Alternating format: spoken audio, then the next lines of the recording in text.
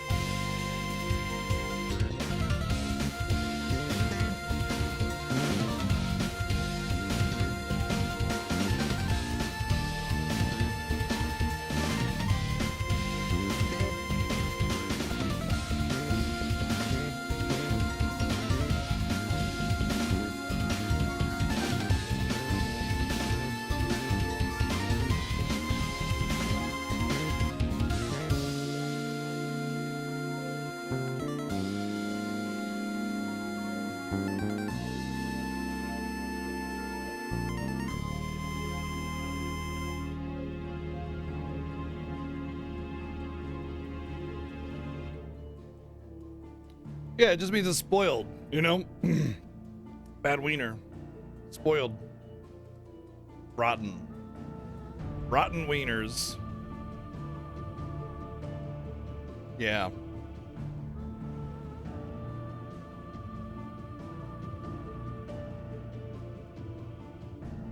Found it. Looking for my controller. Hi, hello, what's going on? Welcome in. Another day of Fiesta goodness. Day 41 of the Final Fantasy Fiesta. It has been a journey. been a journey, you know, actually. And I just realized I need to connect my software.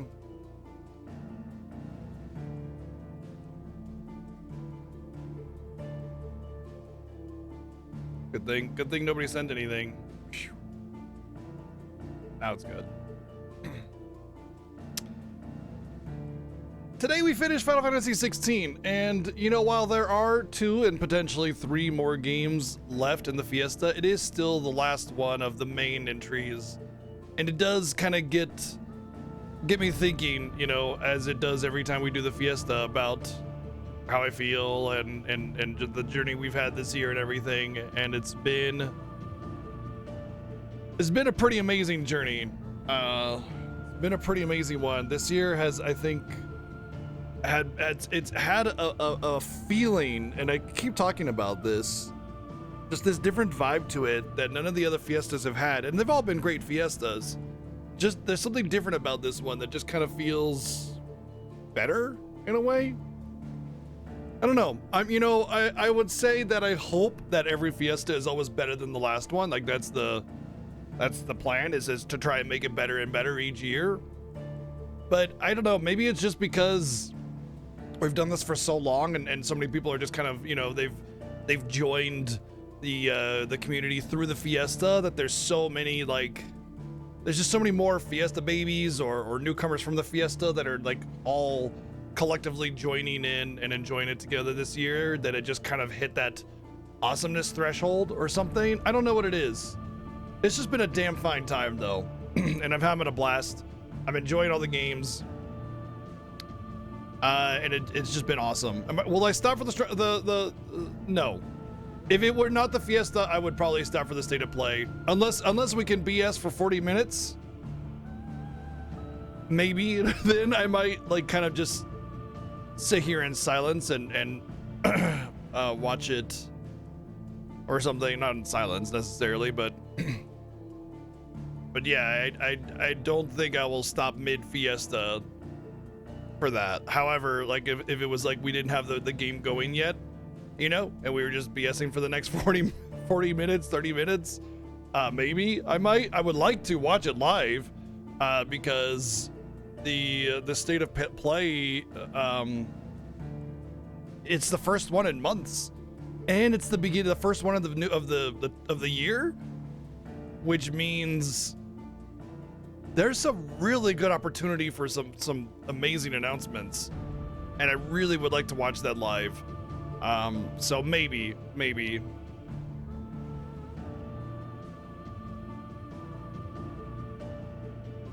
But that's only if we were to not be in the middle of the game already, you know?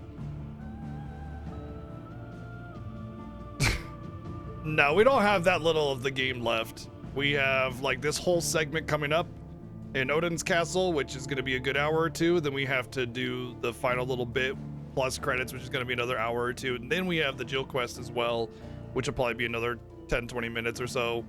I would say we probably got about 3 or 4 hours minimum left. There's a lot of dialogue. You're seeing people, yeah, that's pretty common.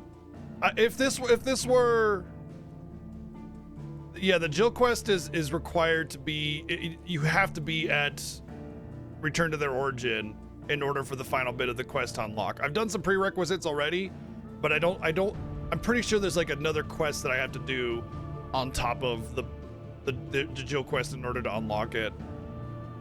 What's my level? About 73, I think. Can I unpack how I came to be? Well, when my mommy and my daddy were hugging, a stork came to and dropped me off. And then I grew up. And then I started streaming, and then I went to RPG Limit Break, and I met RPG Chick the end. Did I grow up? Did you though? Did you? A little bit. Enough. I grew up enough. Just enough. Right on the edge there.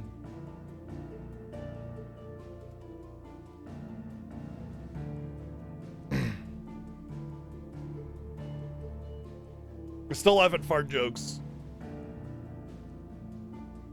You know, I was actually watching a TV show the other day, and they said something that had the word fart in it. It's like, I don't know, farticle or farticide. I don't remember what it was. Anyway, and I was like, fart.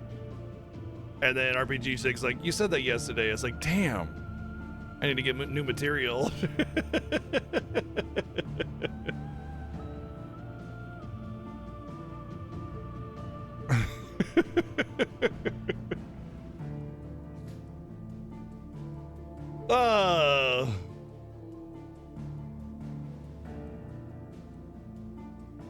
Actually, my level should be right here on the save file. 73, yeah, I was one off.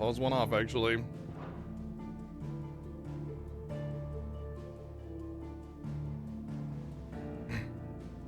Oh, you think I'm pretty? Stop. Keep going.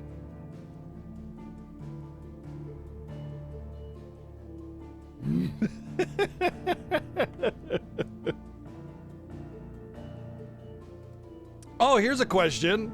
We do have the state of play in half an hour. What is everybody's prediction for state of play? I think Dragon Quest 12 is going to be announced.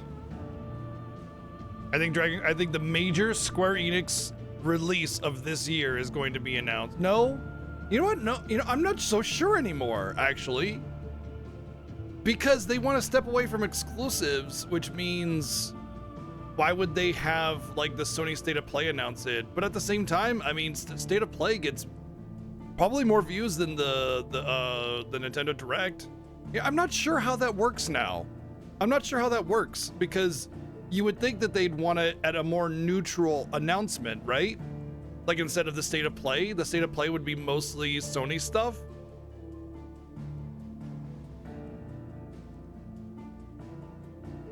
You know, you mentioned that, Stalker, but Square has already announced when they're going to be doing the Dirge of Cerberus remaster. You think Kingdom Hearts 4? I think Dragon Quest 12 is going to be the next major Square Enix release.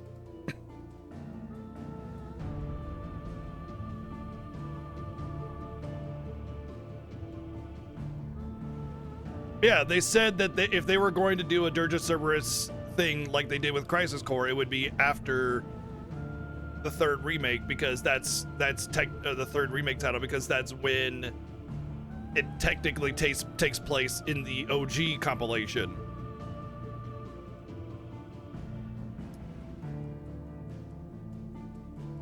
So the way the story goes is, you know, Crisis Core, Final Fantasy 7, Dirge of Cerberus, and a remaster of Dirge of Cerberus would allow people to go, hey, this is what happens after FF7, but it's not canon to the remake necessarily because, well, it's not part of that compilation. No, DQ10 is definitely not being announced.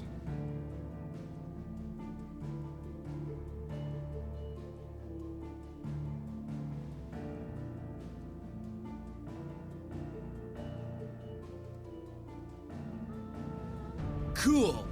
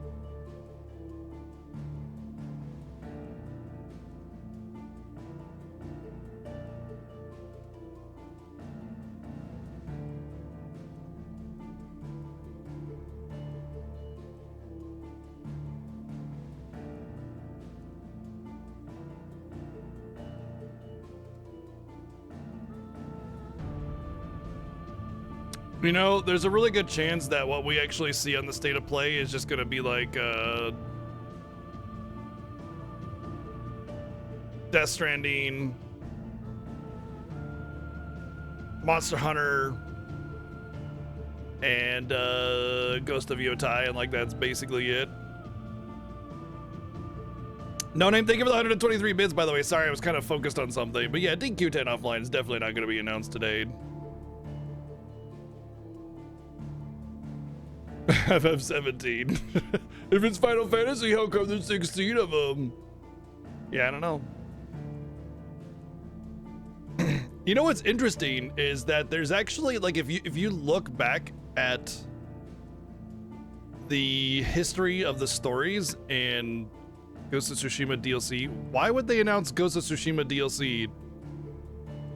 Ghost of Yotai has already been announced as their next major entry. Why would they do that? Yeah. Ghost of Yotai is Ghost of Tsushima 2, basically. So basically, Ghost of Yotai is the next entry in the Ghost of franchise. They're franchising Ghost of Tsushima into a series, essentially, and it's kind of like Assassin's Creed in that each new game is its own thing in its own different era with its own protagonist, but, you know, containing a lot of the same themes and gameplay and everything like that. And Ghost of Yotai, obviously, it looks amazing, and I'm definitely going to be getting it and 100%ing it. I platinum Ghost of Tsushima, so, you know. Definitely going to want to play it.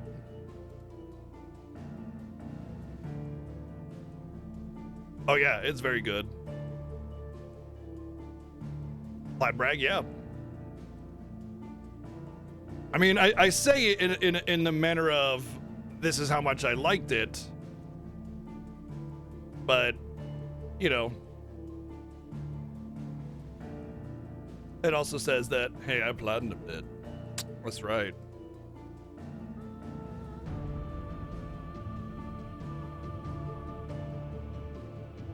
Not really. I don't mean to brag.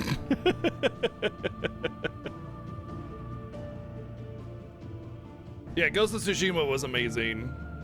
It was really good.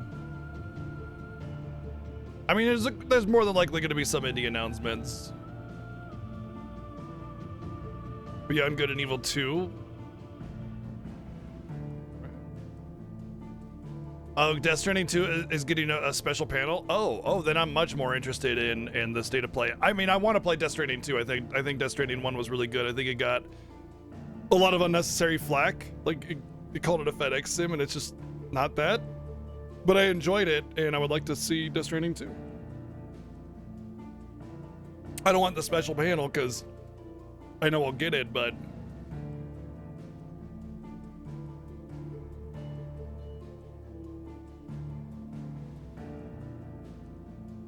still. But what else? What else would y'all think? I mean, obviously, like, we're sitting here with Square Enix stuff, talking about Square Enix things, hoping for Square Enix releases and announcements, but I don't really know if that's, like, their plan. I don't really think that their plan is to announce at State of Play, because it just feels like that's very Sony-centric. Well, I mean, obviously, what I mean is, like, it suggests that it's exclusive, and why would they announce the release of other platforms on their teaser trailer, right? So I don't know how Square or third-party, not third-party devs, but developers that aren't first-party to their platform announce it unless they're exclusive, right? I don't really look at the history of that. So how do they normally do it? Do they just say, yeah, it's coming out on these platforms even though we're announcing it here on the State of Play? Or because good chances of Metroidvania being showcased today? Yeah, usually. I think that's a pretty safe assumption. You think Final Fantasy went up gradually to technological levels for the setting of the story up to 13, and nowadays they pick whatever fits the new FF story best. Well, that's just completely untrue. Have you even played a Final Fantasy game?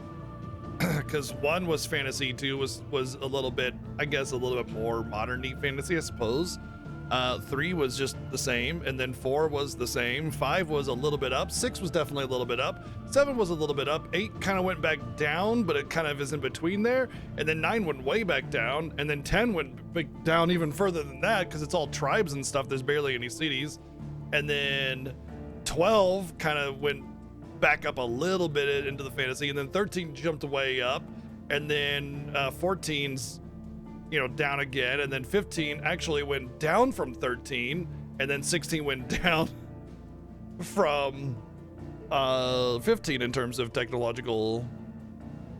Final Fantasy always has a good mix of modern fantasy or medieval and futuristic. Every single one has a mix of it, but they all kind of focus on a different one in different ways. My guess is that FF17 is going to be, I don't know.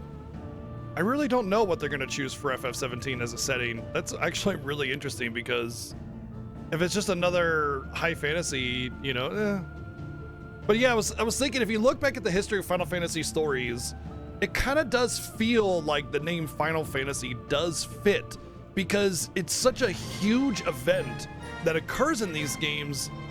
It's like the final thing, the final story that allows people to, overcome adversity and move forward.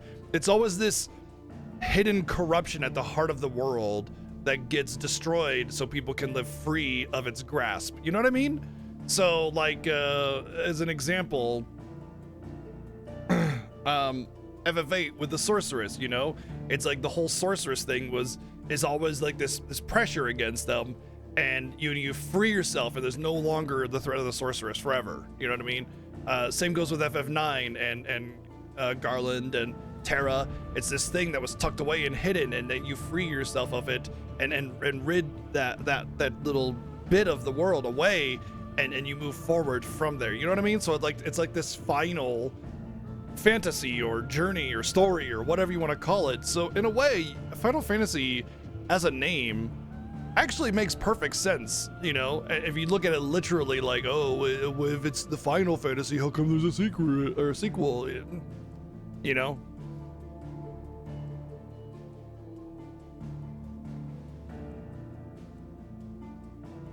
Yeah, it's always like a world-breaking event that they overcome, Except when they do sequel games. Those are not canon. Let's be honest. They're fan fiction.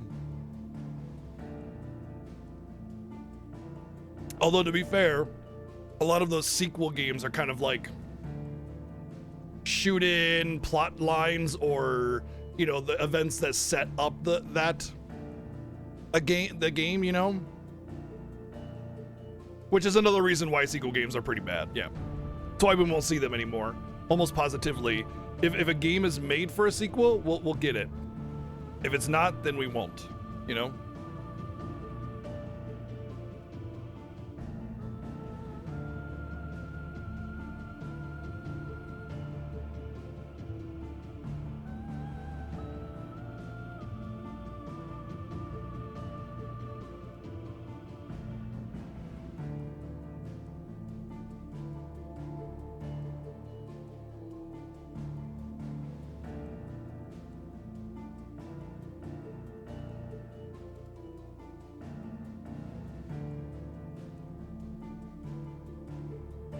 There's a poll in chat.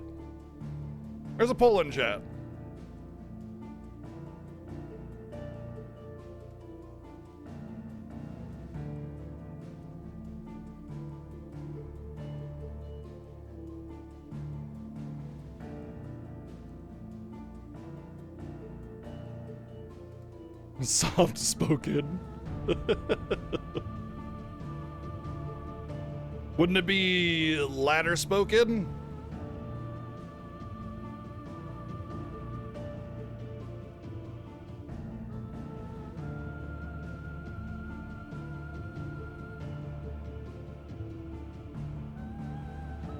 I really enjoyed Forspoken. It's a shame it got so much negativity. It was a really great game. I mean, it wasn't fantastic. It wasn't brilliant. Well, there was a brilliant aspect to it, and that was the environment moving and everything. That was absolutely brilliant. But the game itself was very, very competent, very good. I think I gave it like a 8, I think.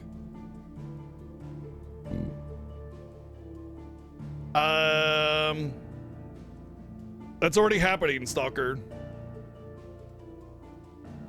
Like Microsoft has already announced they're releasing games like Halo and stuff on Sony platforms.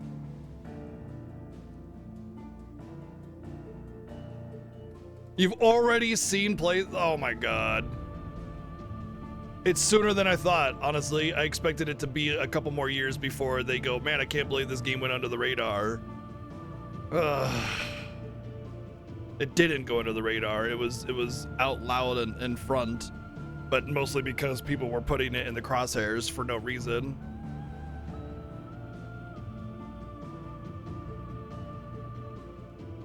Giant babies.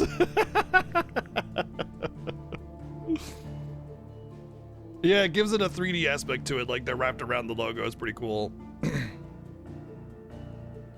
Yep, yeah, they announced a lot of their flagship titles will be released on the PlayStation consoles because Microsoft is floundering big time when it comes to gaming space. Big time.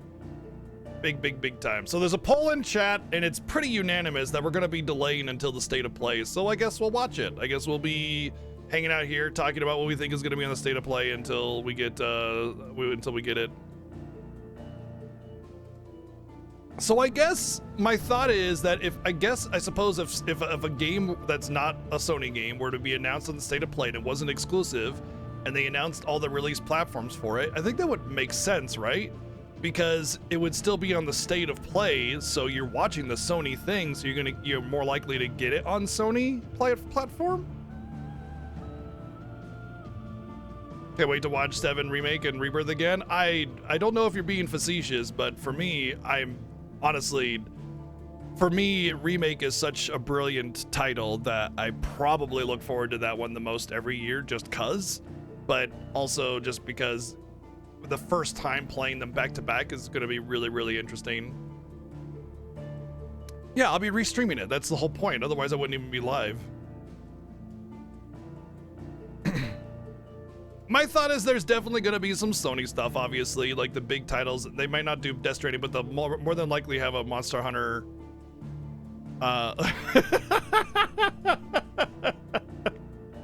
I always gotta double check with you, you know. Just gotta. It's like zombies. Gotta double tap. Just make sure, you know.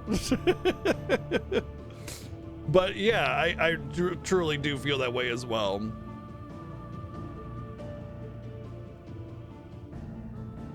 Yeah. I just don't know how they typically handle it, and I can't think off the top of my head when games are announced in the state of play if they ever announce the multi-platform release or not, or if it's like something else. I don't know. Either way, I think we'll see some Monster Hunter Wild stuff. There was another. Oh yeah, I think we'll see Ghost of Yotai stuff. Maybe even release date, 'cause I don't think we got one yet. There'll be other couple big games that I seem to have forgotten. I guess with the Death Stranding thing, we'll probably not see that. So then that leaves basically just any third-party titles or any kind of new things that we can't possibly predict. I would say if they do that kind of thing where they, you know, multi-platform releases are still announced on the state of play, then we'll likely see a Square Enix thing because, I mean, Sony and Square still have a great relationship, and I can imagine they'd still want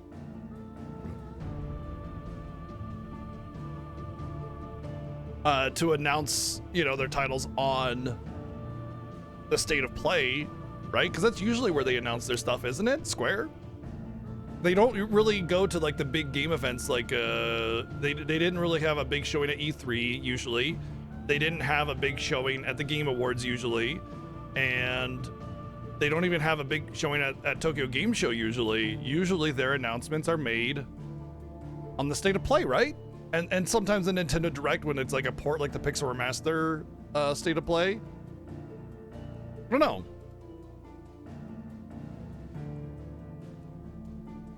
Remake was first shown on State of Play. Yeah, but it was also exclusive. You know, same with FF16. The PS5 announcement trailer had FF16 in it as the opening. But that's also because they were exclusive. State of Play kind of took over when they stopped doing E3. Yeah, that's what it feels like. There's a new what do you call it? Thingy coming up pretty soon that's supposed to be replacing E3 Expo. I don't know what it is, but it's supposed to be an E3 replacement. I doubt it'll be, I don't know. I guess a lot of the bigger names have already signed up, so could be something new. Although I don't really feel like a physical expo is necessary anymore. I think if there was going to be an E3 replacement, it should be a big digital thing that you can watch on Twitch or their own website or whatever. But there's really no need to do the big E3 thing in person anymore.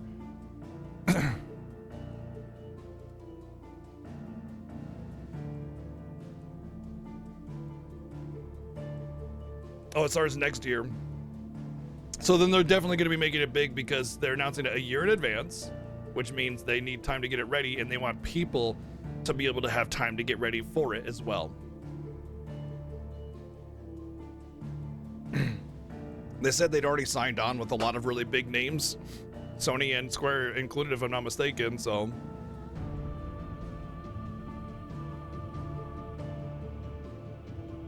It's not E3, it's something else. It's just something to replace E3.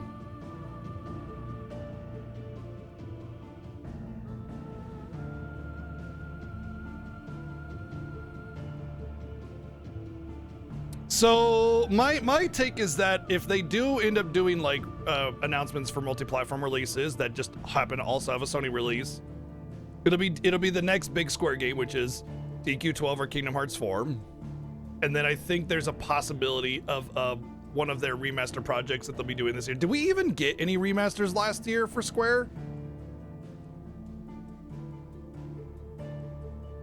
Wasn't there a Saga one? Well, there was the Romancing Saga 2 remake, which was actually pretty decent for like your very classic generic type RPG. If that's like what you want. Oh yeah, we got the DQ3 remake. But that's not a remaster, is it? It's more of a remake. But still, it's a soft remake. It's like a really big remastering of the game, but technically it's a remake light, you know? Honestly, yeah, I would be down for a pixel remaster Mystic Quest. I feel like that one would be really hard to do because the environments are kind of bland. They would essentially have to like rebuild and design everything to make it a little bit more interesting. Oh, there's something about that, Arian. Gosh, I forgot what it was, but there was like some big shifting at level 5, like earlier in 2024. And they said something about their old titles coming back or being remastered or something. And there was a lot of talk about Dark Cloud remaster and stuff like that. So there's actually quite a bit of buzz as far as level 5 fans are concerned. Well, you know, it's not necessarily a means of trying to get your hopes up unnecessarily, but more of hey, you know, be informed kind of thing, you know. Dark Cloud is owned by Sony. Yeah, so that just means there's a possibility we see it today.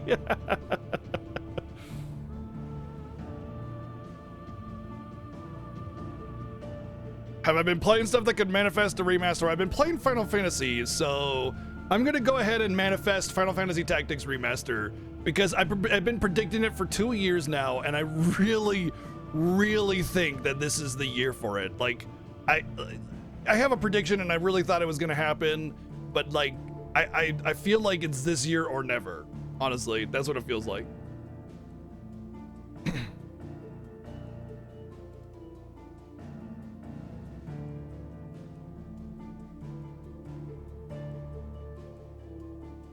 Oh gosh, Artie, that would feel really shitty to try and interact with people and they try to treat you like an asshole. Sorry you've had to feel that way in other places. I know sometimes I can be a bit curt from time to time and maybe make people feel like that, but it's never intended.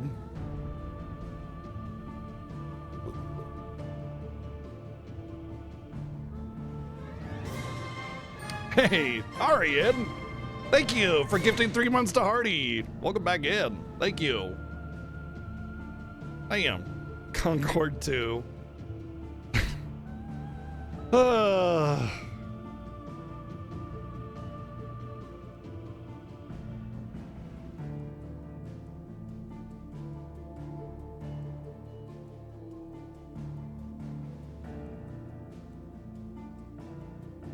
Oh yeah, there's also a possibility of Hollow Knight, Silk Song.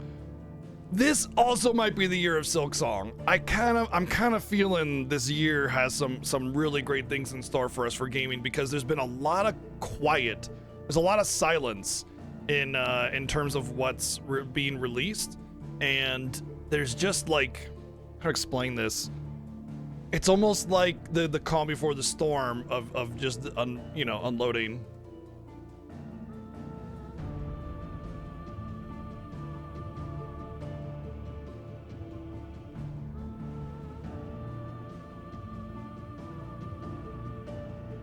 There? Is there something out there?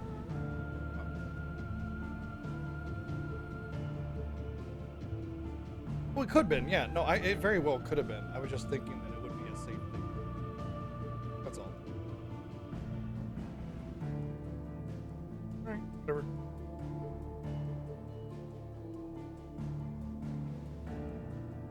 Maybe Alan Wake 3. Yeah. Silksong hasn't come out. It's been talked about forever about it coming out. It's always a joke every single state of play whether or not they're gonna announce Silksong.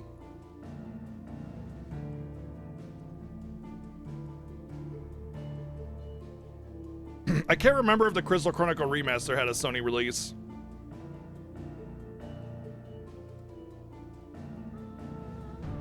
You know, it's very likely that Silksong had the constant delays because they wanted to put it on the new Switch hardware instead of the old hardware, as just like a, you know,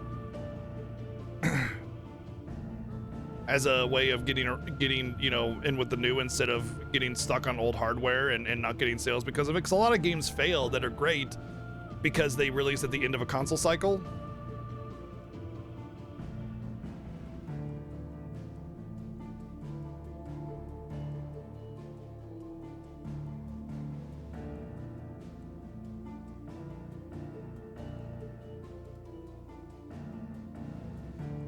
Silksong, Elder Scrolls 6. Well, okay.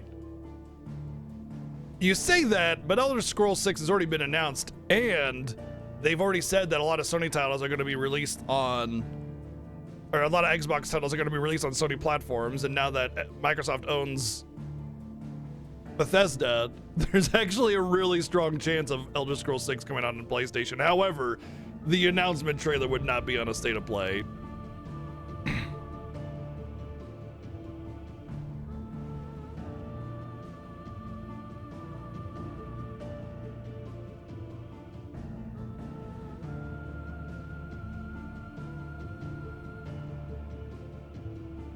Expedition 33. They might have a little bit on Expedition 33. That's actually a possibility. I could see that being a small segment. They already have a release date and everything though, and Expedition 33 it's very soon for that release. So I don't know. Like it's what, a month after Monster Hunter, so April, I think. Which is really exciting because honestly, as it stands right now, aside from Monster Hunter, I think Expedition 33 might be my most anticipated release. But there's like Monster Hunter, Expedition 33, and then something else that's very, very soon as far as release goes that I can't put my finger on. All within that February to March. I mean, March to April. Atelier Yumiya, no.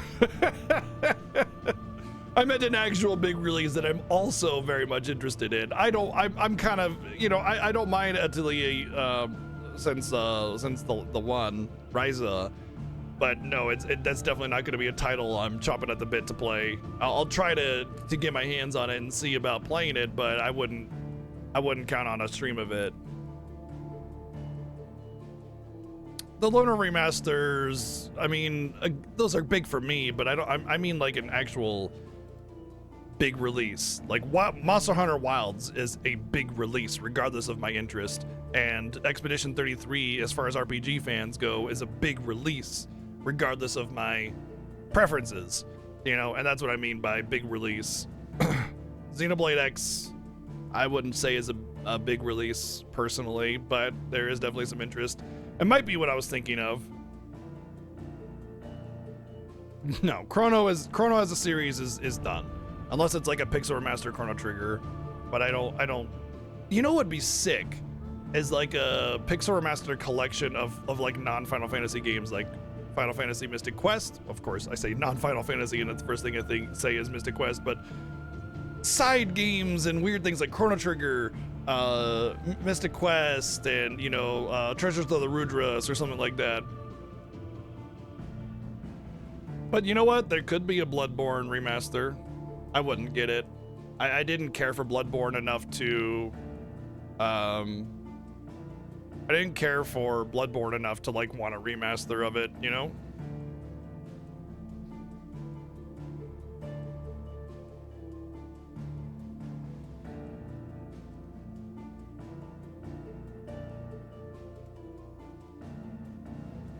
It's funny, you're not the first person I heard say Bahamut Lagoon. Bahamut Lagoon is it's definitely a video game.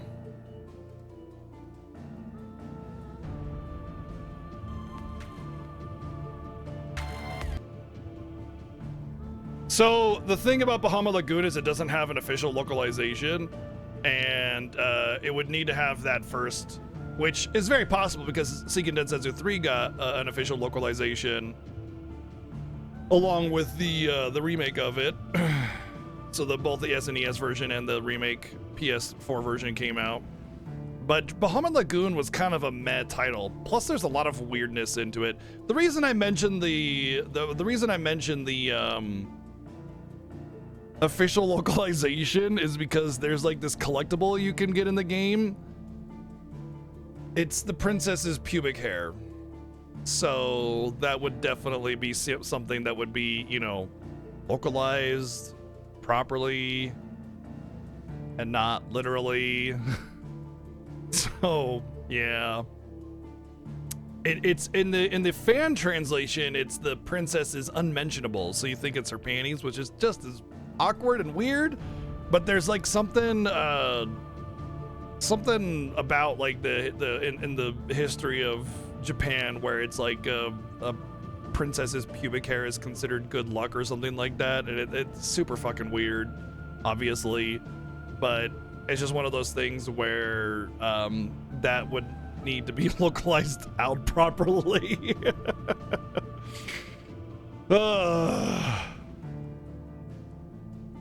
You asshole! Can't wait for that part.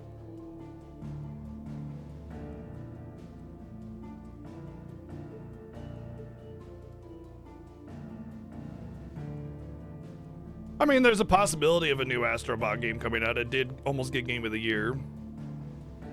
You know, it's kind of funny how Astrobot almost gets Game of the Year and it's lauded like as an amazing, fantastic game. And then FF7 Rebirth also almost got Game of the Year, and the haters are still just hating, and it's just obnoxious. It did get Game of the Year? Oh, did it? I thought something else got Game of the Year. I thought it was something else. Like, oh, whatever. Cool. Congratulations to it.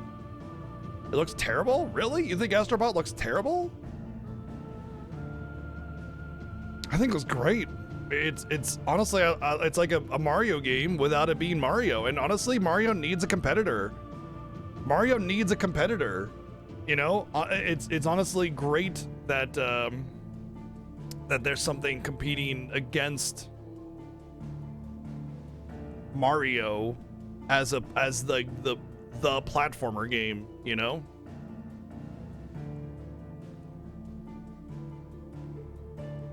Yeah, that's a joke. The whole metaphor as a game of the year or even RPG of the year, that's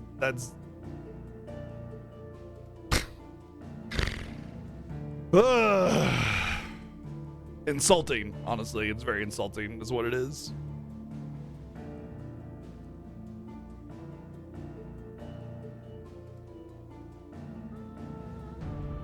As a personal game of the year, that's fine.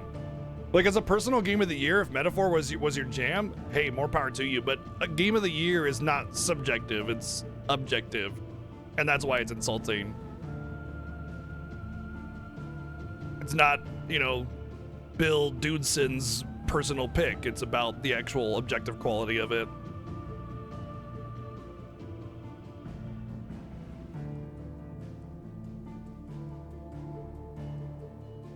The Al Gore, former Vice President Al Gore.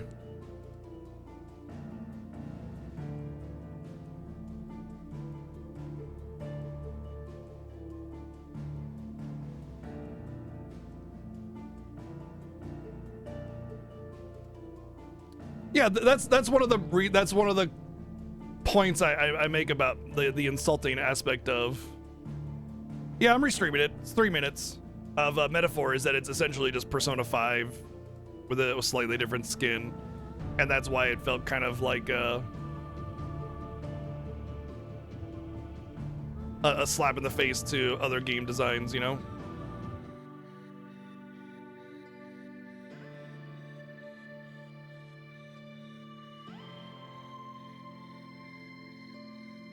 You know, maybe Rebirth didn't deserve Game of the Year. I think it was a reasonable and meaningful competition for Game of the Year. I don't really care that it didn't get Game of the Year.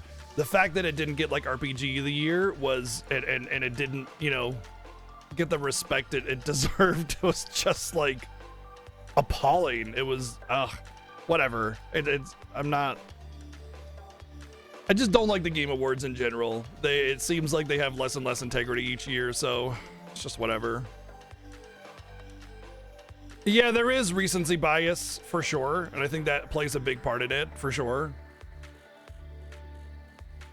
The only reason I care is because I want more better games, and when great games get the respect that they deserve, they get better sales, and game developers want to make more of those type of games. And when not so great games get the awards instead, we get more of those not so great games. I want really excellent games. I want game developers to care about the product that they're releasing with integrity and quality, and I don't want just, you know, some half-baked, yeah, but it's an RPG, so the end, you know, kind of thing. And that's what Metaphor felt like to me. And it's an RPG because we only make turn-based RPGs, and it just felt like everything I don't like about storytelling in lower tier RPGs, just a lot of irrelevant, pointless, garbage dialogue. You know, we were talking yesterday about FF16 and how a lot of the side questing and some of the lower end points of the FF16 story can feel very wordy and just kind of like not a lot going on, not a lot of movement. Imagine that, but it's the entire game. And that's an Atlas RPG, like, you know, one of the Persona games, or, you know, SMT, or Metaphor. And there's just no like storytelling integrity or quality that gets me pumped up. It's just a lot of words with no movement. And then the writing is oftentimes very generic and cliche and tropey and stuff. And that's kind of where I have the issue, you know?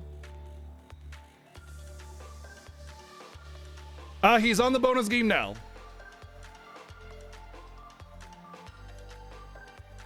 But I mean, I played Metaphor and I enjoyed it. I had a fun time with it. You know, I just don't think it's anywhere close to Game of the Year. Like, it shouldn't even been on the list. All right, state of play. Let's see what we got for 2025. This is gonna be Ghost of Yotai because it has the warning. Oh, Monster Hunter Wilds. Okay, like I said, Monster Hunter Wilds was definitely gonna be a big part of it, so this is no surprise. I had no idea just how big the world is.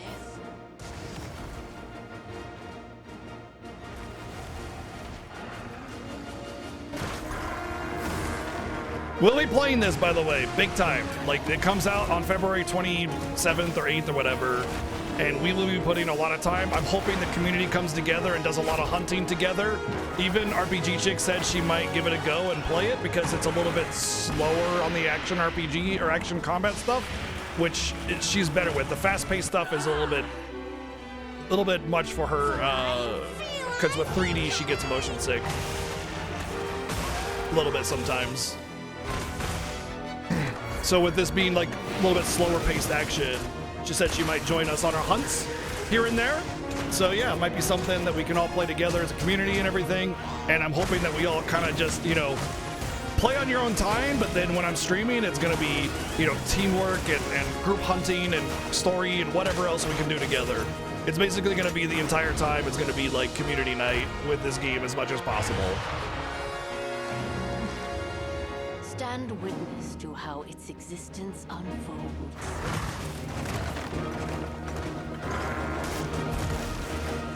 Oh, cool, Berserk. That sounds rad. That sounds really rad.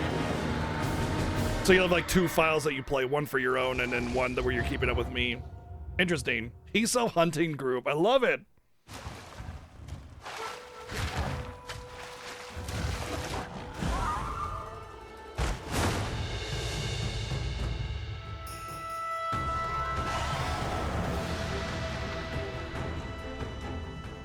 Mizutsune, which is just water beast thing, basically.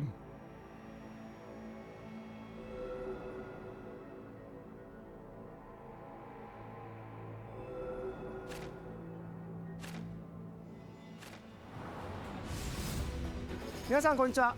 モンスターハンターワイルズプロデューサーの辻本です。無料タイトルアップデート第1弾の追加モンスターとして玉三つが決定いた Oh, し I ました。 see. Neato. Oh, that's cool too. この他にもタイトルアップデート第1弾で追加されるコンテンツは That ま was だあり called ます Monster が Hunter World. 詳細は改め Or てお知ら Rise, せ yeah. し There た was いと思っ World ており and ます。 Rise, then Wilds. 本作は発売後に数回のタイトルアップデートを予定しています。タイトルアップデート計画については追ってお知らせしますので今後の情報にご期待ください。2月28日の発売まであと少し。皆様に楽しんでいただけることを心よりお待ちしております。本日の発表は以上となります。引き続きステートオブプレイをお楽しみください。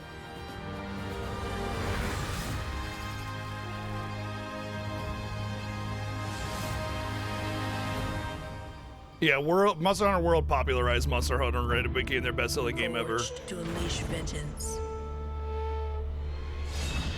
More than a Shinobi? weapon, it is the That would be a sword Sega of the game. shinobi. Oh, this looks sick. Oh, it's the Ninja Gaiden. Right? It's the new Ninja Gaiden? The new 2D one? No obstacle can stand in their way.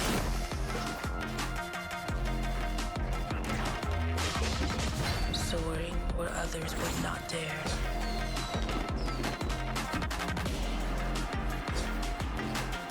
Striking with lethal precision. I'm pretty sure this is the new 2D Ninja Gaiden, which looks rad. Definitely want to play this, maybe in a day one stream kind of thing. Each weapon a tool, each tool a part of the whole. This is the mastery of a shinobi.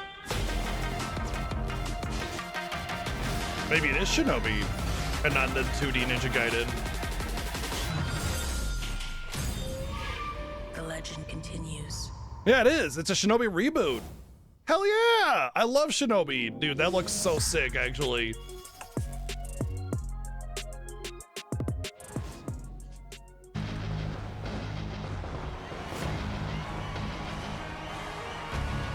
Is this a Sonic game? Yeah, it is. Sonic Racing. The fastest runners in the entire world using cars.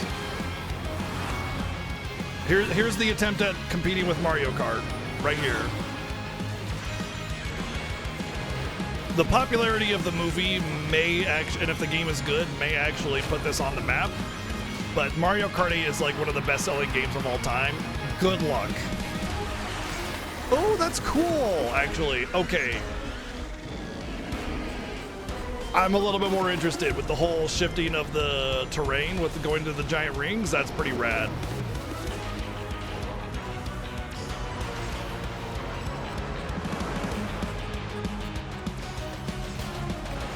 You can tell, though, this is very much in the vein of Mario Kart 8. They want you to feel that this is a Mario Kart 8 competitor.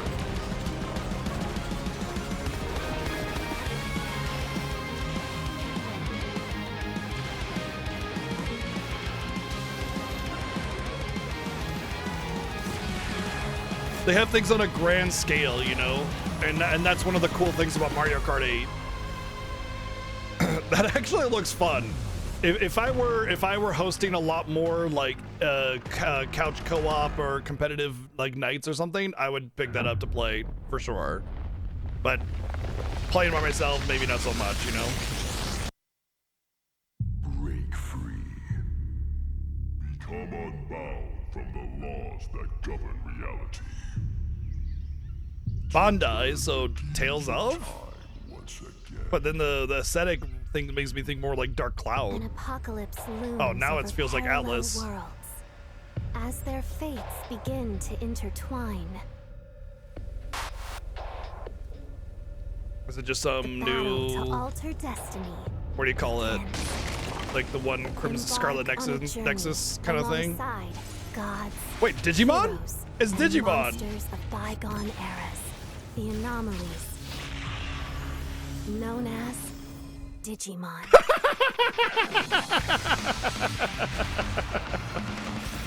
Well, that's a hard pass for me. I have less than zero interest in Digimon. I'm happy for those that are getting a Digimon game that feels a little bit more in depth. Together. By the way, this looks 500 times better than the latest The Pokemon story game, of just a saying. bond that transcends time. This looks a billion times better than the latest Pokemon, and that's sad because Pokemon is the highest grossing franchise of all time ever in the history of video games. And Digimon's just like, yeah, I guess we'll release a game and make it look even marginally better than Pokemon. And it just 大家好，我是 looks 输 a 入之 million 魂的 times 创作者 better. 杨斌。从一名独立开发者到今天与 PlayStation 携手，这一路走来已历经10年。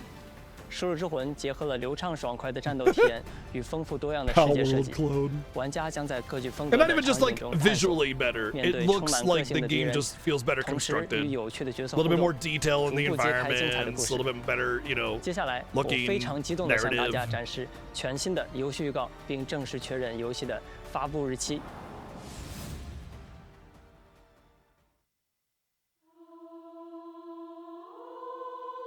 I keep having the same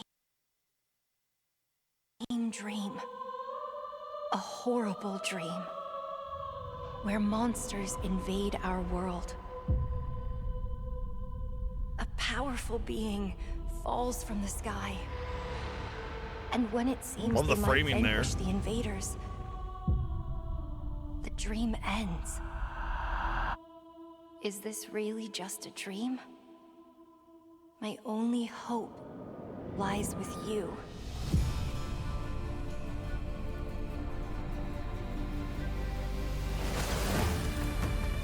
Come, Kaiser. We will travel. This was across inspired by worlds, FF15? leap Yeah, I through can see it. dimensions Together.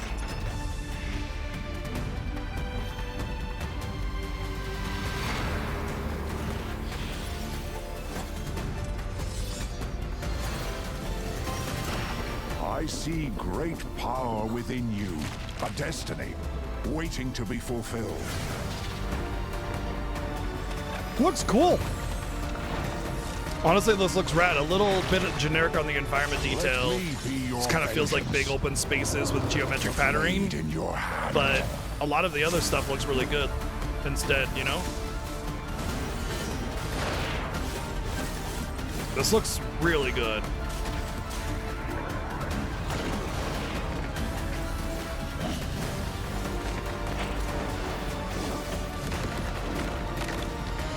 You never wanted to be a hero. But for humanity's This sake, looks like a skill-based action game, and I'm about it. must. You know, dodge, parry, block, Then give me whatever. your power, Arena. It looks good. It looks like it could be a very good game, but not like amazing. You know, it lacks that next level up of just like Hi, everyone. immaculate, I'm Sean amazing Benson. detail and We've got environment several design, updates today but it from still looks partners really, around really the world, excellent. starting with news from the Like a Dragon series. First up, a playable demo of Like a Dragon, Pirate Yakuza in Hawaii arrives on PS5 Nice. this Friday. The chicken Players behind can him. try out 2 battle styles, including Goro Majima's new Sea Dawn style, as well as engage in naval battles at the Pirates Coliseum. Better than Sea of Thieves and the other pirate game that came out, probably. Still need to order that. Sega and Mint Rocket join forces in Ichiban's Holiday, a new crossover DLC coming to Dave the Diver. Ichiban Kasuga and other Like a Dragon characters team up to thwart a gang of troublemakers in classic beat-em-up style, all while perfecting new recipes at Bancho Sushi. Dave the Diver Ichiban's Holiday arrives New this developer, April as far on as I can PS5 see. and PS4. The Splitgate 2 alpha begins February 27th Oh, on this game looked PS5. really cool, but again, it's the competitive Use thing. If I have portals friends and that play it, then futuristic great, physics to but dominate the arena I don't- and play a new 24-player think I'll mode where ever 3 teams compete on a get massive too far into map. it, more than likely. The concept is amazing, though, and I really hope it does well. Ladies and gentlemen, my name is Paul Heyman. I'm here to give you an exclusive first look in the future of the WWE 2K franchise. Meh. Introducing the These. Island. With the Island, players enter an online environment filled with WWE-themed landmarks, quests, live events, and shops with up to 50 other players at a time. The Island also offers deep customization, giving players the chance to personalize their My Superstars like never before. As the first of its kind for the franchise, the Island is not just an addition, it's a bold step toward the future. Welcome, ladies and gentlemen, to the Island. Fortnite wrestling.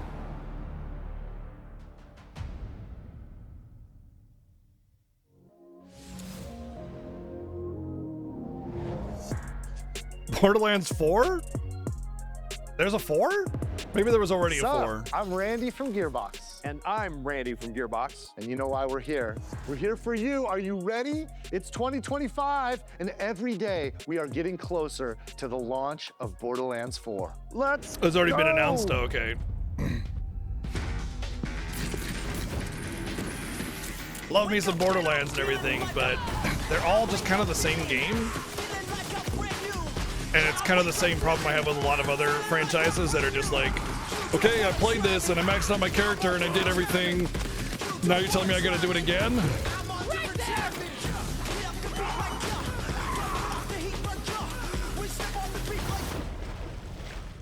Oh, this is where they announced swimming.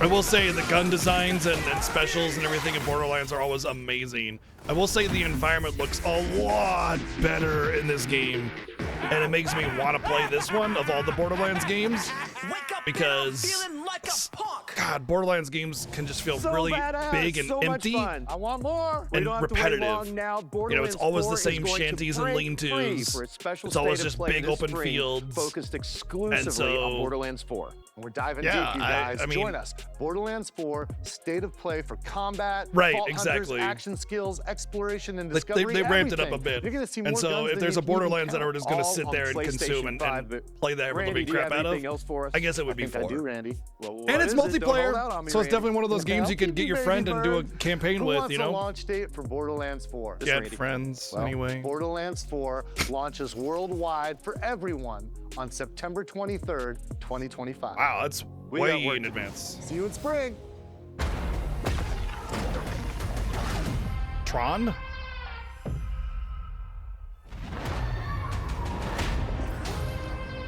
Look, I don't mean to be rude, Ooh, but I really don't. it's do another small one of those talk. team to meet you. two-player co-op thingies. So you want to go through more of your crazy stories? My crazy stories? But how are we supposed to get out of here if we don't start to trust each other? I don't need your trust. Well, I kind of need yours. 2, 1, go! I took inspiration for this story from when me and my sister were younger. Look at all of this. It's amazing. I base the story around my dad. All I can do is write this silly story. Oh, we'll face it together. We got this. Yeah.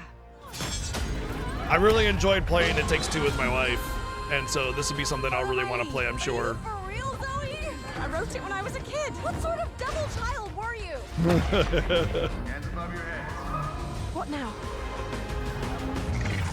Ah, I did not sign up for this! Brace yourself, Zoe! This looks cool. I want to play this with my wife.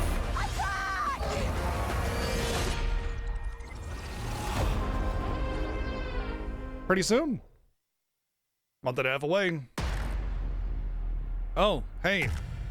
Finally, are we getting... Oh yeah, this is Space Dudes 2069 or whatever it is. They already announced it. Like there was the teaser for it in the latest one. So finally we'll have a supermassive game to play for our Halloween special finale this year.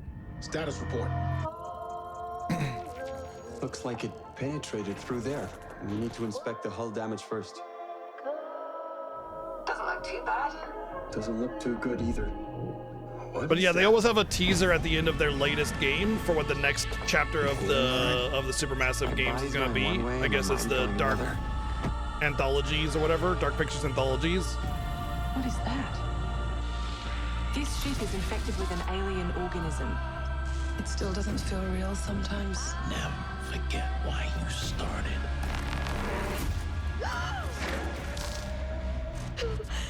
Lord have mercy. Do you think Williams knows more about this substance than he's letting on? We can't take any chances with him. It can manipulate its physical appearance. It's changing its cellular structure. It's replicating the human form. It's replacing us.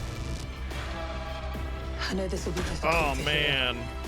But if you're still out there, that's gonna be very cerebral, trying to make the right decisions to not kill somebody versus a clone or something like that. There it is, Directive 8020. See, Space Dudes 2069, like I said. I'm really hoping that they make the choices that you make logical, meaning like there are hints that you can get as to what's going on so you can make the right decisions, as opposed to a lot of guesswork. So let me explain the situation. One of our contractors, Edwin Murray, has gone missing, leaving our property. Is this another one of those spooky games with the animatronics Enter the warehouse and retrieve the that everybody kind of doesn't like? It's a kind of yeah, Five Nights at Freddy's. At Freddy's. Any costume and become any character. We suspect it may be malfunctioning, so just be aware of the slim but non-zero chance that you could sustain significant injuries while attempting to retrieve it, including but not limited to death or dismemberment. We fully expect the retrieval process to go smoothly and without incident, but just in case, we suggest you get your affairs in order before arriving. Back to work. What's up, DJ? That's Vivi.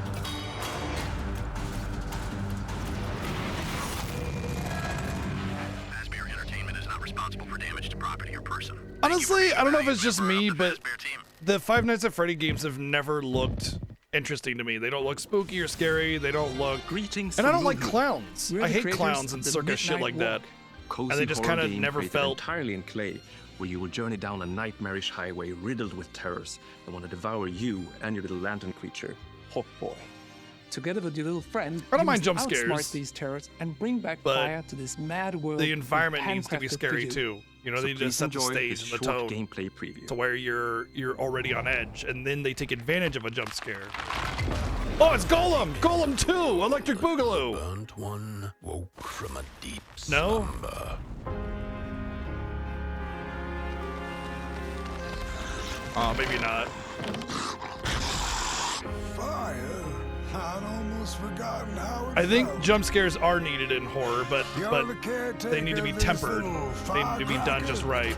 I reckon you must be headed for Moon Mountain. Am I right?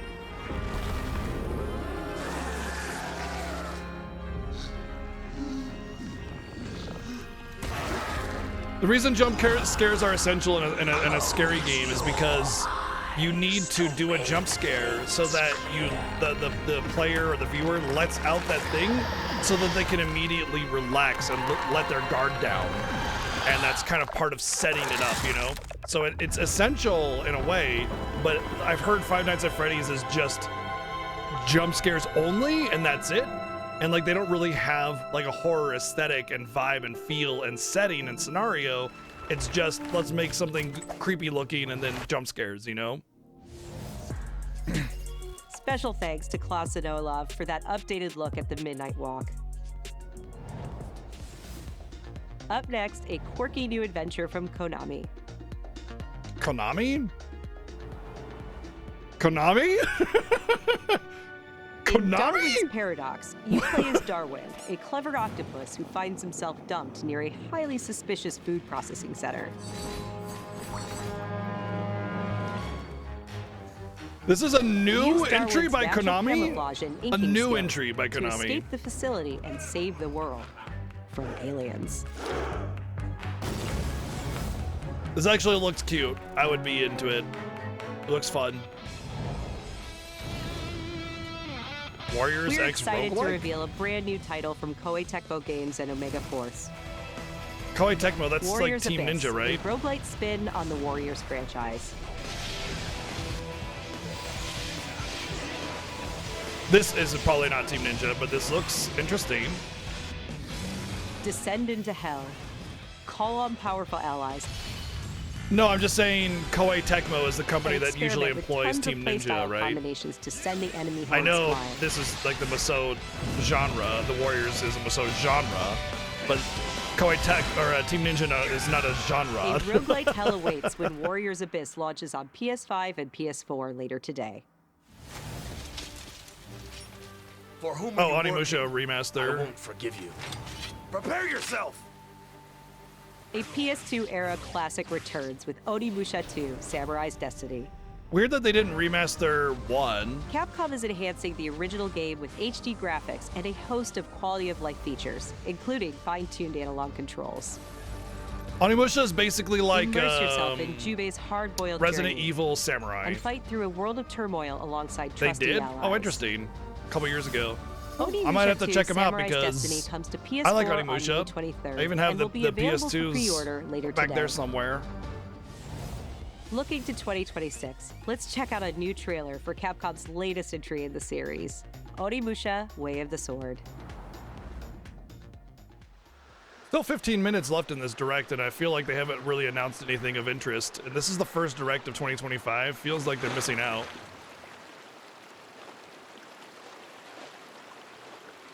This looks like, what's that one side-scroller type samurai ninja game with the black and white aesthetic? That was really good, but I never got into it. Kind of first gave me that vibe right away.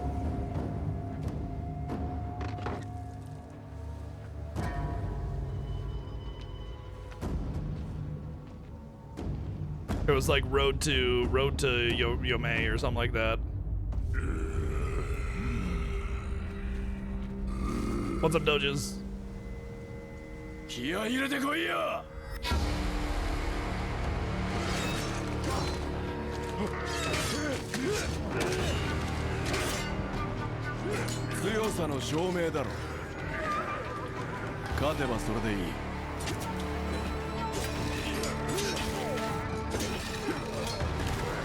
I dig the overall general vibe and aesthetic of it, and the gameplay seems like it could have a lot of.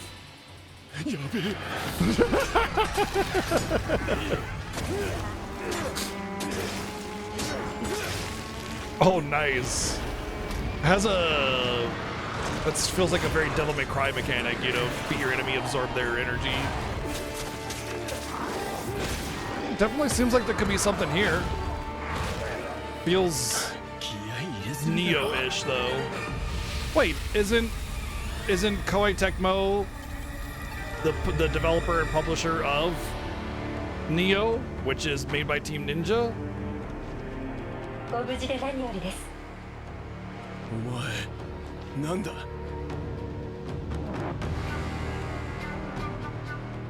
Huh.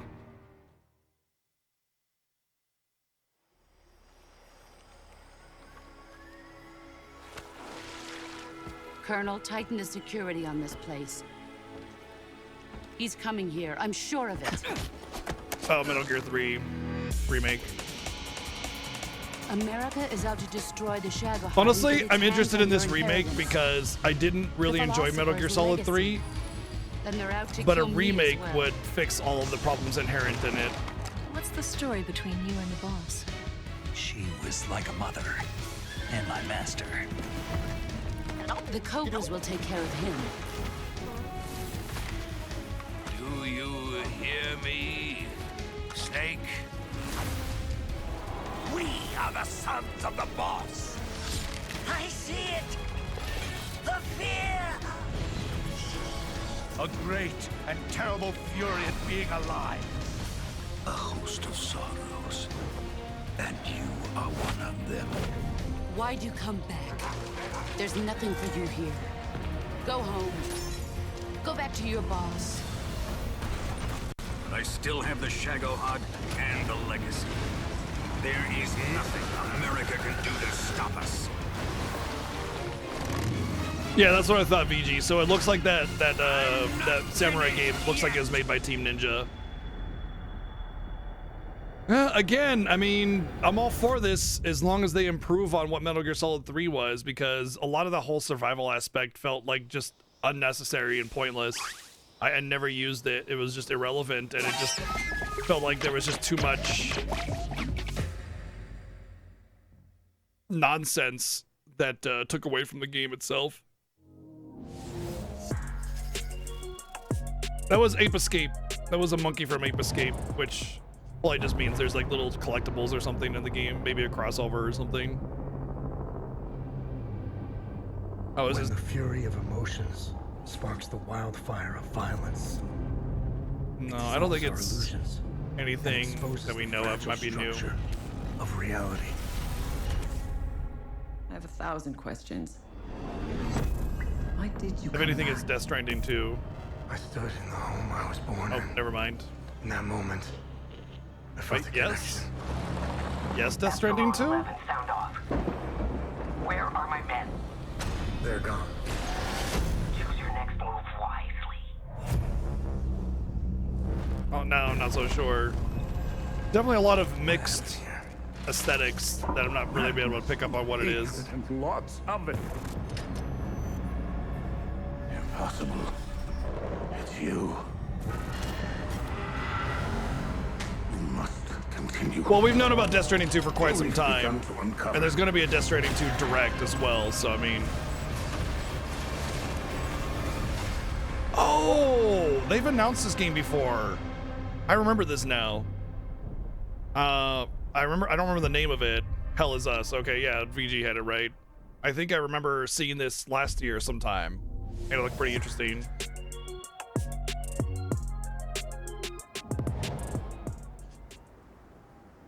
Oh, this is not gonna be... Oh, it's Lies of P. I didn't particularly care for Lies of P because it was Perry God, Soulsborne, and I didn't care for that.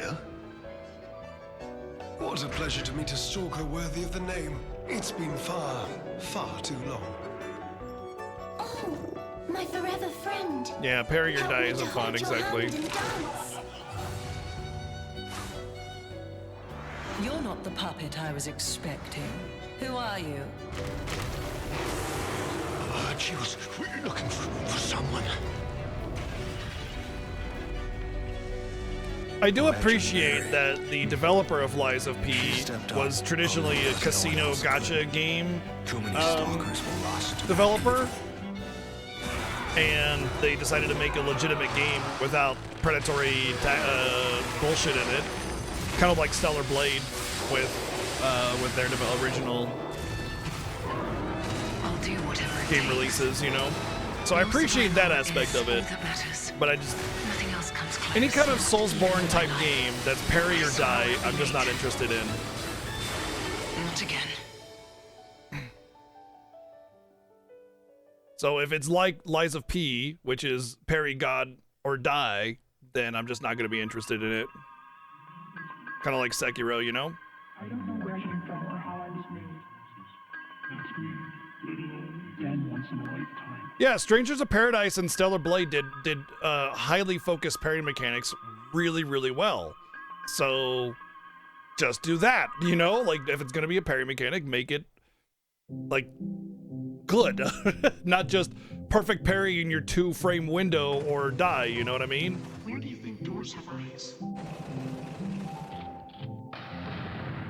This is really weird. You know, I'm all for unique aesthetics and interesting concepts. This looks like neither. It just feels like they tried to do something weird for the sake of being weird and didn't really care about what they were actually doing.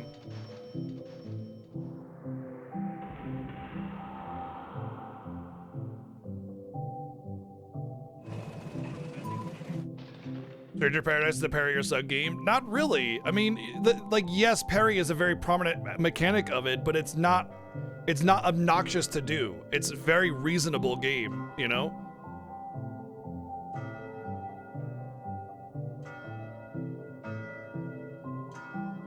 Yeah, this just kind of feels like weird for the sake of weird. 皆さんこんにちは。Qゲームスのクリエイティブディレクターのバイオンです。私の最新作ドリームオブサナザーはいかがだったでしょうか。破壊なくして想像はないというテーマのもと、 Pretty sure ドリームオブ that's サナザーでは Japanese シューティングゲームの常 SevenSins. 識を覆す体験ができます。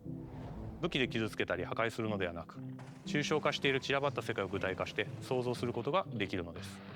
本作ではポイントクラウドというテクノロジーを採用し、プレイヤーは幻想的な夢の世界やダイナミックな変化を与えることができます。今年 PS5 登場予定で、本日か I ら mean, 一緒 it にしての definitely 結果 has が an できます。 interesting ありがとうございまし concept. た。 I just feel like they're showing it off. Hey everyone, I'm Kristen Maybe Zatani, not and the I'm greatest. excited to share even more PlayStation news in today's show.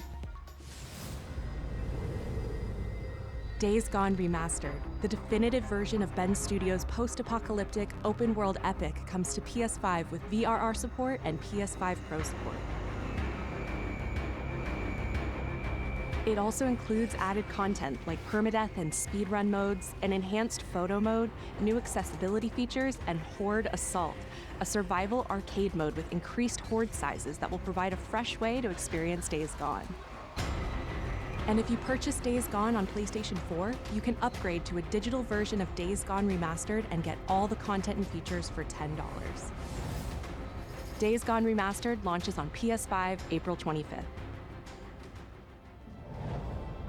New DLC is coming to Stellar Blade this June. Again? The sci-fi action game is partnering with Goddess of Victory Nico Oh, on a new same boss developer. battle, collectible dolls and stickers, plus a new outfit.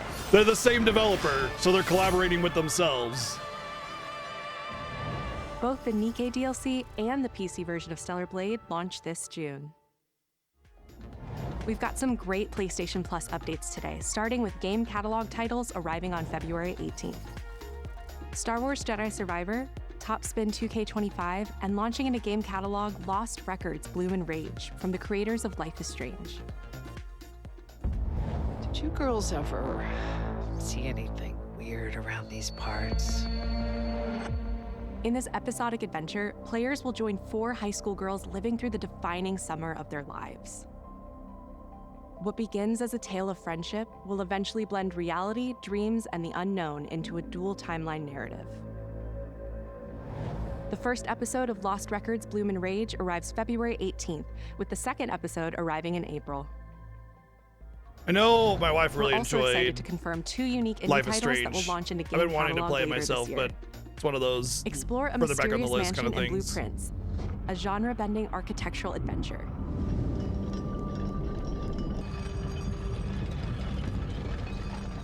Every door is a new decision as you build out a sprawling manor with 45 shifting rooms, adding layers of strategy, puzzles, and exploration.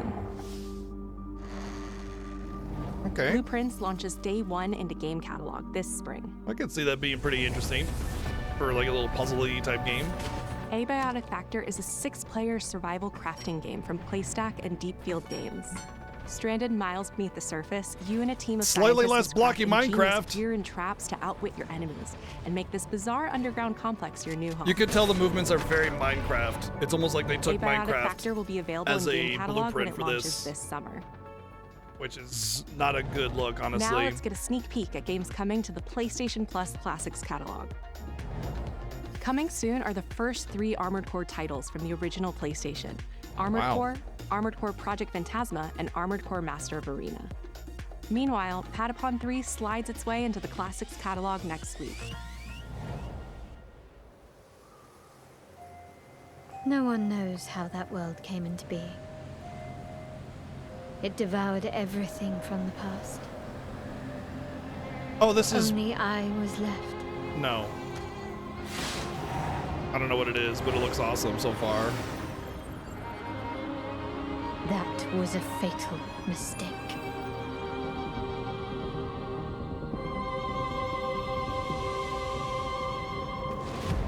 It's the aura of the Grail pieces. I can sense it. This isn't Expedition 33, is it? Because kind of has that vibe, but at the same My time. wish can be fulfilled. And I know Shadow Hearts VA is in Expedition 33 as well. To pursue one's wishes is to court one's doom. No, it's definitely not Expedition 33. It's something unique and different. It looks amazing though, and I want to play it.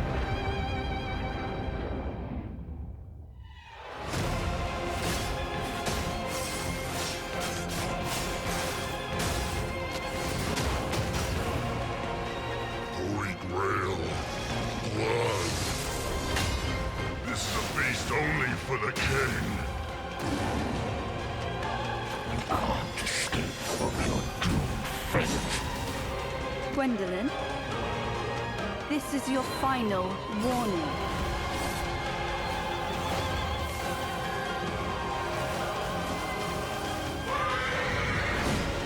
My quarrel lies not with you, but I will take back everything that belongs to me. Even if the price is... I doubt it's a new Valkyrie game. My A new Valkyrie game would not look this good. It's just new. I'm 500% about it. This looks the table amazing. is dead. It exists no more. That looks very good. Like just aesthetic, animation, environment detail, concept, all of it looks really, really good.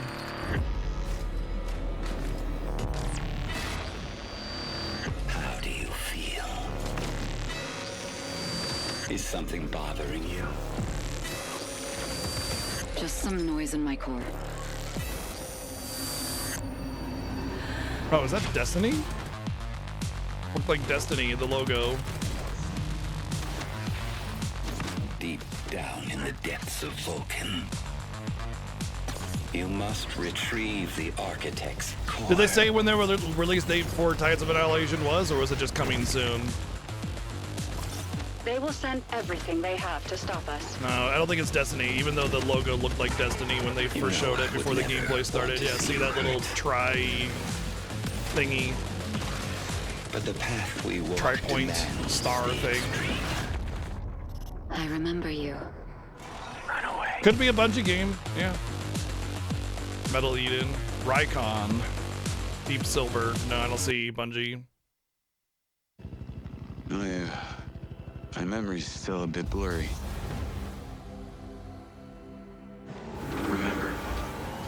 Remember this. DS! Showtime! I have these gaps inside my head. Satellite gives us a 10-minute window. You made it. That's just leftover hardware. It's been decommissioned. What the hell is happening? All I know is that Silvercorp is a piece of my story. It's like they're either androids or just full-on robotic. And like whenever they do a mission, their memory is erased, but you know, to keep things secret or something like that. Are you kidding me? Or maybe it's they're human and they're implants, and they can manipulate your memories in order to keep things top secret. Make them do horrible things, erase their memory. This is not the first time we've had a fatal error with your tech. DS, make it stop! Make it stop!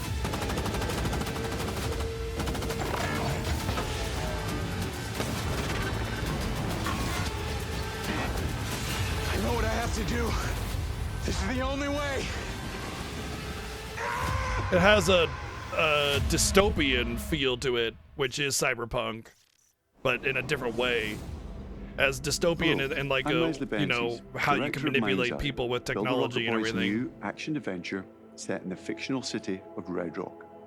where AI and human greed collide to bring Earth to the precipice of collapse. AI and human greed collide. All captured on PlayStation 5 Pro.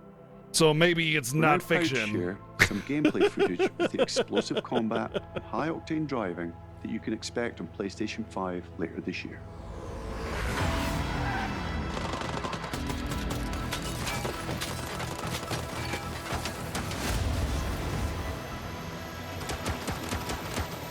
I mean, it doesn't look terrible. It has a Gears of War gameplay vibe to it, you know, with Gears of War Plus kind of thing, you know? Using cover, advancing through areas, but then kind of has this openness to it like here with the driving. It was an ambush. I think I would be about it. This seems like my kind of game. Like, I'm good with shooters as long as they have a strong single-player campaign, you know? And if the game is purely a single-player campaign, then I'm definitely about it. Tires are out. Proceeding on foot. Beer coming out of the chimney. Proceeding on foot. I'm coming to you now. The search and rescue bots. They're malfunctioning. They're attacking us.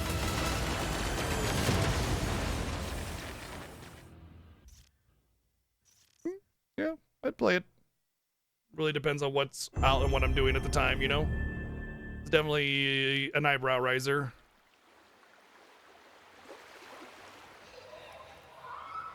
It always comes back to this. Not actual gameplay. Oh, this is Death Stranding 2 then. Especially with the beach.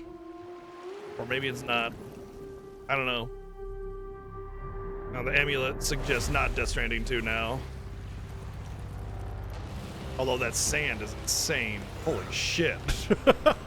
Holy crap. This moment.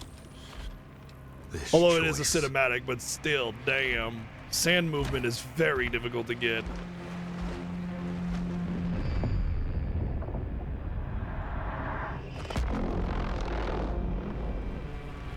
Every time the sun dies, Oh! madness reigns. I don't want to say what I think it is. Then everything begins again. I think it's actually Expedition 33. But after every death, But I always come back stronger. I'm not certain. A lot of these are giving me I know Expedition that 33 you are vibes, here, but I can't say for sure. And I will find you. But the VA kind of sounded like, what's his name? Ben Starr a little bit. Just, okay, something new. God, there's so many games that give me Expedition 33 vibes in this presentation. You know, there's a lot of that general aesthetic going through, and it's like, is this it? Is this it? Is this it? I mean, we already have plenty of information about it. I doubt we'll see too much of it, but it's just, there's so many of that same vibe, you know? Well, that's not coming out for a while.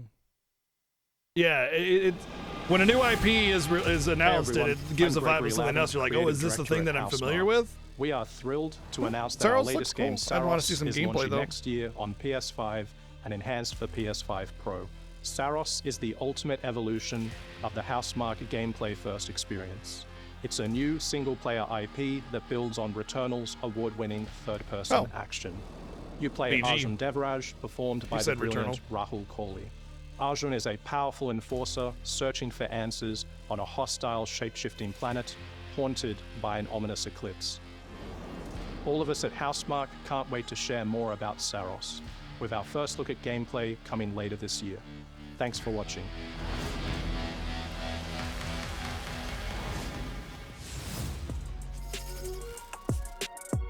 I think that's the end.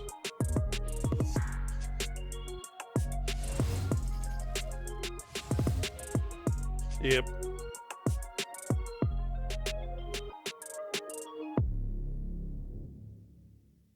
PlayStation. Cool.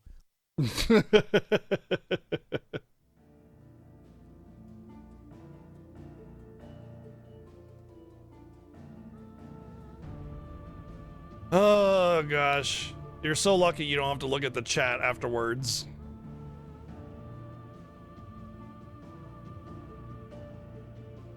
God, people are just so stupid. Like, I can't. The chat afterwards is just awful. As bad as you would expect it to be.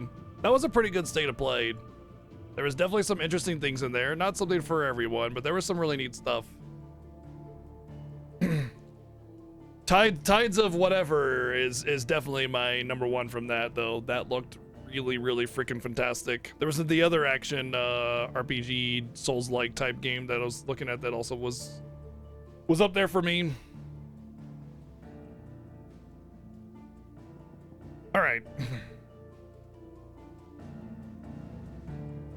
I was right, no Square Enix. Yeah, like I was thinking about it, and I was like, you know, there's not necessarily going to be a Square Enix announcement at a State of Play just because their other releases, you know, were made there, but those were exclusive to Sony. So where would Sony Square make announcements for their next games then? Would it be Nintendo Direct? Would it be a different State of Play? Would it be, you know, the more neutral ground, or what?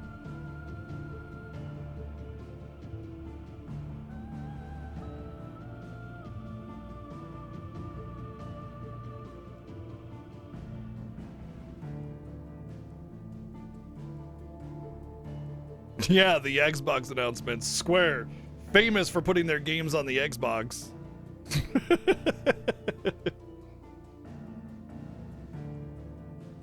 Yeah, pretty much that too, Mog.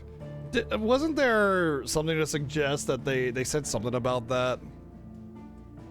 They said they wanted to work with Xbox more? That doesn't mean that they're going to make all their major announcements on the Xbox type direct presentations. That is going way too all in on that kind of thing.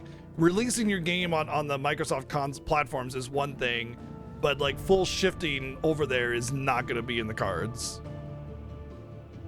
It would be bold. It would be stupid. The Microsoft platform is the worst selling platform of the entire generation by a huge margin. It would be really dumb. It would be stupid. How much time between release of Remake and the first teaser of Rebirth? I don't know, but it was about 4 or 5 years between the two releases.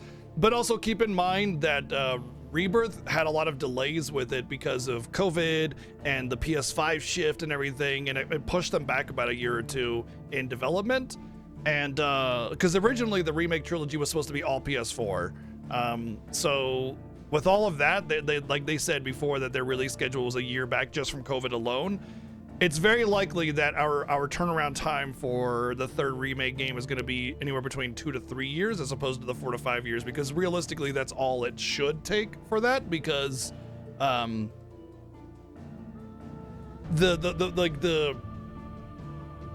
tools are already there, you know, the character models, you know, a lot of the combat concepts are there.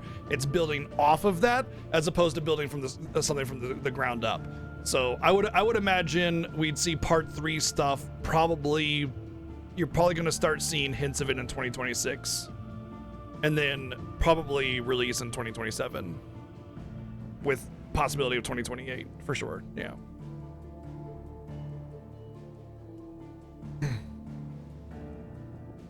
But yes, Microsoft's platform. So here's the problem with the Microsoft platform, and it has nothing. It really has less to do with the Microsoft platform and more to do with, first off, their mentality and systems, and of course the general fan base of the Microsoft platforms, the Xbox platform. First off,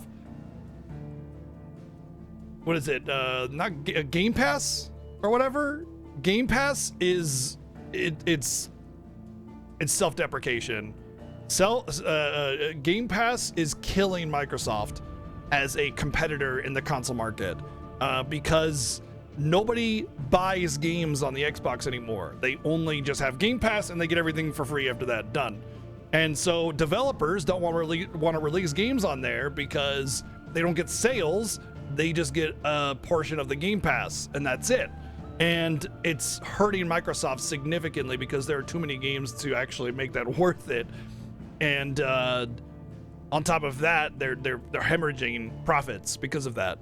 The second thing is that you might be an Xbox owner and you love RPGs. fine, you're one of 50, you know? Like, there just aren't very many RPG lovers that are Xbox fans, especially if you're like hard locked into the Microsoft platform and you don't buy any of the other platforms. I'm sorry, man, but you shot yourself in the foot on that one, you know, because you're just going to get less. Yes, Game Pass is great for players because it's very cheap to just get access to all the games, but you're going to get less of them because less people want to release on Microsoft, and you're going to get less RPGs because they just don't sell on Microsoft platforms. So sure, they might, you know, release a couple games here and there, but yeah.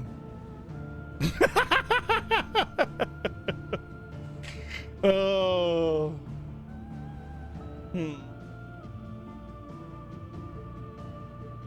It's only for, yeah, I know, right? Nice try, DW. Nice try. We can refund your points if you want, though. You tried to do the collection investigation, which lets me pick anything from back here and investigate it, talk about it, look at it, and he tried to trick me. It was worth the points. Fair enough.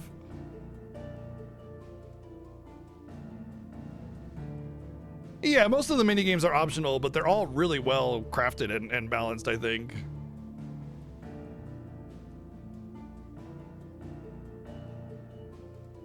All right.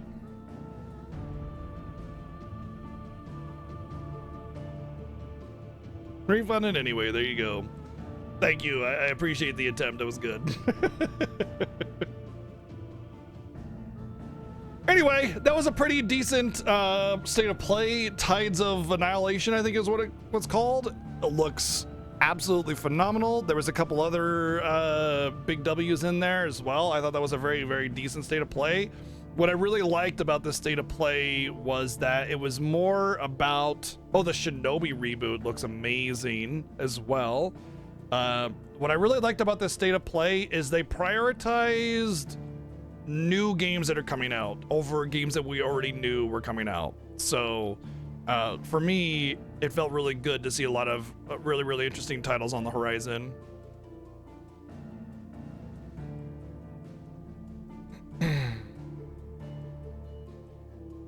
All right, let's go. Final Fantasy 16 and the Final Fantasy Fiesta continues. So we're here in Odin's castle. Can I actually leave? Probably not, right? No, I can. Wow, actually lets me leave at this point? That's interesting, because I'm like in the middle of a quest. Like a dungeon kind of thing. Interesting.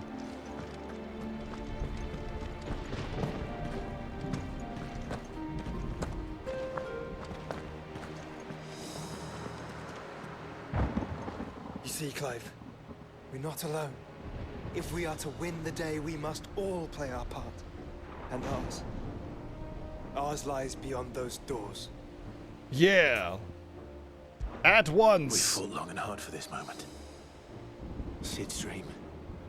Our dream is within our grasp. We need only endure this final trial, and we shall. Together. What's up, Argon? I was like this part. You're just like, yeah, let's do it.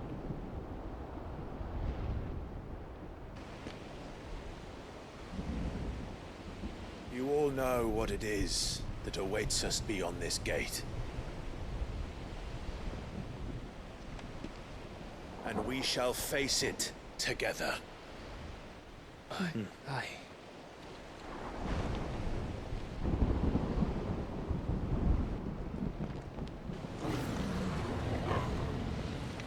We're definitely near the end. Getting close. It seems our hosts would rather we remain.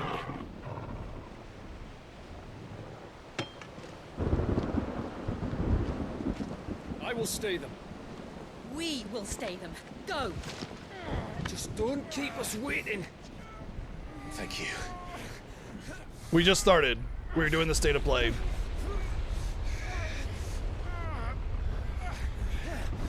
Hello.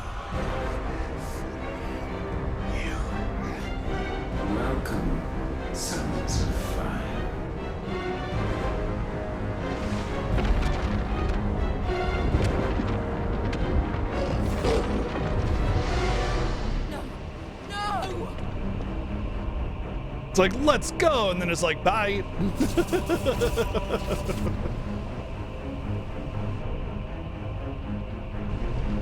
back. What? 3 arms.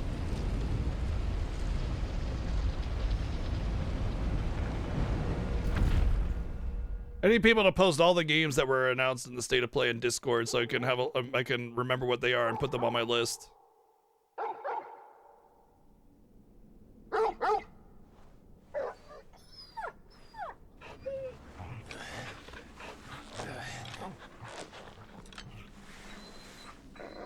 Do you still keep that list, VG, of all the games that are going to be released in the year and stuff? Joshua!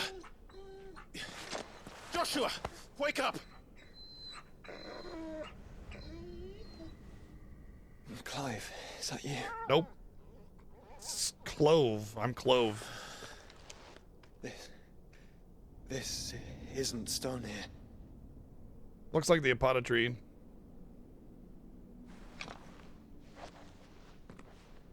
Yeah, it kind of does. I'm not Welcome to our darkness, fond of this particular part. A rift between worlds wherein your kind might reflect. Show yourself! Grave and many are the sins of man. It just kind of feels like we didn't need to go to some weird shadow realm to get this story out. You know what I mean? Like we could have had an actual. It would actually make more sense to deliver you home. That all of these parts would be a physical part of Odin's castle and the crystal area, which is like how Odin became so, you know, enamored and willing to be taken over by Ultima, you know? He's through Ultima. So instead of having this whole weird shadow realm dimension thing, which kind of feels a little hokey, we could have just had this in the crystal sanctum of the final crystal. As we're going through, you know, you have the same murals and everything and the same Ultima, what do you call it, exposition, without it being, you know, weird shadow realm thing. But the FF5 reference. Yeah, I suppose. But yeah, it just feels kind of weird and hokey as opposed to something physical.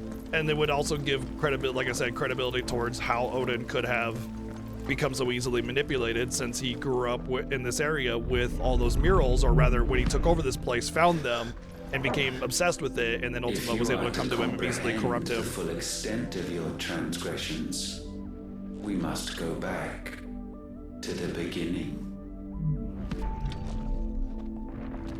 When the world was still young, we visited upon it a miracle, magic, and in its light did all life flourish.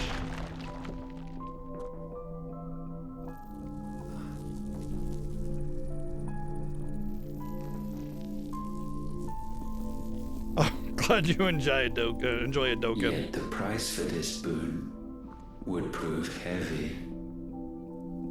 A pall descended upon the land, painting the horizon black as night. Cool. Though we labored to forestall its spread, in this one endeavor, we stood powerless. Thank you, Blade Isaac, for the 123 bits. And so we fled, that we might endure, that we might discover a means of salvation.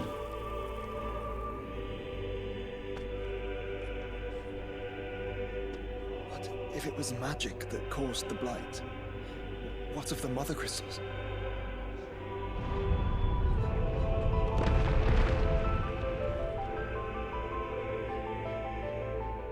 I expect he'll tell us soon enough.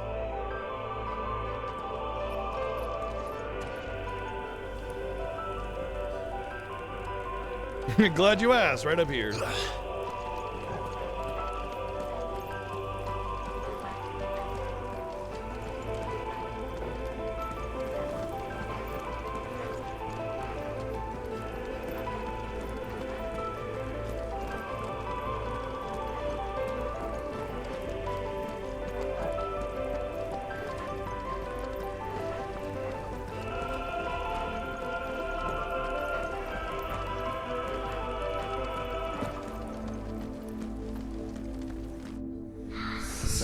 Salvation, alas, was Creepy not place. readily to be had.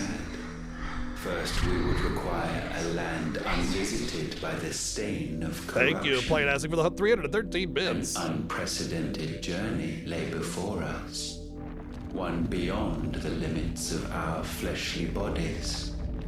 And so we cast them off. Thus, stripped to our very spirit, did we find our new paradise. So they used to be an alien race or something? A land as pure as driven snow. Valisthea. Gifted magic to another there would the people. True work begin. They died to the blight. For the black crept yet behind us. And soon did we arrive at a solution. Oh, I think I know what it means. Having spread to every organ, there was but one escape from this fate: to start afresh. With a new world. The one for which Barnabas labored. Yeah, okay, hold on a sec. A paradise free from the blight where his god awaits. So it's not a different planet. It's a different part of the of our planet. And where, if we only forfeit our wills and abandon everything we hold dear, humanity can join him. So, okay, I think I understand what's going on here. I misunderstood what this was. Ultima would have us follow in the footsteps of the king. This also explains a lot about Barnabas as well. For now. So what he's saying is that a different continent, and why you don't go to different continents of this world probably, is because he gifted them magic. And if you looked at the mural, it kind of looked like a high-tech society, you know? So he gifted them magic. They built great wonders. They became very advanced, but then the blight wiped them out. And so they fled. They didn't flee into space. They fled to a different continent, which was Valisthea. And when he says the blight was ever creeping behind, that makes a lot more sense, because how would it go to a different planet? That doesn't make any sense, you know? So it's basically like, you know, they were over here on this side of the planet. They gifted the magic. Oh shit, bad idea, because either's being drained. This whole area is wiped off. You know, it's dead, right? So we went over to here. Hey, look, this part of the world is still alive, but the blight is still kind of coming. But then they were given magic as well, and now the blight is creeping over here instead. So that's what that means. That, or the blight really is all coming all the way full circle around the planet or something, you know, kind of thing, or both, really. I thought he was like it was more of a travel, but then again, he also said that they cast off their fleshy bodies. So they used to be a different race of something or other, and then cast off their fleshy mortal bodies in order to become, you know, unending.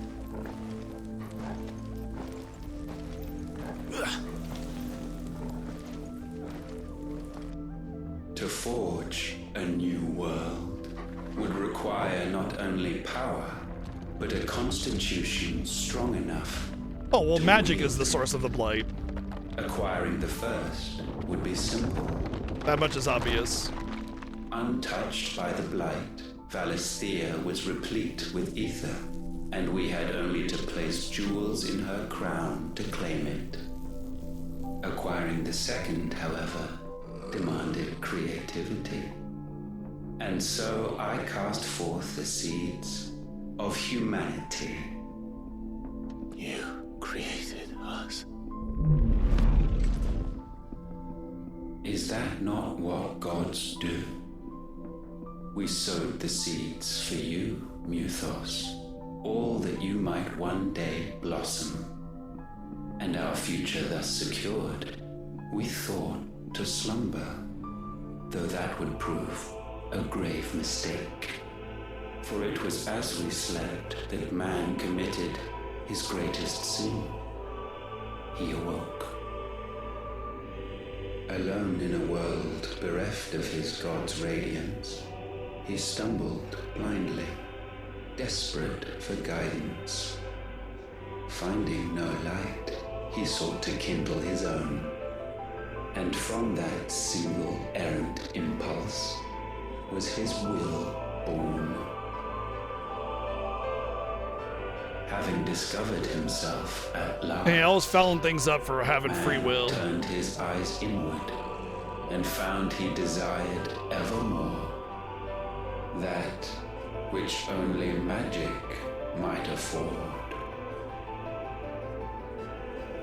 So wars were waged and brothers slain for custody over that dwindling resource, and the land, she wept tears of black.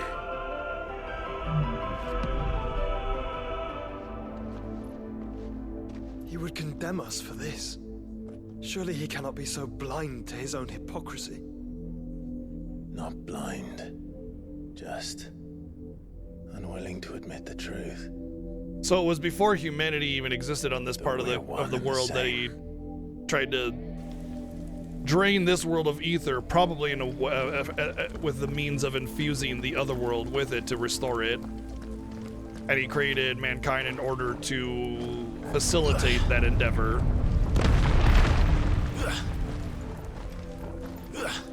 But in the process of slumbering, waiting for that to be set up, mankind evolved to have their own free will.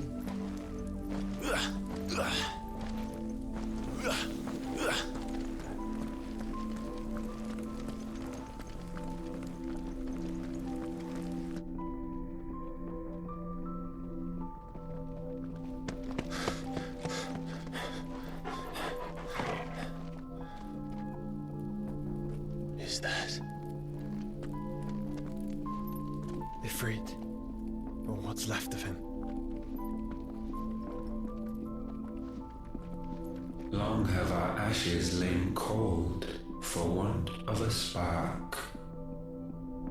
Cast your eyes upon them and see what you must become.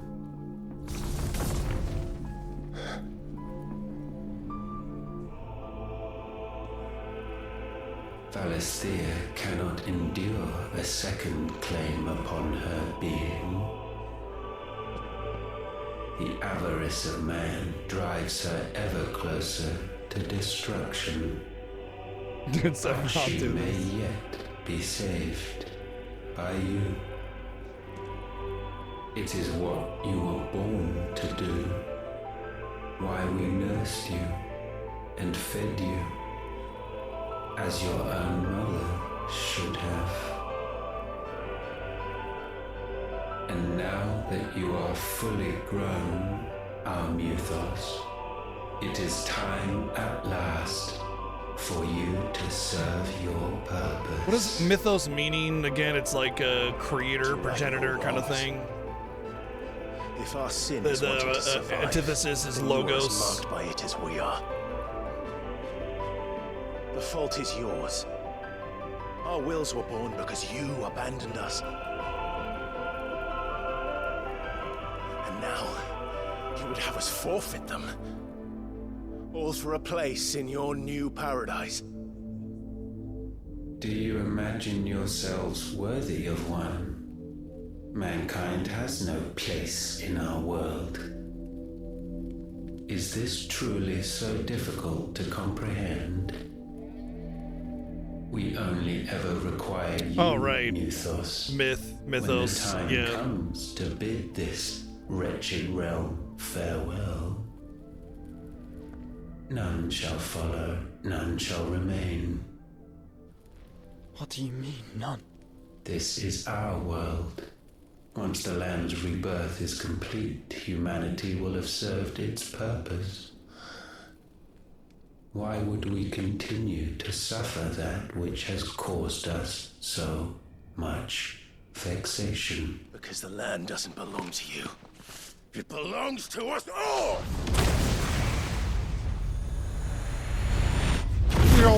Nom nom nom nom nom nom. That is where you are mistaken. You own nothing but your precious will.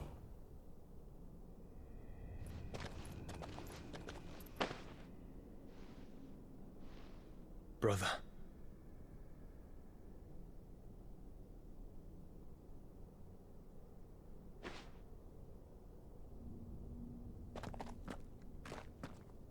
I can't do this alone. And you don't have to. I grow weary of your dissent. Yeah, where's the receipt? Now you must learn that this master will not tolerate disobedience.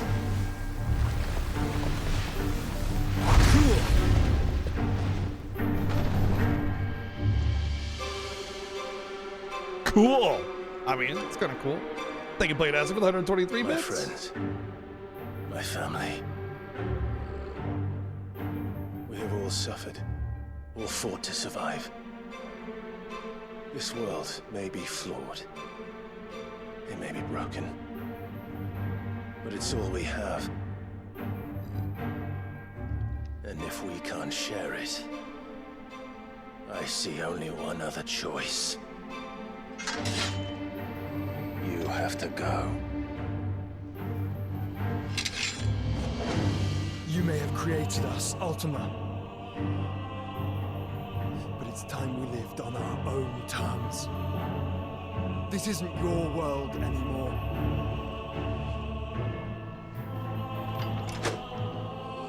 It's us. They're just in sync. Bow down, offenders, hearts disdain.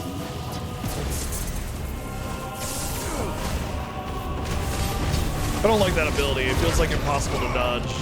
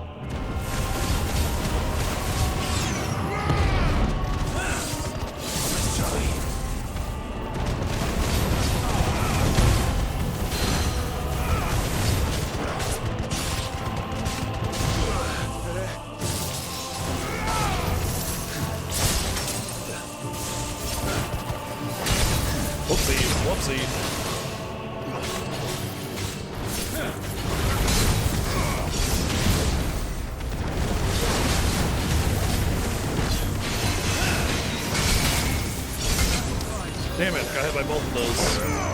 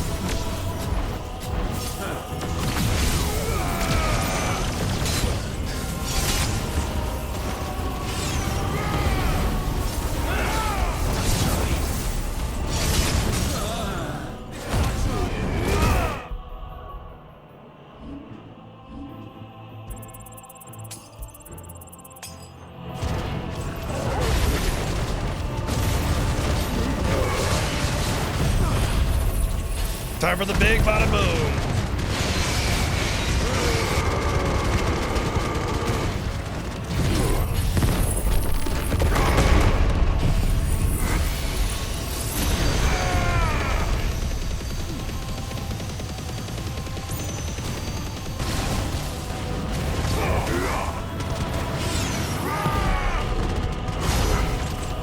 That wasn't that good. Such foul attaint may not be sublimed through gainstanding.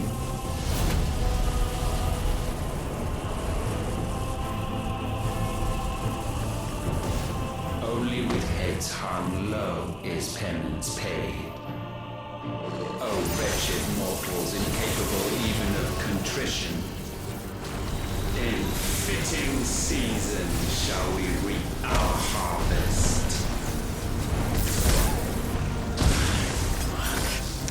Baloney.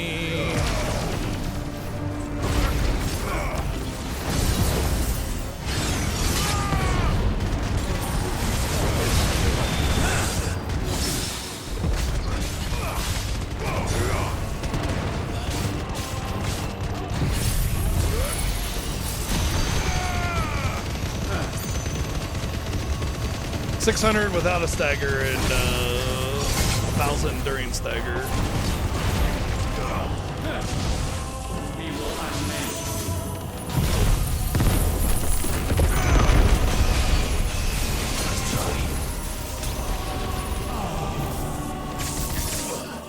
Hate that ability, man.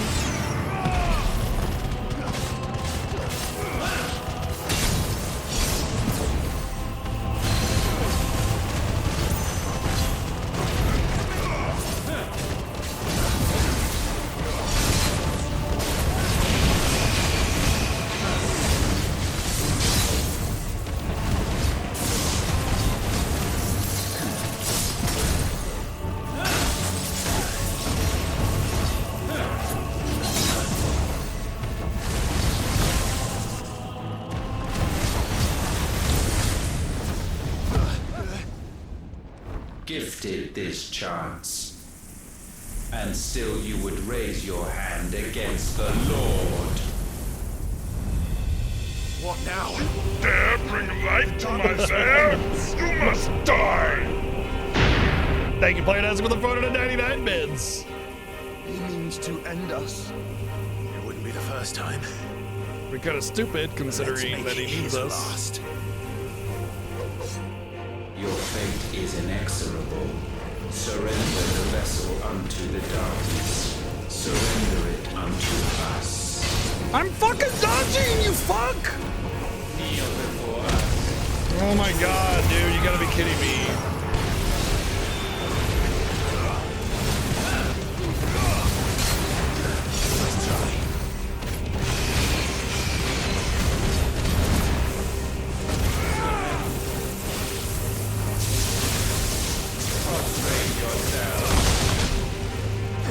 I'm taking so much damage, dude. I don't know if I'll make this. Unfucking real. How am I not getting dodges on these?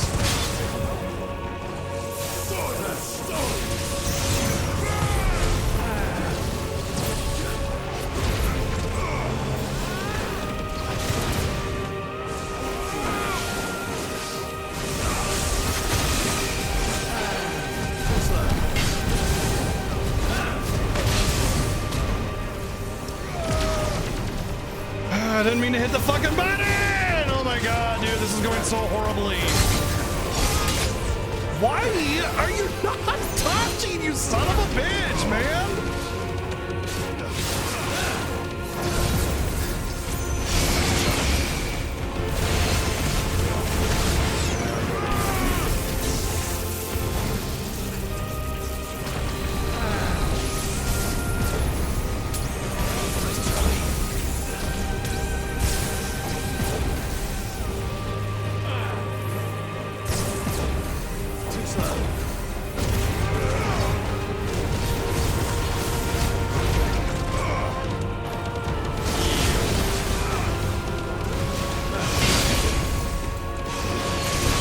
That was the wrong one. Oh my god, I'm so frustrated right now.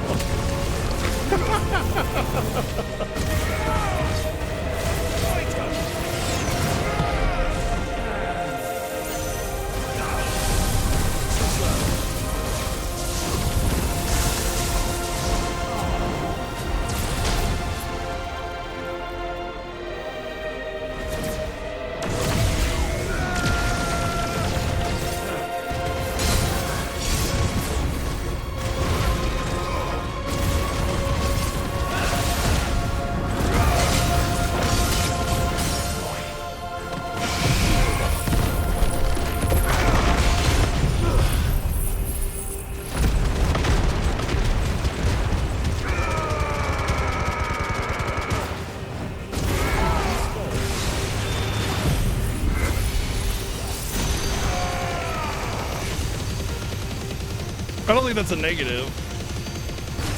I think that's just kind of one of those, like, the game that kind of keeps on giving kind of situations, you know? The game giving you more story and, like, deeper content is not a bad thing. Whiff on that.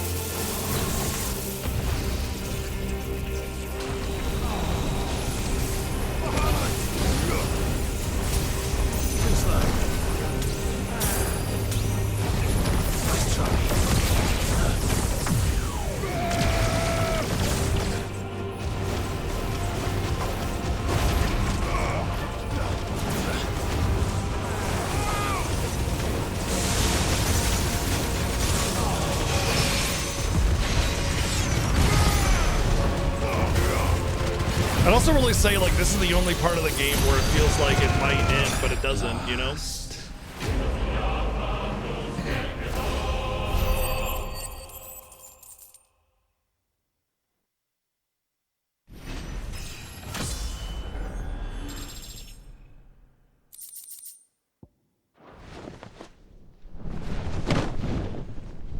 The +1 dancing steel accessory is actually very good. For using Zentet's skin. For countless generations have we awaited this moment.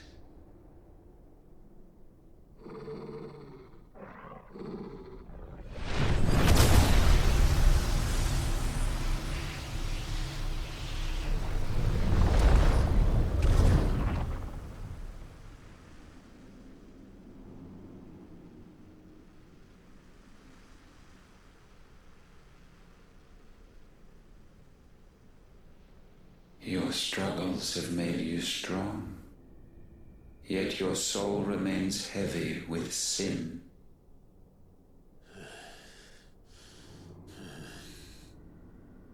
Absolution is nigh. Repent, and all shall be forgiven.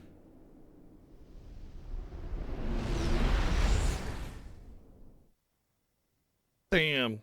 Sorry about all my sin.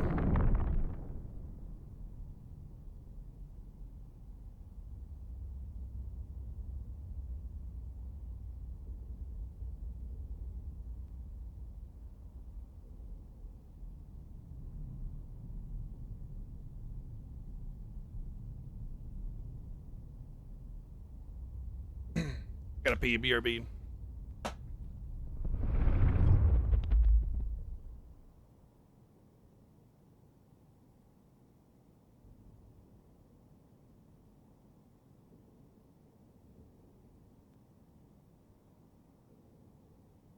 Tell me, Clive, how many lives have you saved since taking my name?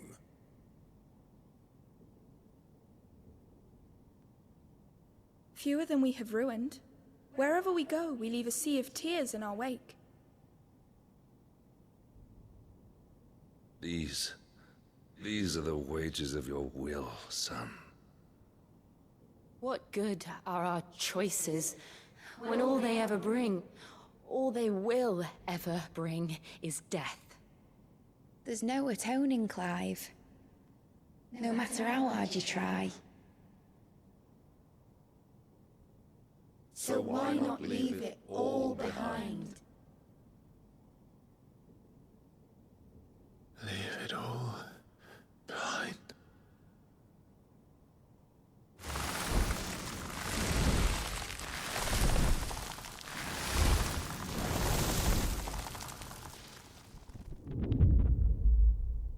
Clive!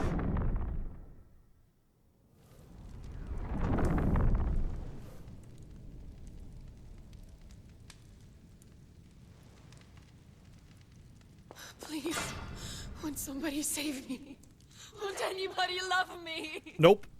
I yearn, yet still she is not mine.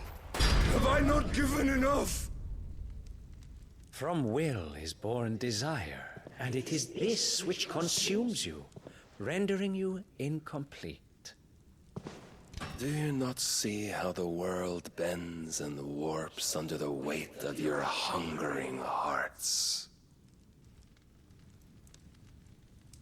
My heart's just like nom nom nom nom nom nom nom. Very hungry. What if it could all just go away?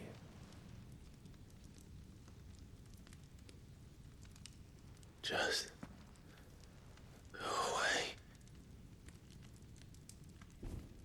Who's Christopher Lambert?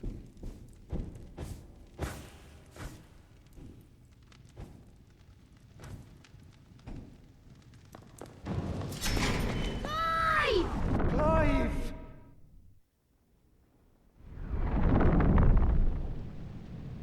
Highlander. Oh. No. He is the same voice actor for Alos in Xenoblade Chronicles 2 and a lot of other things. That's a more prominent role, so that's the example I use.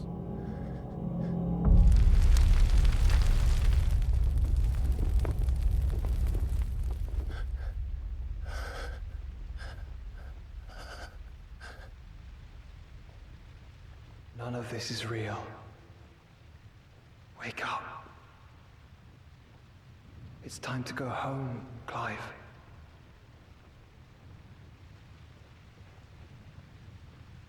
Clive. That's right. You're my brother. Brother. What was that game? Tides of Annihilation or something? That was near the end of the state of play that I really was vibing with. It's Tides of something.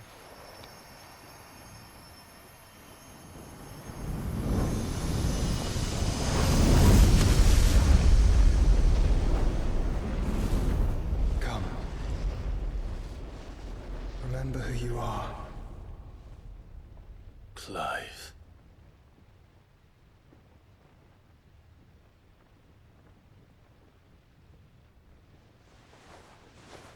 Once more, lest you forget.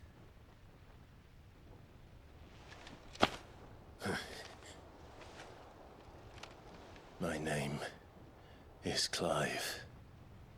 Clive Rossfield. Look, Ultima.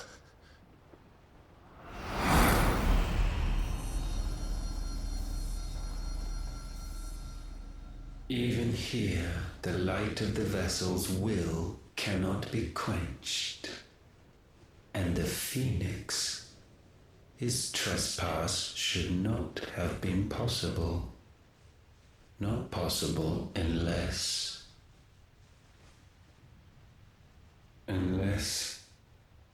he has been with Muthos all along. The mark of the Phoenix, emblazoned upon his heart, made manifest by the power of will alone. The power of creation. Can it be? Are their wills truly so potent? Are you still talking?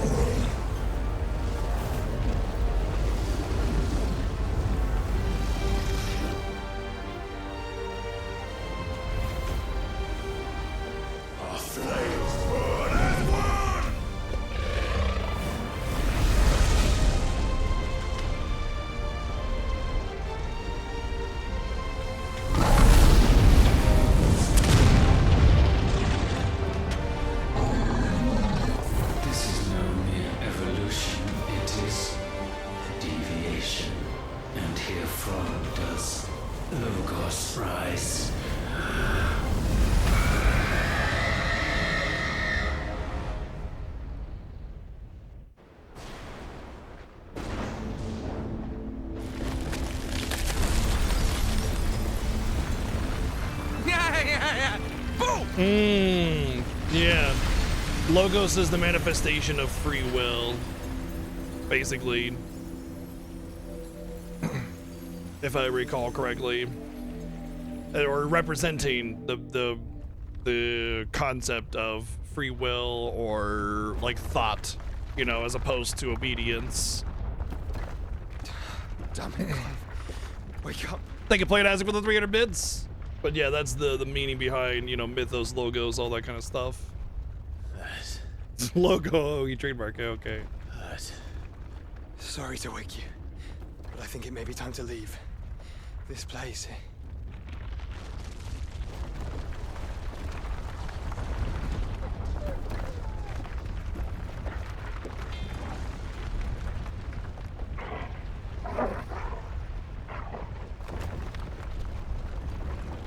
And once again, does my creation stray from the path laid before it?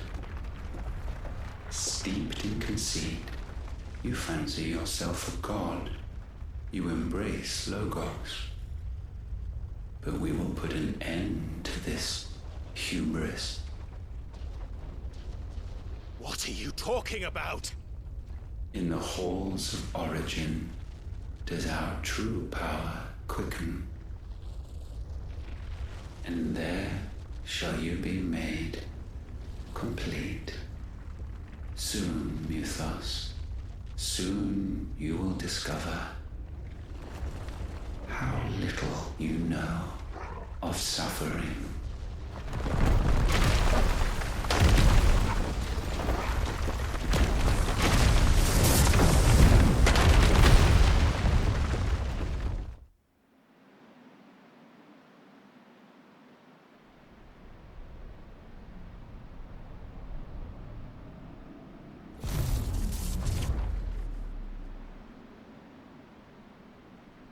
And so the crystals are no more.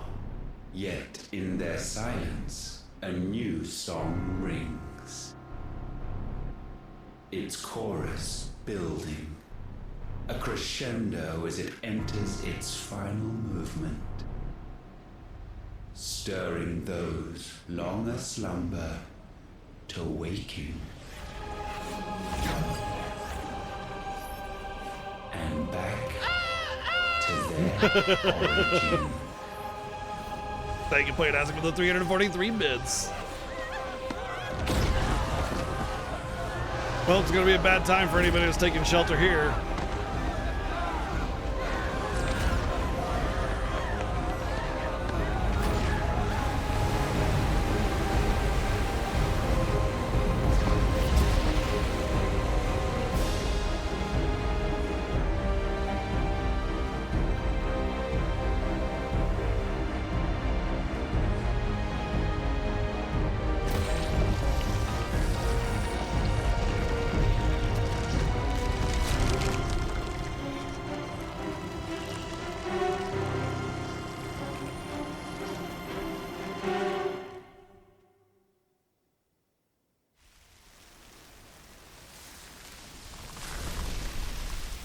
Yes.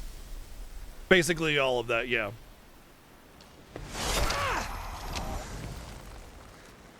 The bloody crystal's cracked. So where the hell are they?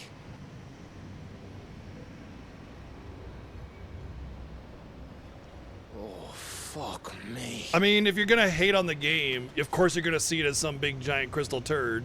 It just seems like you just want to hate the game, and so you're gonna downplay everything. Is that ether?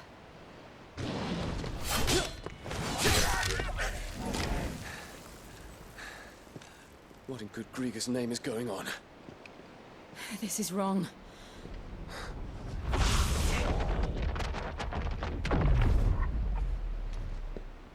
Are we back? Clive! Joshua! Jill!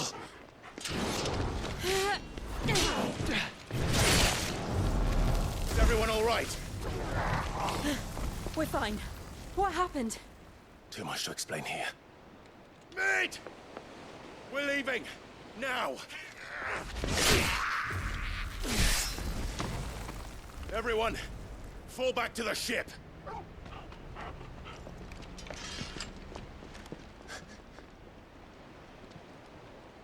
I will be with you anon. Thank you.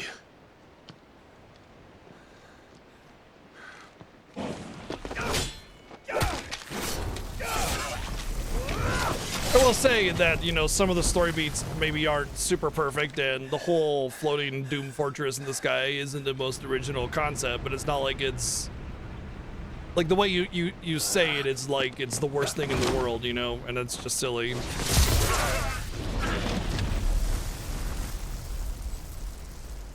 What's up, Asher? Like, there's being critical, and then there's just being negative. You know what I mean? Does that make sense?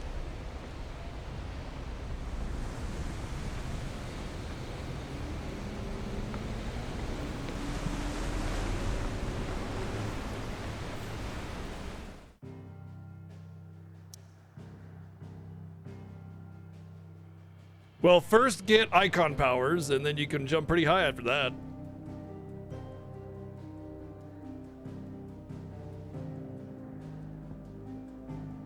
But yeah, like, okay, you know, I'll say that the whole big floating crystal thing, maybe not the best, like, plot evolution or whatever. But it's not like a bad thing. There's a ton of games that do floating fortress kind of things, but it's also important to note that, you know, what we find in there needed to be hidden away, and it just so happened that people built upon it, not his fault, you know? And so he's protecting himself with the crystal, and he's rising, you know, awakening what's within.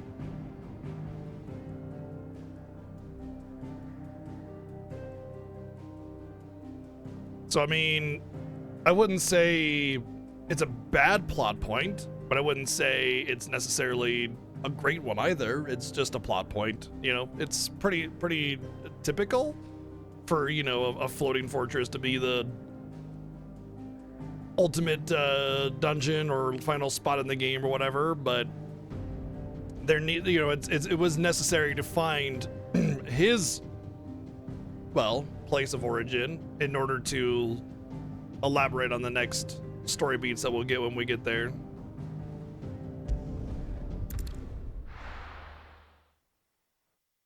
It could have been a non-floating fortress place, sure, you know, but yeah. I need to tell everyone what happened at Drake's Spine. There are people that there are worse games that have floating fortresses that nobody complains about.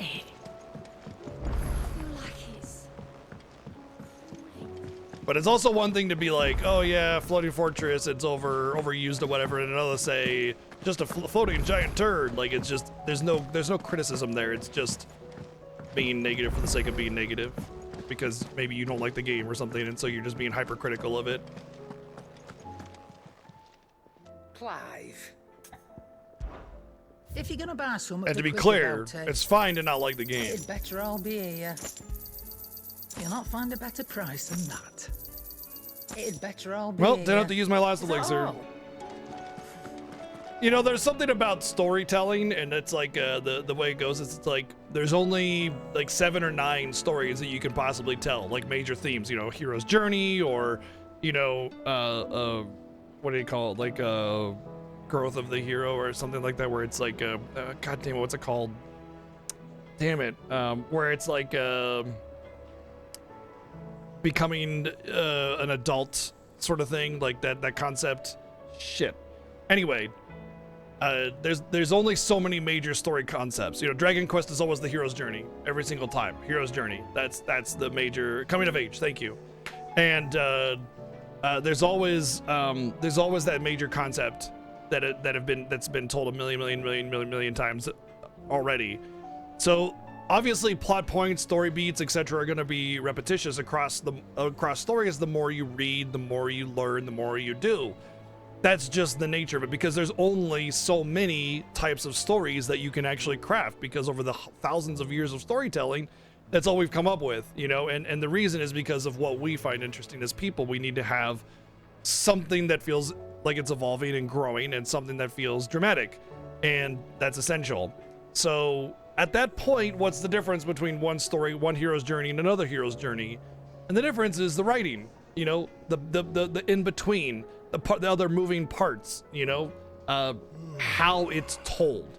And that's the difference. So you have to kind of ignore the major theme as trying to be unique and more of a unique take on that thing, if that makes sense. Really, we're not gonna get a new. No scratches, right?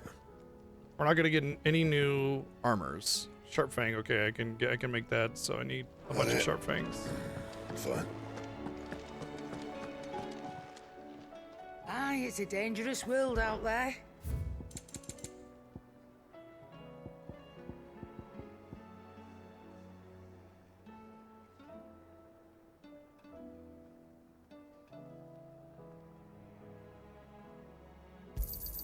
You'll not find a better price than that. Trouble with I'm hoping I can at least get a new weapon. What do you want? Should last you a good while. Well, I can't get flawless meteorites.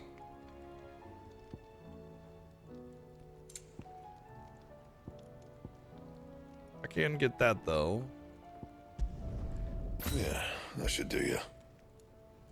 Can't get flawless meteorites. So that's what I would get, would be the Defender reforged. So without doing side content, I think this is the best weapon I can get, is the Defender. Alrighty. It's just what we're gonna have to deal with. Oh, maybe after I speak with Otto and actually get on back to the Origin, it might offer more, actually. Damn, I shouldn't have crafted anything. I should have waited until I was back to the Origin.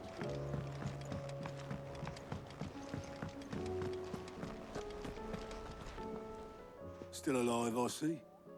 Something tells me that eyesore on the horizon. As far as Ultima goes as a villain, also a bit of a tropey type character, you know, a progenitor of the humankind who basically wants more than what humans are willing to give, so you fight against God in order to reclaim the world for yourself. Yeah, it's a pretty typical villain archetype, but I mean, it's not exactly a super overused villain type. And I think Ultima overall as a villain, I like the fact that he's not evil. He's neutral. Everyone. He's purely doing what he thinks he needs to do for the better of whatever it is he cares about. He's not bad, he's not good, he's purely neutral. And that is a hard thing to do, to have a pure neutral villain and actually care about fighting it. He called it Origin. Though the significance of that name is as yet unclear. What does it matter what it's called? Its emergence tore Twinside asunder and wiped my homeland from the map. The like lacking emotion that comes from Ultima, the very Dominion spires monotone nature of him versus Clive's very, very emotional aspect. Yeah, absolutely. None provide any There's hint definitely as to a sort their of conflict true there nature, for sure. that they would prove the horns of some slumbering demon. Well, The Dominion's demise was at least quick. Elsewhere, the Republican army cannot hope to contain the chaos engulfing Randalar. Canberra is in flames, and the Empire. Our allies are crying out for answers. I've sent the Cursebreakers to give them what assurances we can, but right now that amounts to fuck all. They wouldn't be able to stop what the skies have started in any case. People here and across the realm grow sicker with every passing day. Could it be that this new Mother Crystal is like the others? That it draws upon the land's ether? It certainly looked that way from stone here. If that were true, it would explain the hastening spread of the Blight since the crystal's appearance. Would it not? And as the land's ether slowly rises to the surface, it pools, corrupting all who cannot channel its energies. Archay above, ether floods below, and in the middle, here we languish, hopelessly entrapped.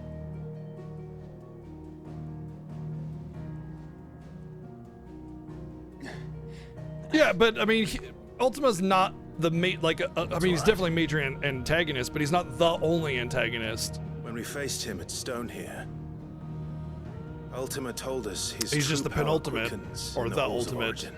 antagonist, rather. Needless to say, we cannot allow that to continue.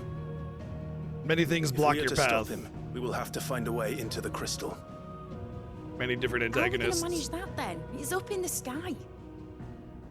And fast as she is, the Enterprise Ultima can't 8. fly. Yes, exactly. It's a lot to take in, and I reckon we'd all benefit from some time to clear our heads.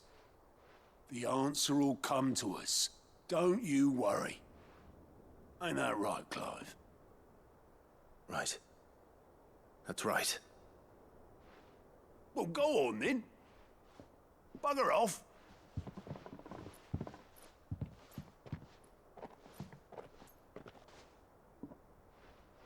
Same goes for you, Clive.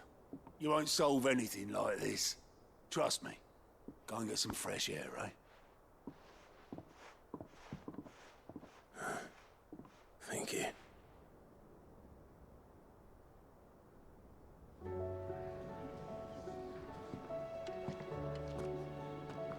Joshua seemed upset.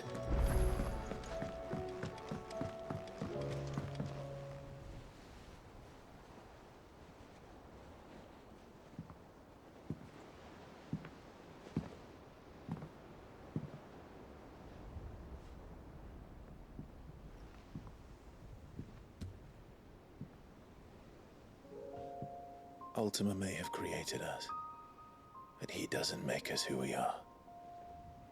Only we can do that. And if he would have us fight for our survival, so be it.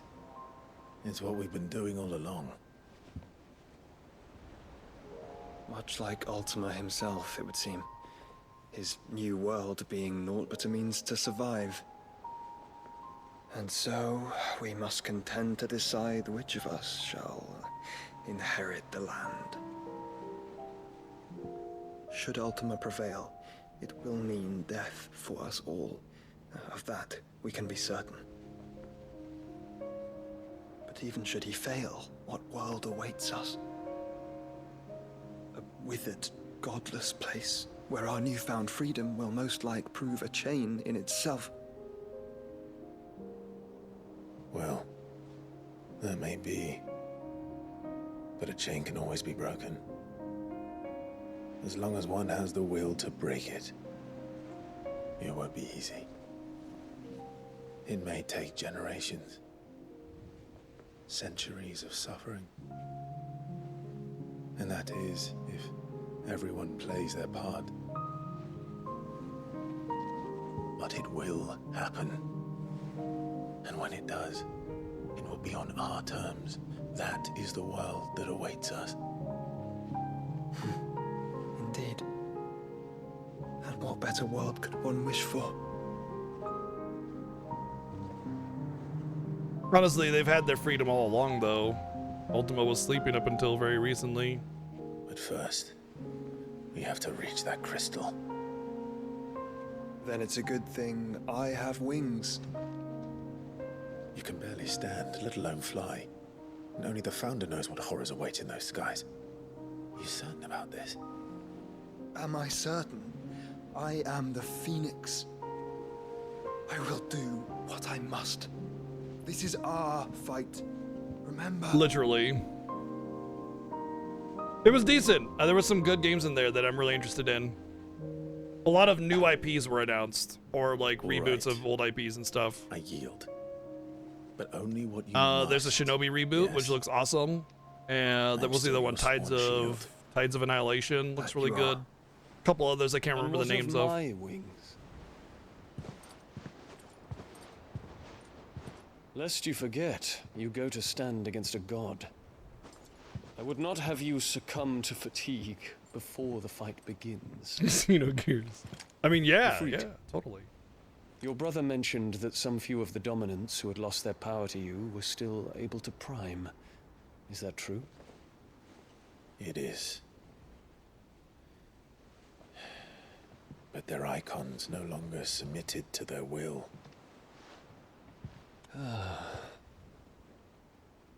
Then mine will have to be stronger. That you both might save your strength for the battle to come. You don't have to do this. If you do, there's a chance you might lose all you have left. And what have I but regret? My life ended in the Dominion. I fear death no more. Besides, I would have words with Ultima. He has much to answer for.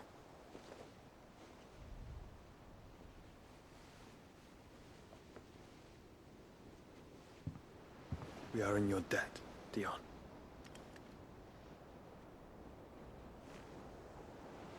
We can speak of debts when this is over.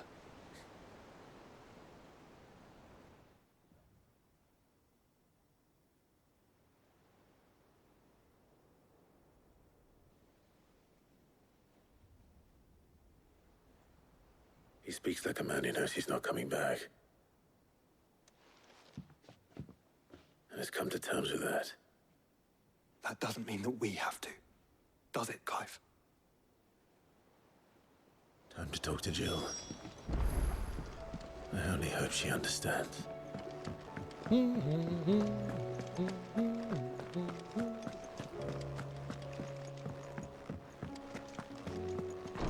I wonder if I have the quest yet.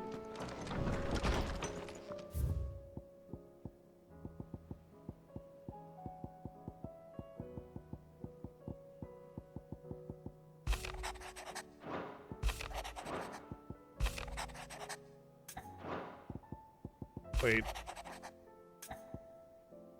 Oh, it's a bonus. So, okay, the quest name is not what the letter says. Okay. So I probably need to get to the very end.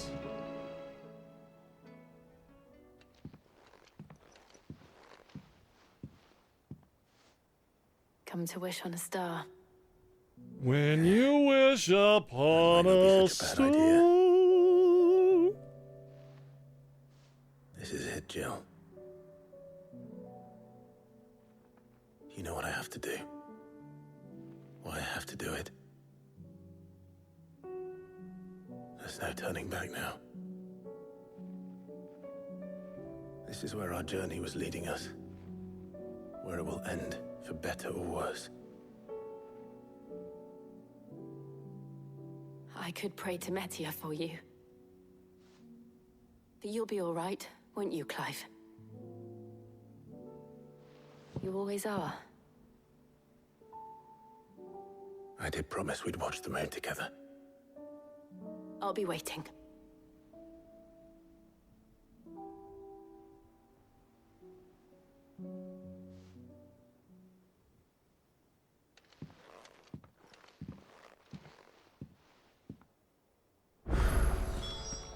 It's almost time. Better make sure I haven't forgotten anything.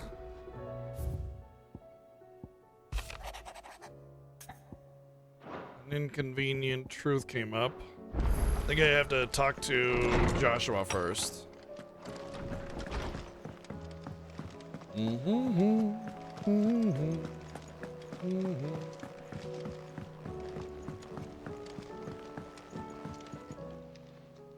Ah, Clive. Well, there's a will. Yeah, we gotta do this one first. Joshua, what's wrong?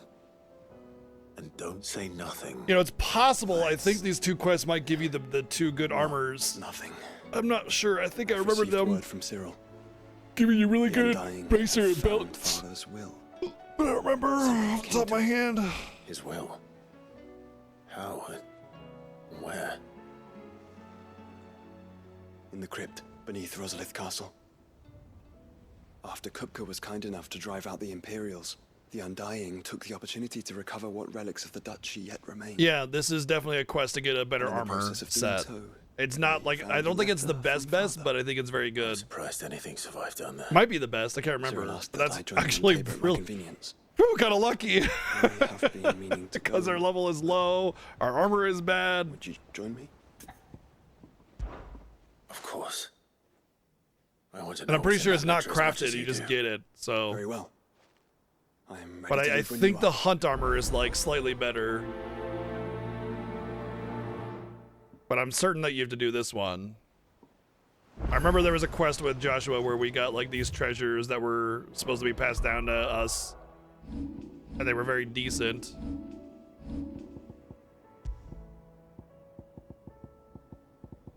That's the crafted one.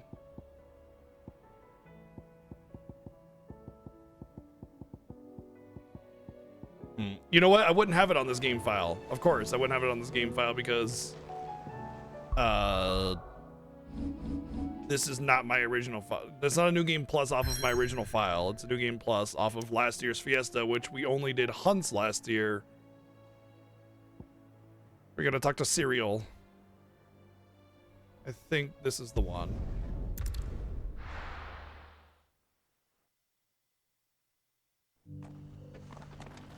Opportunity beckons.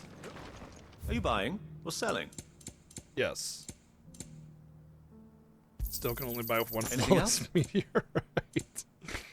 Come again. Oh.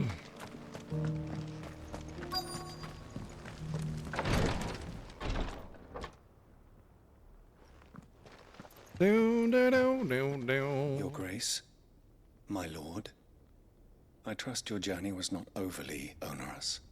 It was awfully odorous, though. You found a letter from Father. Yes, I have it here.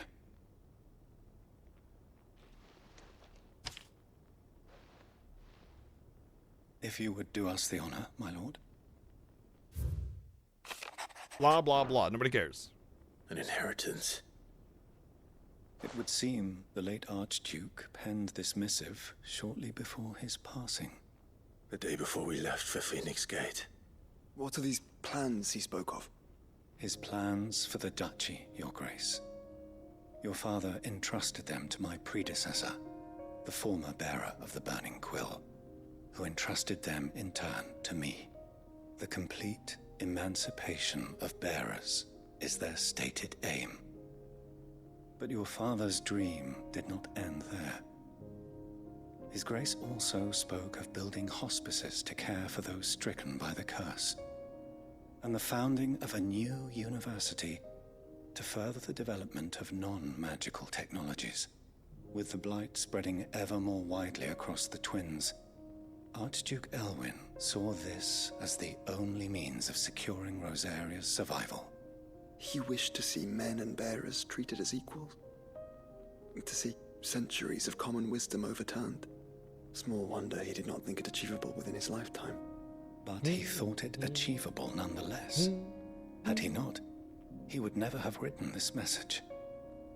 Nor would he have entrusted his vision to his most faithful aides, those who would have stood with you, shielded you from the machinations of the less benevolent personages at court.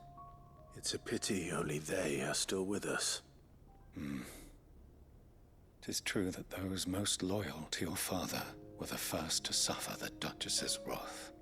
But one at least remains, and she has come bearing gifts. What do you mean? Mayhap it is better that she explain, my lord. After all, the duties entrusted to me by my predecessor extended only to recovering His Grace's will and arranging a meeting with the one who might execute it, or a part of it at least. And where is this woman? She awaits you in the archive, your grace. Thank you, Cyril. What was that? Shall we then? Pretty sure Serial just squeaked a bit. It's definitely Serial. I didn't say anything or do anything. It's kind of weird, right? So, you know, it makes sense that Serial would do it.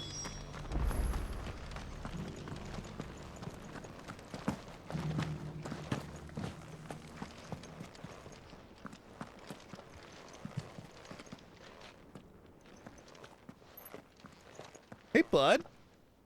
We just came right on over. My lord, your grace. I need to put a bed up here or something for him because he just insists on getting up in this little spot all the time. Recognize you. I wonder if I put a bed here, if he would lay here, though.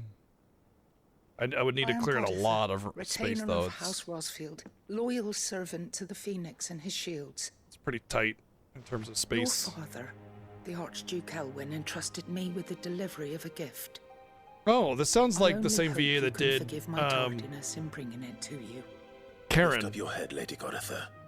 You have our gratitude for your service to our house. I think Karen and Lady Goditha are the father. same I merely did my duty, actress. as any proud Rosarian would. My lady, perhaps you could explain a little more? What exactly is the gift you bring? As I'm sure you know, it has long been the custom for the children of House Rosfield to be presented with certain keepsakes upon their coming of age. Indeed it has.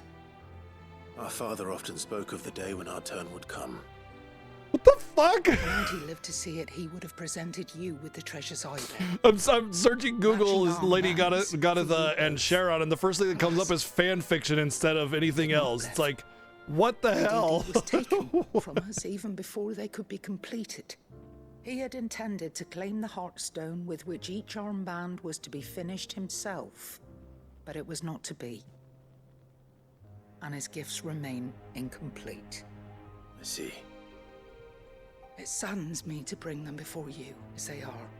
It was your father's wish that you be presented with the finished. She's not credited for this not role these specifically because it's a supporting role, I imagine. But with his grace long since gone. But I can tell that and this the is stone definitely left the same voice actress, which is Lorraine Bruce. You are grown men now, and his house is yours.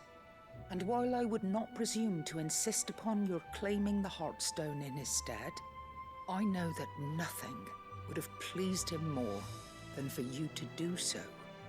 Thank you, Lady Goditha. What say you, Clive? What else?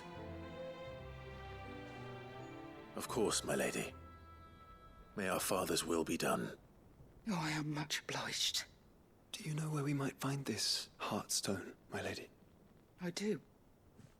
Though it may be a matter of a good deal more than simply happening upon it. It is found in the bellies of elder griffins, you see. We don't that always all. know where to find one. A certain specimen has made its nest in Titan's Wake, not far from here. A certain specimen? You are most perceptive, Your Grace. In answer to your unspoken question, yes. In fact, this is the very same beast your father meant to slay. I have been tracking its movements since you were but a boy. Were you to slay it in his stead, as men of House Rosfield, it would surely make your father proud. What say you, Joshua? What else?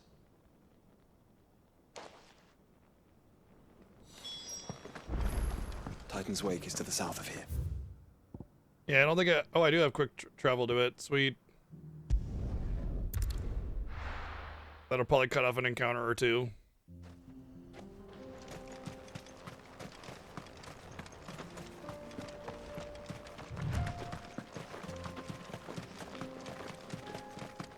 Eyes peeled, Joshua.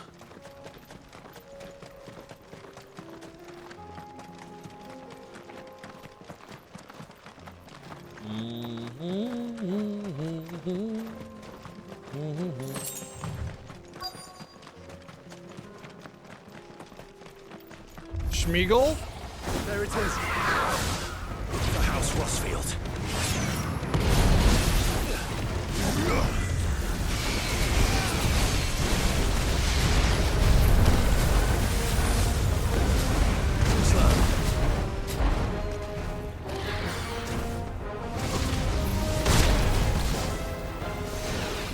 I thought I was dodging into it.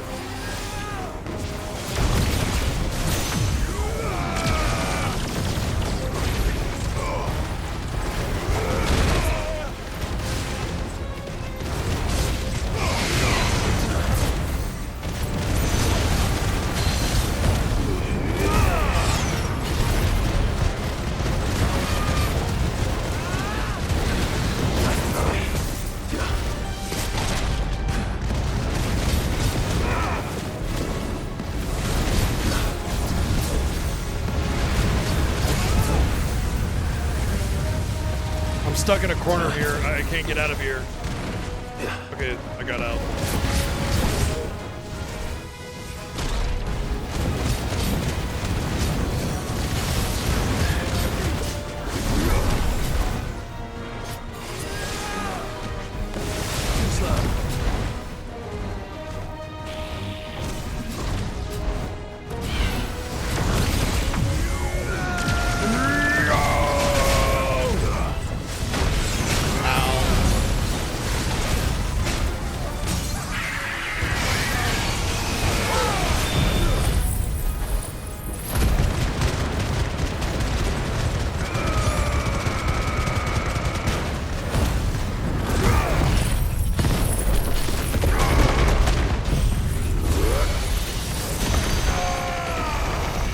thing is like 10 levels higher than me, so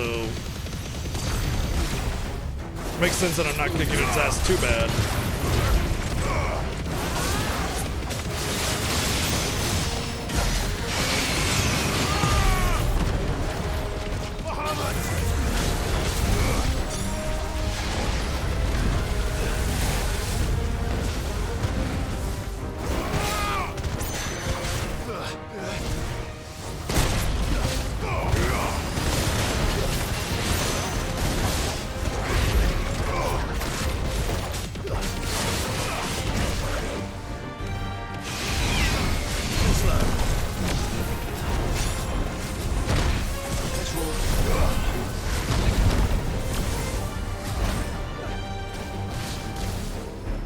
Come on, I just want level 3.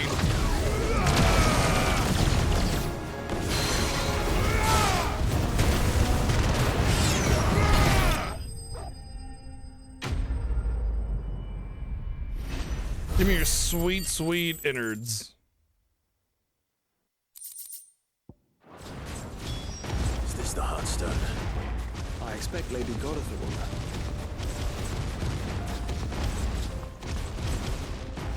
Is it not going to give me an auto return? Oh, interesting. No auto return. I guess it's not technically the quest completion part of it, but most of the quests nowadays, they have this auto return. Once you complete it, it lets you teleport right back, but I guess not for this part of it anyway.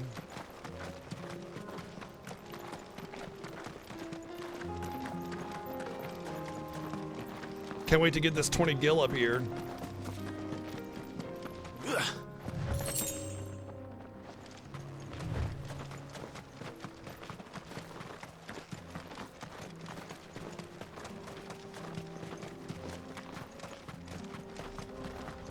Wait, do I need to? I don't need to hit up these. Why did I do that? You can fast travel from any point. You know what it is? I've been playing Witcher 3, and you can only fast travel from other fast travel points, and so I thought I needed to run back to it. Really a very, very early form of fast travel that's not very good. Are you buying or selling? Better than nothing, I suppose. A fine choice.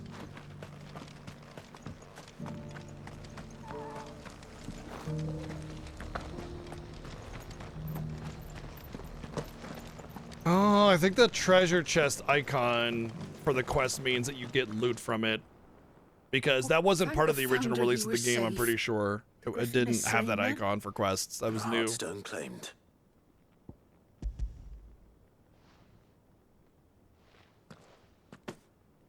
Yes, this radiant luster like frozen flame. It is just as your father described it. Thank you, my lord. Your grace. Your father would be so proud. Lady Godotha, the lapidary is ready. Thank you, Cyril. I will be with him shortly. If you would excuse me, I shall have the stone cut and set forthwith.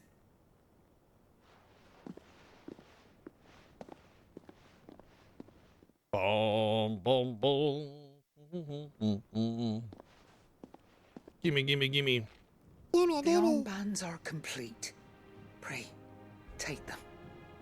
They are yours, after all. Heartstone is harder and more enduring than garnet, or even ruby. It symbolizes unwavering will and devotion. And the graven vines encircling the stone. Another quest with Joshua that gets you a belt. I remember because there's like the part that goes to that one place where you meet Wade. There's like a loop around right at the beginning and where you find the treasure at the end of the quest. And it's definitely with only with unwavering devotion would it Joshua ever be there. realized. And only if we stood together, as Phoenix and Shield, as brothers in arms, only then might those enemies be overcome. Indeed. His Grace knew the enormity of the task he would entrust to you, his heirs. But this was more than just a message. It was a promise.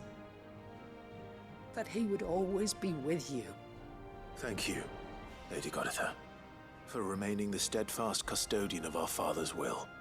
Forgive me, my lady, but there is something I don't quite understand. The Undying told me that after Father died, Mother claimed all of the ducal treasures for her own. Even if the armbands were incomplete, she would surely not have overlooked them. So, How were you able to keep them from her? Because I was the keeper of the vault. Though I was but a lowly servant, your father spoke to me of his intentions for the bands, of the deep love he had for both of you, and his hopes for your future. In the days before the disaster at Phoenix Gate, I discovered that the Duchess had ordered her jewelry be sent away from the castle. It was then that I knew she meant to betray us. I tried to warn your father, but it was too late. When word of the fire reached Rosalith, I knew my time was short. So I took up the armbands and I fled into the night. And thank the Founder you did. Yet my duty to your father was incomplete. Not knowing what else to do, I followed the Griffin, thinking I might claim the Heartstone on its passing. And so my pursuit continued, until Lord Cyril appeared before me. He informed Just me teleported that in his front. will Poof, had I been am here uncovered, now. and that his sons were alive and well. Lady Goditha, on behalf of my father and all the people of Rosaria, I thank you for your loyal service. As do I. I don't. Thank you, my lord. Your grace. Should have lived more for coming yourself and back less to for us. others. For giving my service meaning.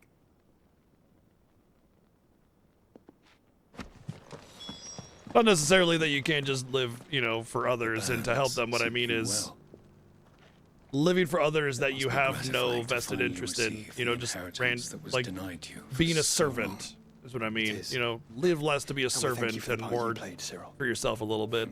You don't need to be anybody's If servant. you would permit me to play my part a little longer, might I suggest that you make your way to your father's memorial? There we go. Top Hawk's Yeah. High Cliff. Let him This see is it. that you have received his blessing. And then we get the belt. That his vision I thought lives so. on in you. I suppose it would be churlish not to. What do you say, Clive? Should we pay your father a visit? I think we No. should. I was hoping to be able to offer him my thanks before we left for Origin. Your father's helm is enshrined there. It has been since the day we recovered it from Phoenix Gate. I prithee claim it, for it too is a part of your inheritance, and I do not doubt that your father would prefer it in your Supposed to have a hands. country, instead we got a couple perched upon strips some of lonely metal. rock. Not a bad trade if I don't say so myself. Thank you, Cyril.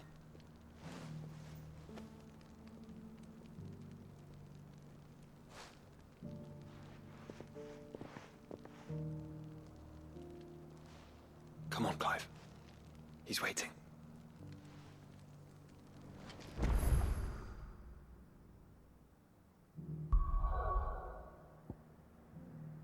Kind of good fortune that we happened to do this Jill quest as a bonus objective with these incentives in this playthrough, because we would definitely be way down in armor quality without it.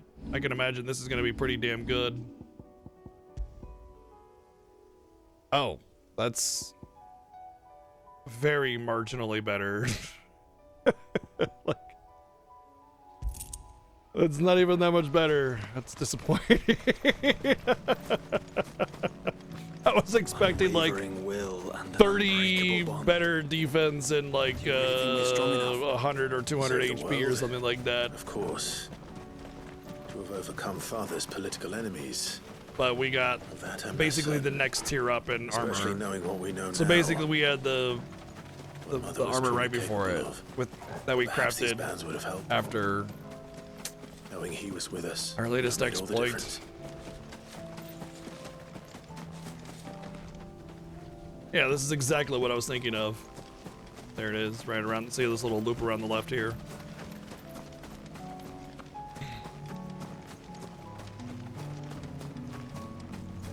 He's just back there.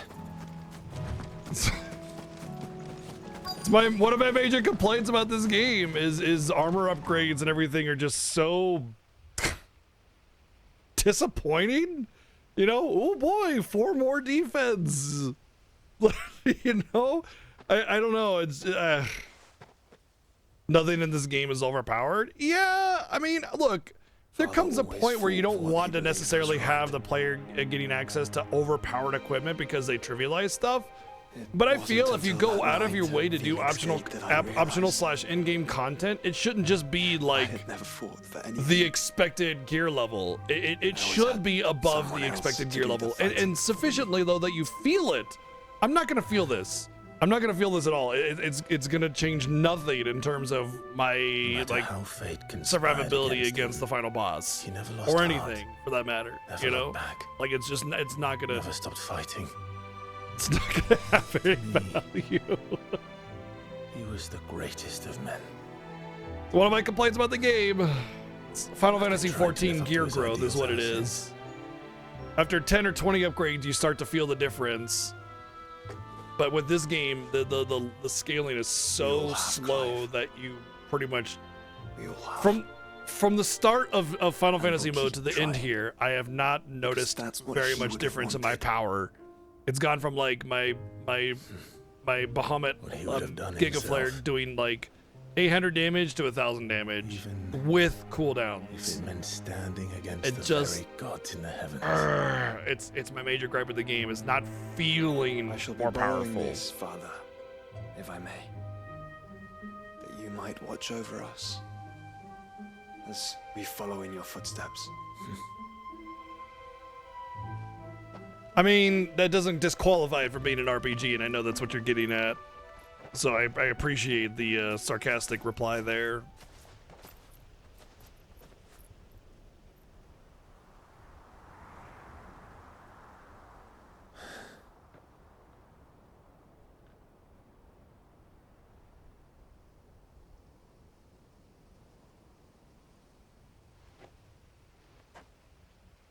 Wouldn't be the first RPG to have very slow moving linear upgrades.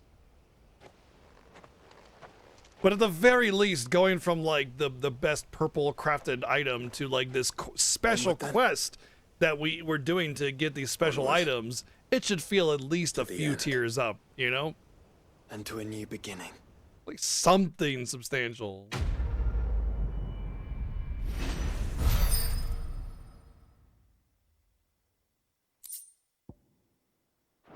Oh, this isn't the belt quest, I guess. I thought this was also for the belt. Okay, well, we won't be getting that unless it's the Jill quest that gives it to us. Oh, yeah, you do get this, though. If you do this quest with Joshua, it means that every time you go out to do other stuff, he'll join you. So this is the best first quest to do, along with the next quest that you'll get to do, which is the one for Jill, and she'll permanently join you as well. It's kind of a bummer, though, that they don't really, like, let you know that that's what's going to happen, because when I first played the game, I did all the other quests before I did the Joshua quest. And so not only was the item worse for me, but I did all of that outside questing and hunting without Joshua or Jill by my side, not knowing that those would actually unlock as features. All right, now I should have, yeah, the concern for Jill. Priceless. There we go. Here it is, the bonus objective quest. Worried about Jill. Priceless. I should go and speak with him. So this is the bonus objective. It's actually a really good quest, and the dialogue's nice, and everything that we get to do here is really nice as well.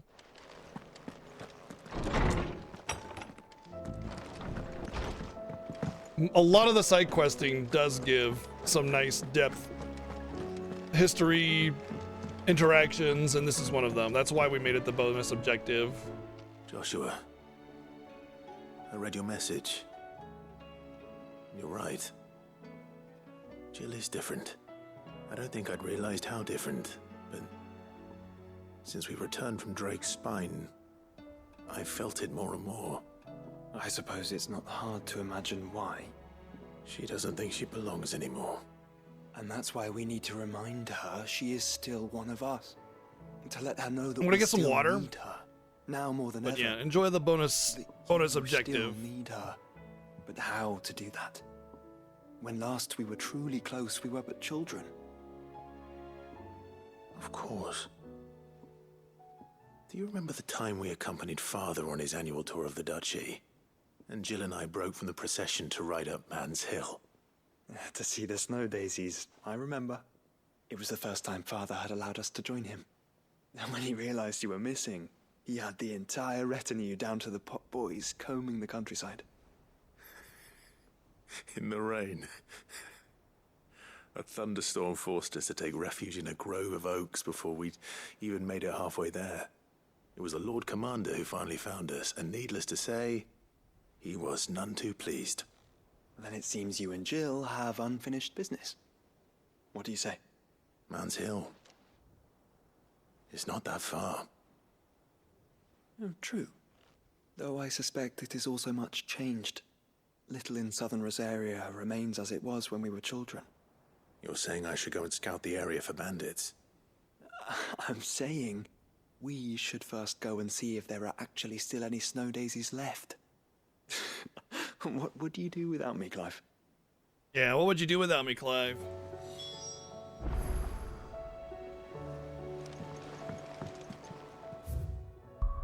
Make for Man's Hill. This hill's for mans.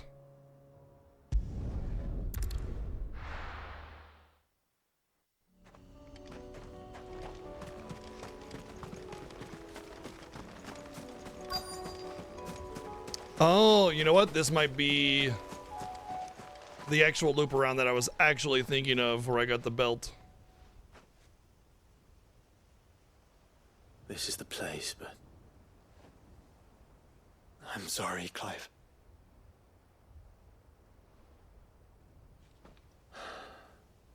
There's nowhere been spared. What do we do now? We keep looking. Man's Hill cannot be the only place where snow daisies grow. Perhaps, but it's the only place I know of. No, you can't have my water, Chi. It's my water. You of. Then why not ask someone who might know of another? Someone in the backyard? To the hideaway, then.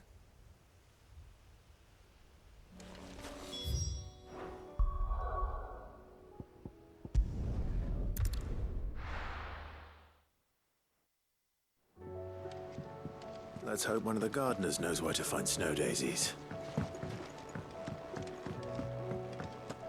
Snow way. I know what you're thinking. Say what you will. Lady Karen is here. This should tide us over until the new moon. Hey, we get to go to the garden that I was talking about. See, we grow all our stuff right here. I imagine the water here has like been filtered, so it's not the blight water, because you can see the bottom of it. It's not too deep. Sun. Along now, Martel. These leaves should have dried your records. Definitely not a big enough garden to feed everybody. It's like a few plants and a tree. It's kind of sad and pathetic, but I can understand, you know, making it a little bit smaller because, you know, you don't want to make too big of a place because then it would feel. What brings you down from the heavens, Sid? It'd be too much work for just a concept, you know? Joshua and I are looking for a place where snow daisies grow. Preferably in abundance. Snow daisies. Then you'll want somewhere not too hot and not too cold. And where the winds are strong enough to carry the seeds. Isn't that every place? I reckon Man's Hill would be a good place to start. That's every There in plant. the Royal Meadows, perhaps? Both have similar climbs and the right elevation. If the blight hasn't claimed them yet. Right. Thank you. Did you learn where we might find our flowers? The gardener here mentioned the Royal Meadows in Sambrak. Ah, the fields beyond Northreach. Well, if that's the case, then Yote was right. I recalled that she kept the record of our travels, you see. So I asked her if she'd perhaps noted anywhere that snow daisies grew, and she mentioned Oilerfeist Bay. Whose shores border the meadows. Off we go then. Yep, we're back to Final Fantasy 13.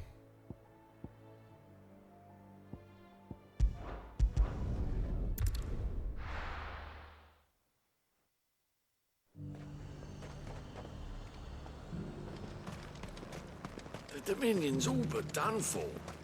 And it's lucky we stayed here. Was that shouting I heard from the barracks?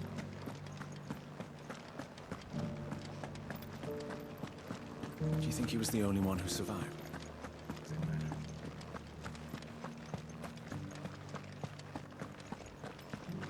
We already have a leader in the Dane. Well, what do you think? What do I think?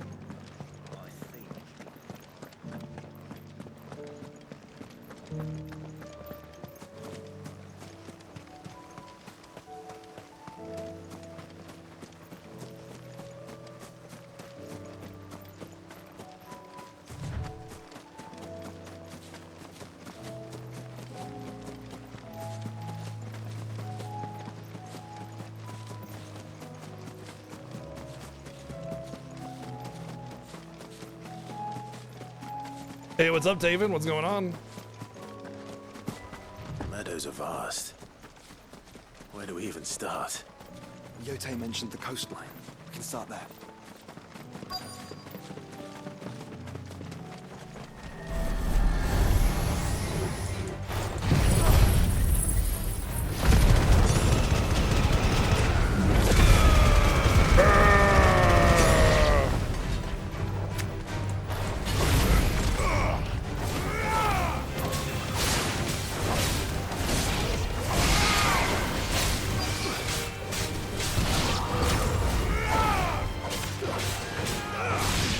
Yeah, we're supposed to be getting some snow coming up this weekend as well.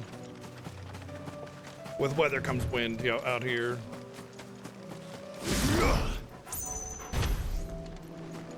Was it all the way over here? I thought it was down there. Yeah. Yeah, it's in over here. Yeah, I'm here to save the flowers, and then whoopsie, I burned them all.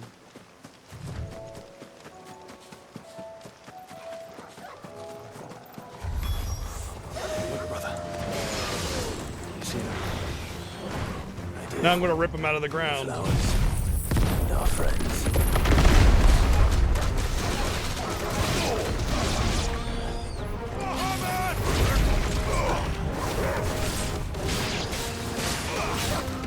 Level 83.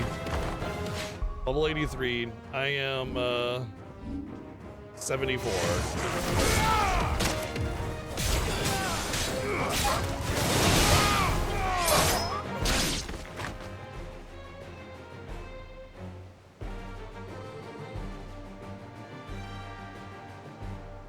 What do you see, boy?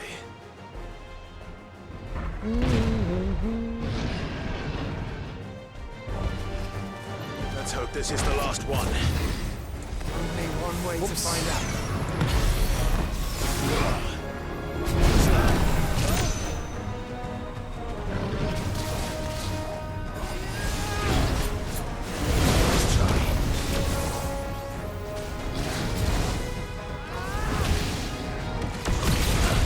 Well, time to destroy all the flowers.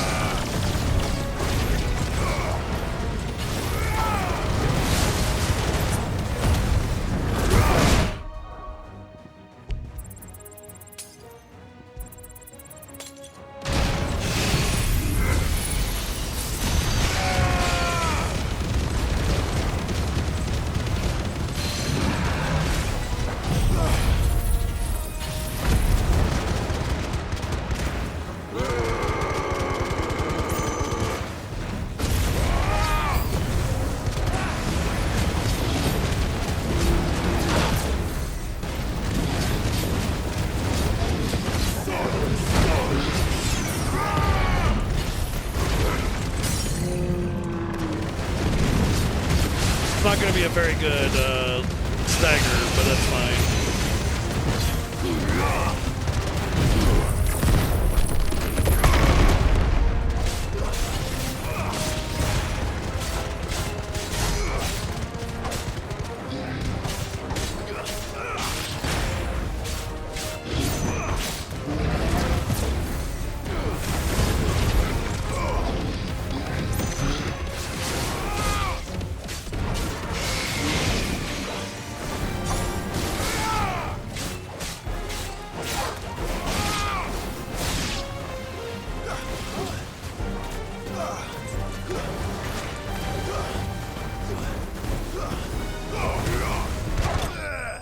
Yeah.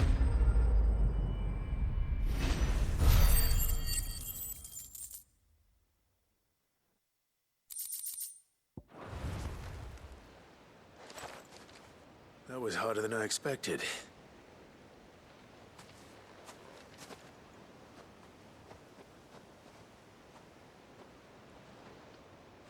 But Founder, it was worth it. They're beautiful. Were until I burned Do you them. think Jill will like them? She'll love them. Come on. Let's go.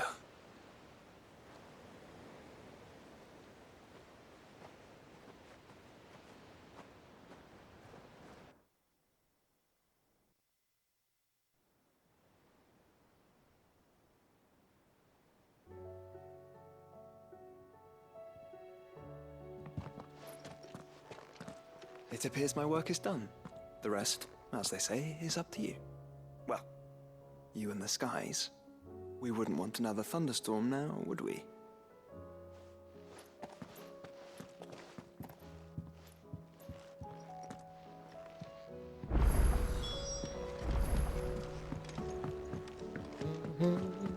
Hello, Tiger.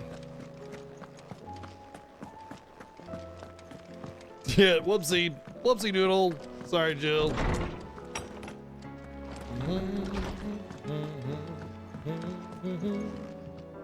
Jill. Hello. There's something I'd like to show you. There is? Only a few weeks travel. Don't worry about it. Something be. It's, not here. Now, I know this is sudden, but how would you fancy a trip to Oriflamme?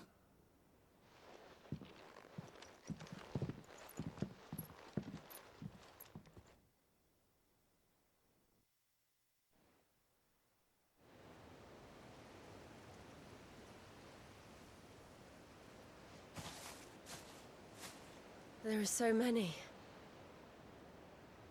This is what you wanted to show me. Yeah, I don't know what to say. You don't need to say anything. The smile on your face is enough. We've been worried about you, Joshua and I. Do you remember when I took you to Man's Hill? Or tried to? How could I forget? You saw me crying and thought a change of scenery might lift my spirits.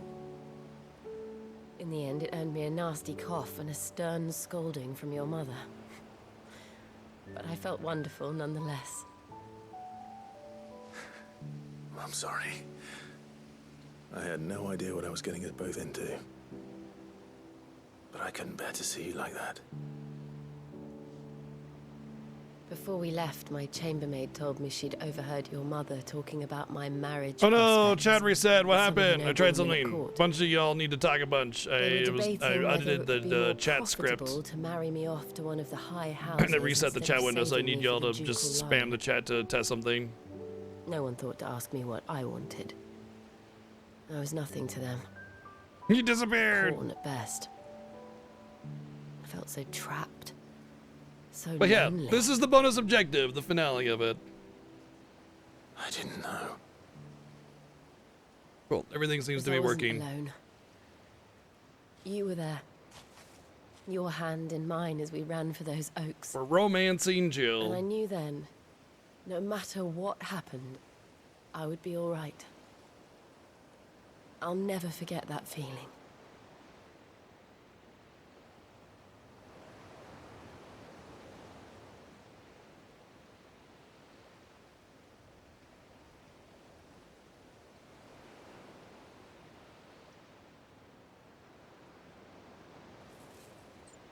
You just killed them. Oh my god, she just killed the flowers. I thought you liked them. Before we broke camp, the morning after the storm, do you know what I did? No? What? I slipped away from my governess to climb the tor. And from there I saw a sea of petals, all reaching for the sun. And I realized that no matter how terrible the night, dawn would always come.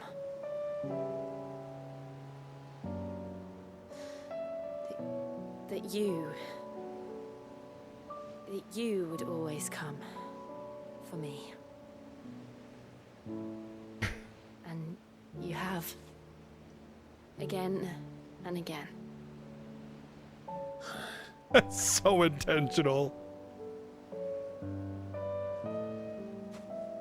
Where do you see us? When all this is over?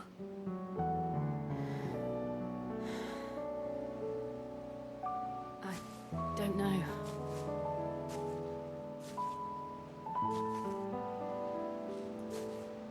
Not here, though. I think I've outgrown the twins. Let's see. After everything we've been That through, basically says, hey, there's more to this world than just the the realm twins. just seems so small. I'll need some space to spread my wings. Then that's what you'll have. And I'll stop at nothing to see that you do.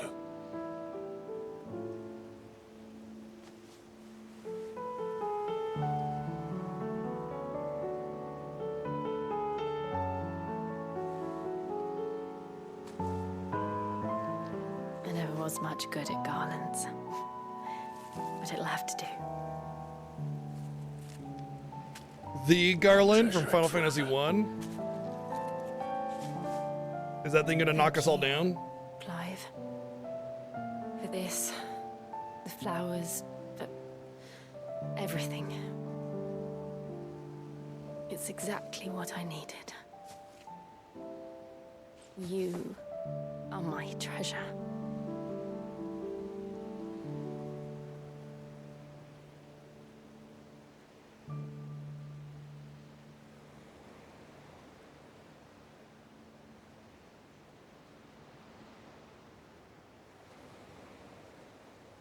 Isn't that a nice quest? See, the side questing is actually pretty good in this game. You oftentimes get quests like that. How nice, right? We should probably be getting back. I expect the others are wondering where we are. You're right. There's still much to do. And we'll do it together.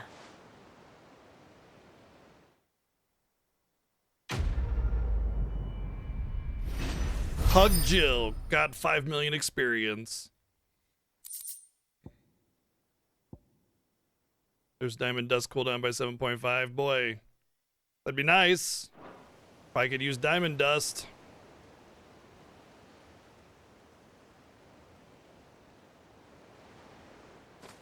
Sure would be nice. And now Jill will join you on all of your quests. So. Oh.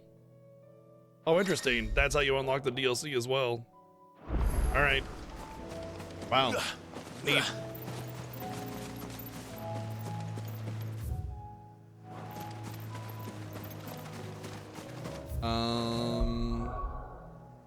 At this point, we just go.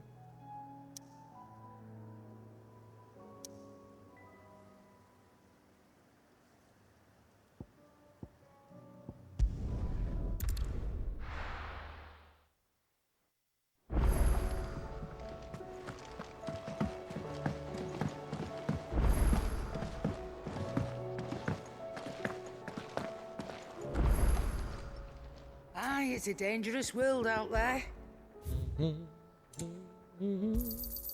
You're rubbing me blind, you know. You'll not find a better price than that. And I'm pretty sure that means that's all I have. Trouble with your gear, or As far as gear goes, you know?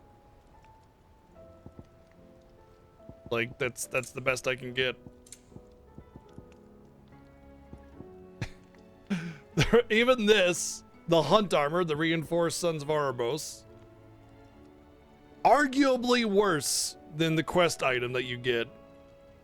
I just do not understand the gear in this game. I don't understand what their choice, their like design was for it. Like, why Out of 528 defense, I get +5 defense for the ultimate armor in the game, but I lose 36 HP?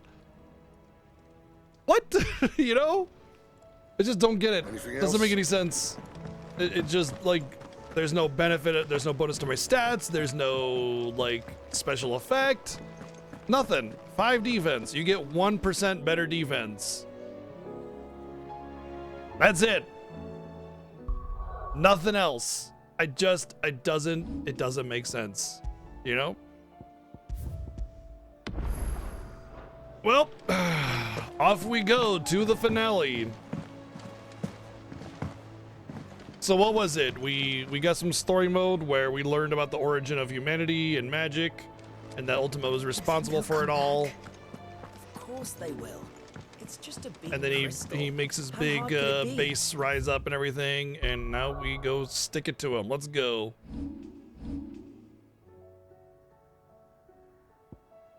Back to the origin.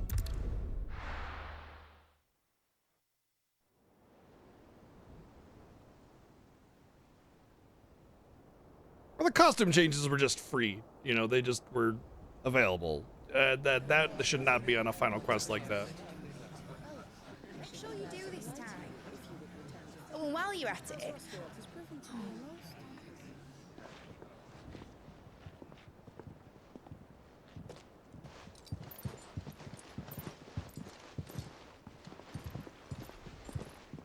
Clive, if you see me dad up there, tell him we were right to leave his legacy with you. Tell him he'll be in the front row. There's no way he'd miss this. Well, behave yourself, Mitt. We'll see.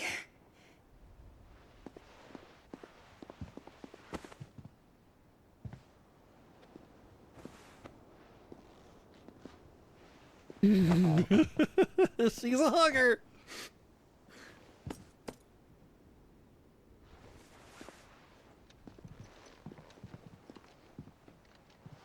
So, you're in charge now, Gav. And what does Tyre have to say about that? Come back before she finds out, eh?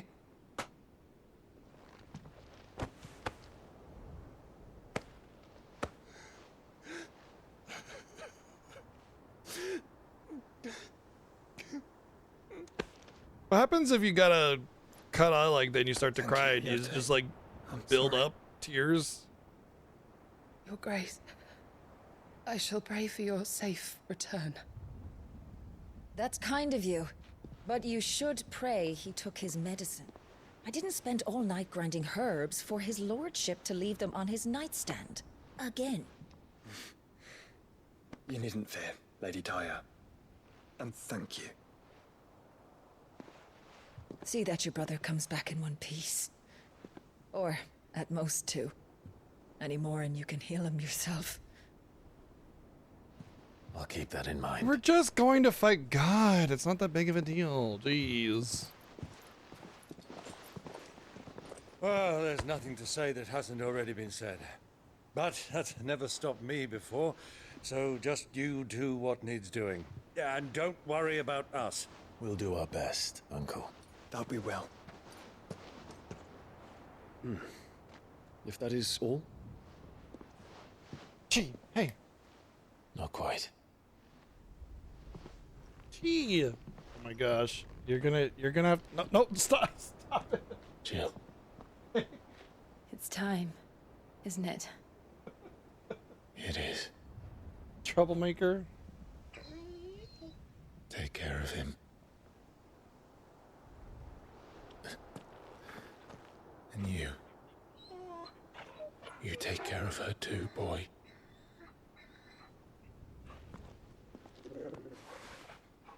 I want adventure Torgal can't come with on. Torgal can't fly, unfortunately.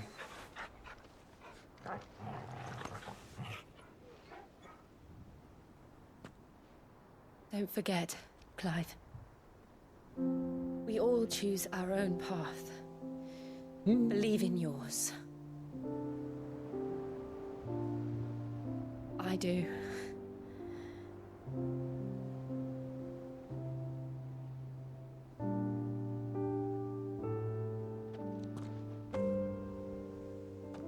I'll be back. I promise. I love you, Jill.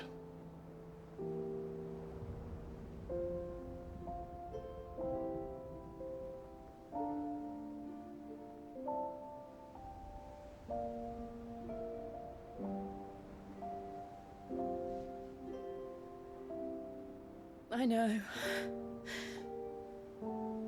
I love you too.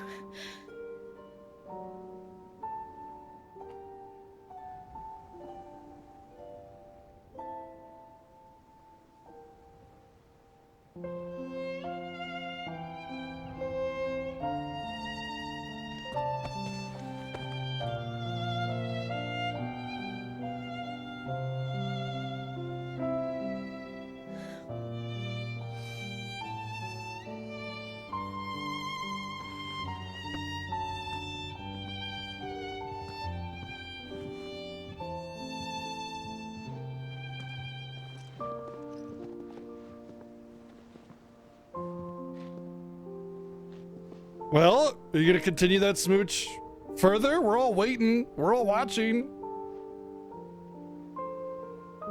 No. We have a god to kill.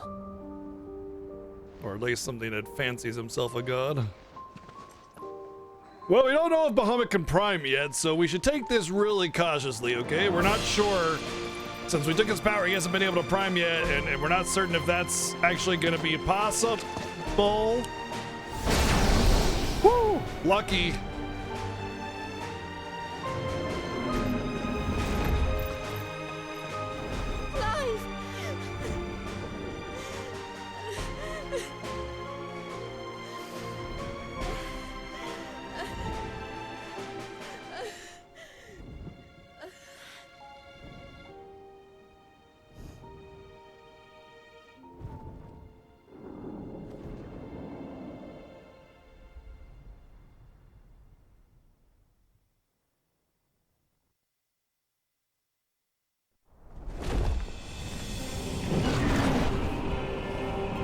How, of this segment or the one we just had?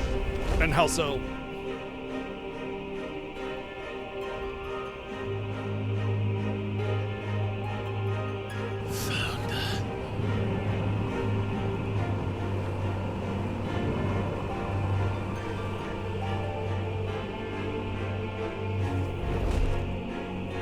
Like, what's the thought process behind that? Here they come. Not necessarily in disagreement or agree. I want to know. I'm wondering what your thought is.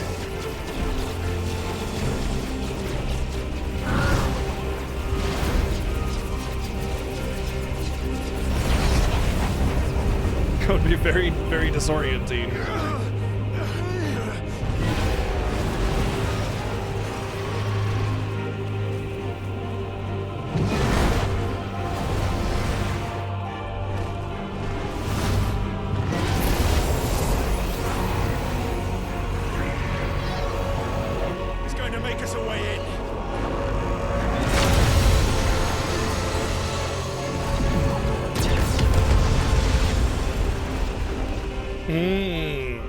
Heavy storytelling through the score.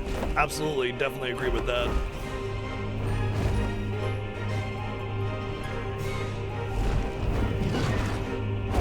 Thank you, Meadows, for the 106 months of sub. Good lord, 106. Damn. But yeah, the music plays a major part in the storytelling, and there's a lot of motifs and themes, and you know, the reoccurring Final Fantasy prelude and everything, all of that stuff. Absolutely, yeah. Like the Final Fantasy isms in this game are probably at the peak. Not many other Final Fantasies have so many Final Fantasy isms, but to be fair, this has a lot more to draw from. Origin. Being the most recent. A far cry from heaven.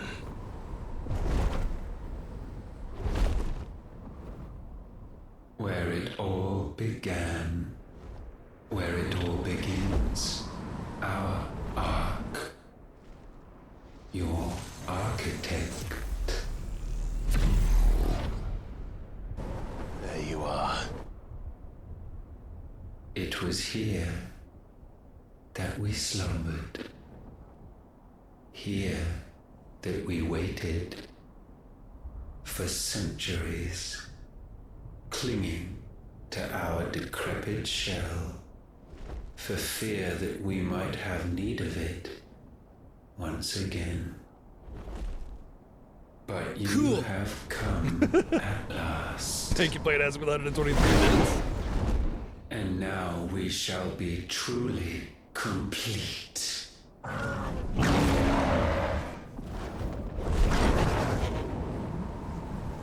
Well, there's 3 of us and 1 of him. Let's make it count.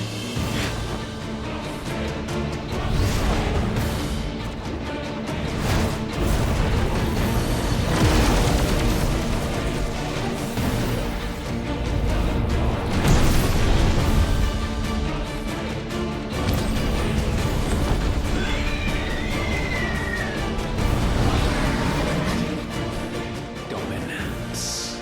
We will show you what it means to suffer.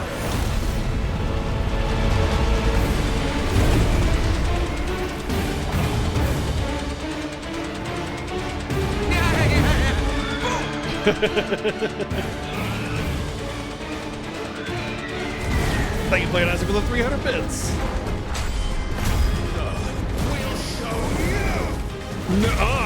We'll show you.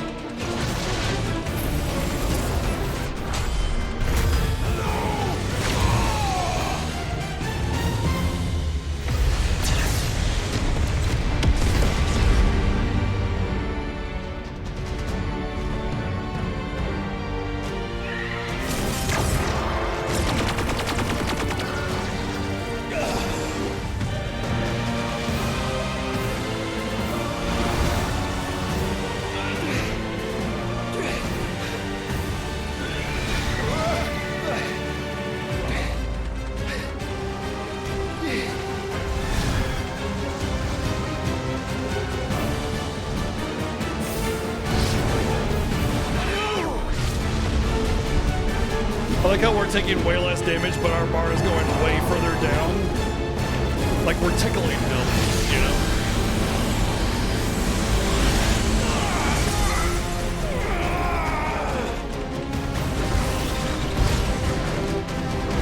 And a little bit of fourth wall break, I think, is important to how this scene plays out, you know?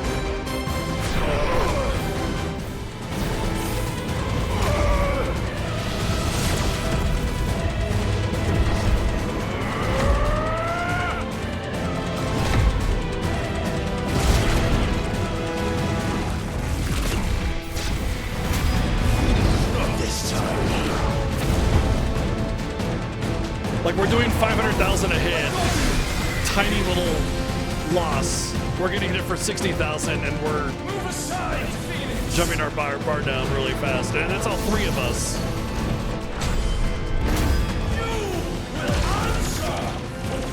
Desco will kill you all, just like my final thoughts would do! You can't control us! They can play it as with the 400 bits. Joshua! And you will not claim us!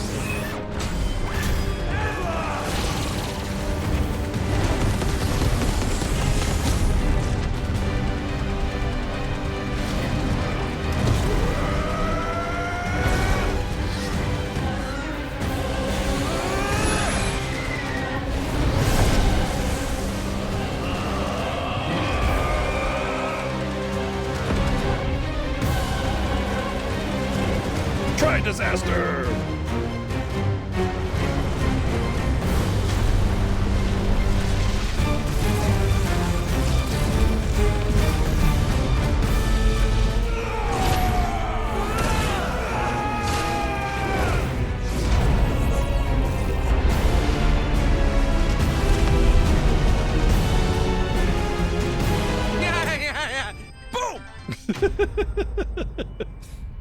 They can play it as for the 300 bits. Well, 0 experience, easy fight. Dang, I didn't even have to try. Cool. And you only surrendered. This unpleasantness could have been avoided. I had forgotten that it was actually called Try Disaster. It's just a very Final Fantasy thing.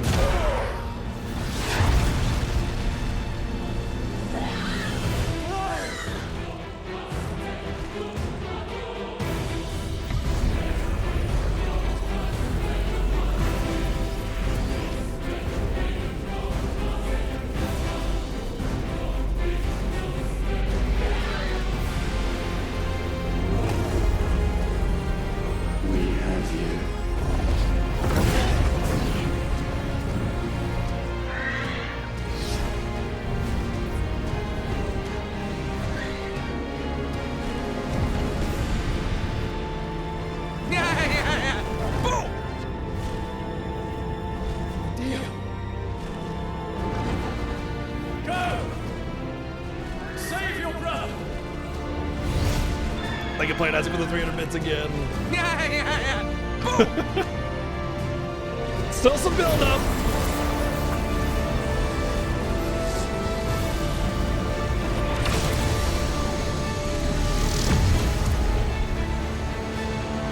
Thank you. Thank you for another 300 bits twice. Thank you. I ask not for acceptance, only forgiveness!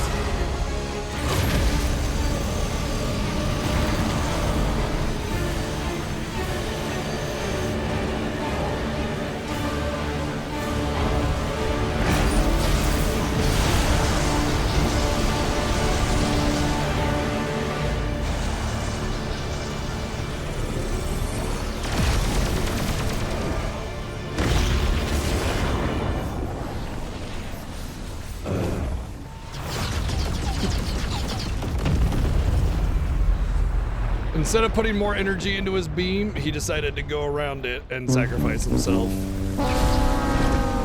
Thank you, Played Isaac, for the 714 bits. It is done.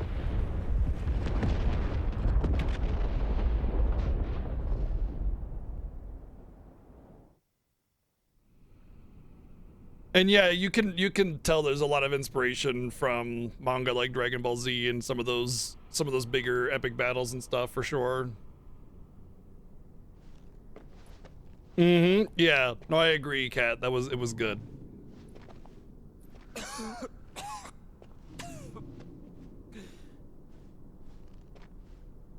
Clive! Clive!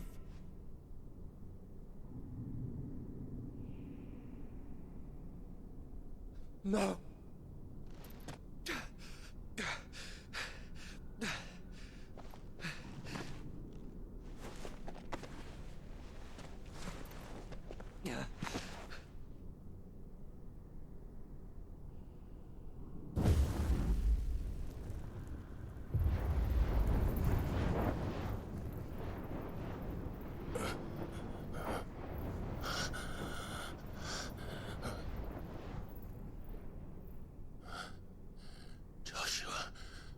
I brought carrots for you. Yeah, exactly.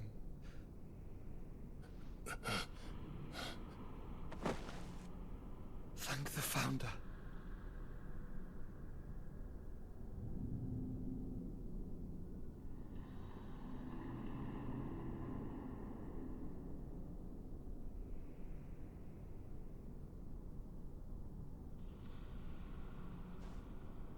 Did I mention you look terrible?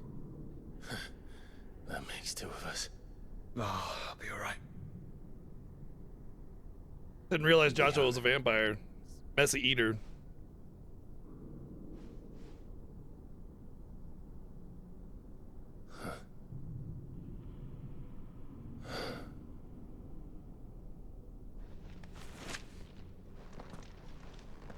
Take my hand. No, I told you, I'll be...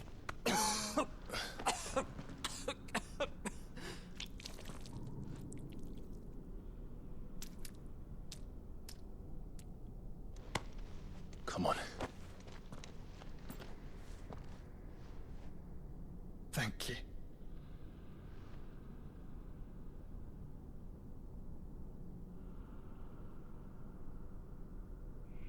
Press on. Always.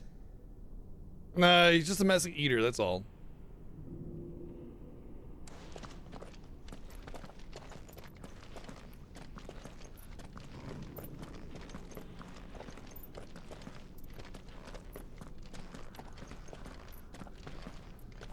I think he like.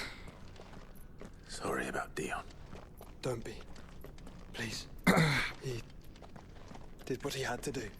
We stood up against the god and we just were outclassed and we didn't know by how much, you know? And so it feels like a wasted moment for Dion, but really what it's doing is showing just how because of the cough.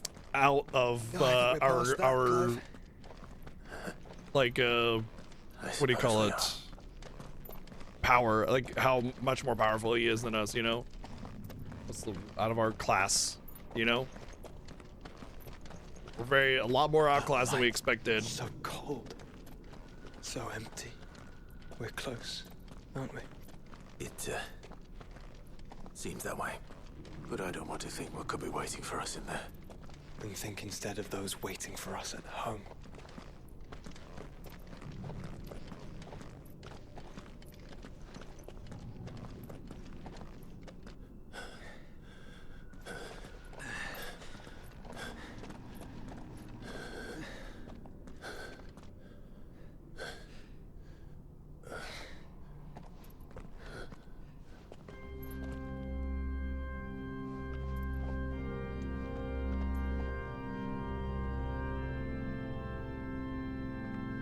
Clive.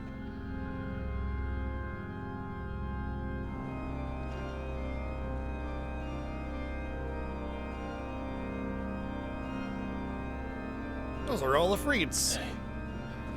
They can't be. But they are. This is the Nexus. A wellspring of life. Yours and ours. As we watch the world stumble slowly to its dark end, it was here we pledged a new beginning. And now, with the ether we have harvested, I shall raise my kin from their eternal slumber.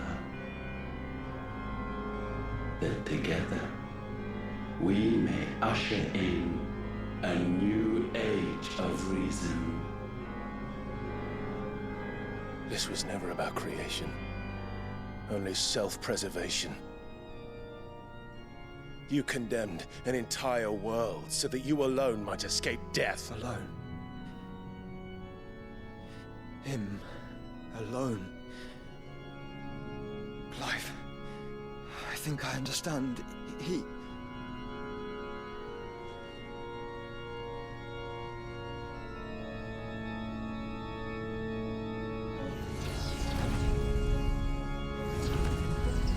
Well, that's good, Plainastic. Ah, so when he's always referring to himself as we, he means that quite literally. They sacrificed their flesh to become beating hearts of crystal that pumped the land's lifeblood from the depths of the earth unto this very chamber. And thus would they labor still, long after their work was done, had you not set them free. You meant for us to destroy the Mother Crystals. It's what you wanted all along. You have our gratitude, Mythos. In this you have served us well. You have both served us well. Welcome home, brother.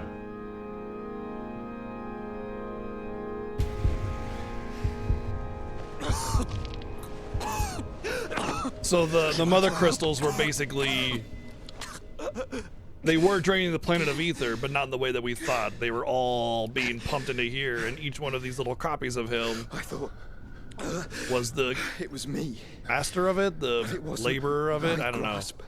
That grew weaker. Exactly what their role was is unclear, but they're responsible for it. It was theirs that grew stronger.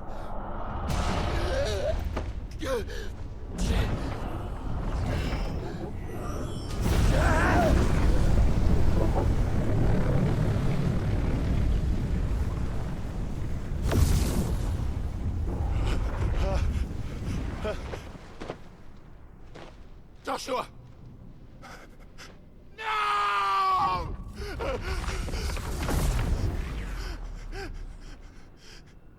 And now we can become one.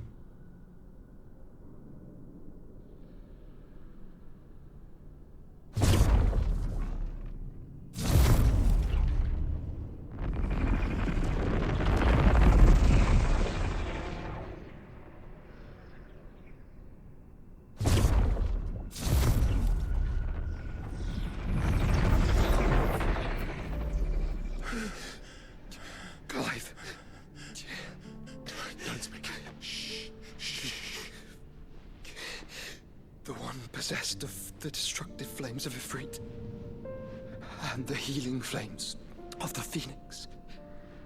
This, I once believed, would be Ultima's true form. But I was wrong. I see it now. Why you will never become Ultima's vessel. I don't care. Just hold on. Listen to me, Clive. You remember the murals? People once knew that Ultima was their god. That he created them. And they worshipped him, prayed to him, looked to him for guidance. In vain. In vain. For he did not listen, did not acknowledge our will, and so we strayed from his path to forge one of our own. So absorbed was he in his own desires, so driven by his own will alone, that he shunned the one thing that could have made him truly powerful. Faith. The same faith people now place in you. Faith that you will fulfill their dream, Sid's dream, of creating a better world for us. Faith that you will follow in Father's footsteps and save those who need saving most. Faith that you will answer Jill's plea to save yourself. The difference is, Clive, that you chose to listen, and that is what has steeled our bonds. Bonds that helped you stand firm when Ultima's pull was at its strongest. His power may be absolute, but so is ours. And so will yours be. With my light in your heart, not even a god might stop us. Joshua!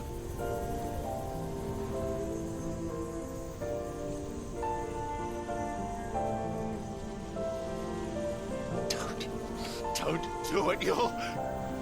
Enough, Clive. My body is too far gone. If the wound does not take me, the curse will.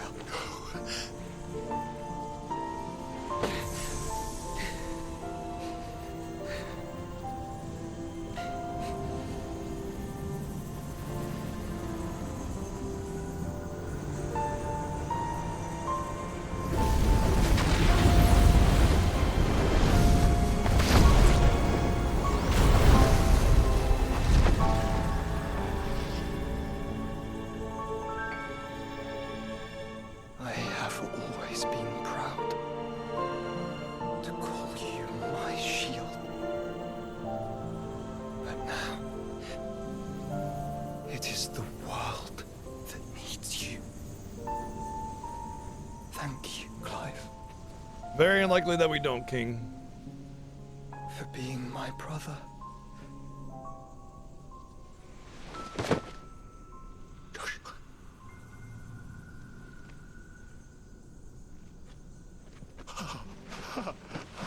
Look at me, Joshua. Open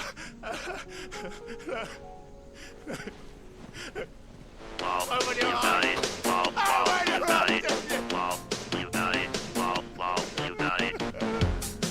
Wow. Poor Joshua. Why? Why did you do this? Joshua. They can play it as for the 1212 bits.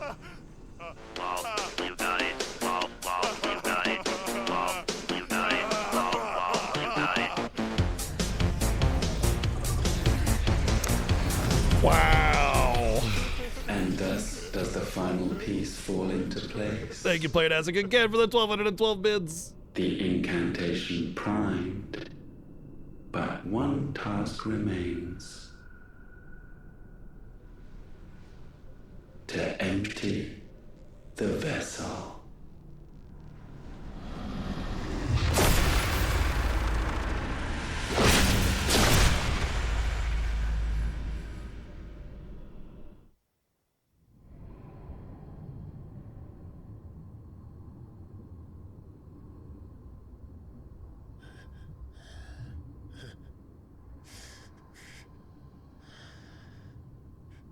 I also feel better that it would have been better to have this encounter and not just some weird random spot, like an actual, like, destroy the whole fucking thing that we, you know, we're in kind of battle, you know what I mean? But again, this is more of a like, it's one of those things you would expect from Final Fantasy 14 and not. It just feels like a missed opportunity to be crashing through the whole big thing that we're in, or origin, you know? With me to the end. Just gotta throw in a pocket dimension so we can have a perfectly round giant arena for the encounter. It's just so FF14. Inevitable.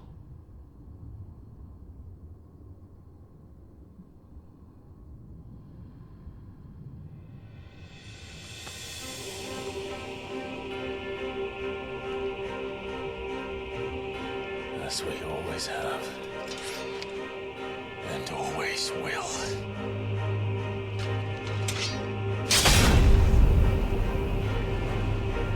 On this, my sword, I swear, to shield the Firebird's flame forevermore.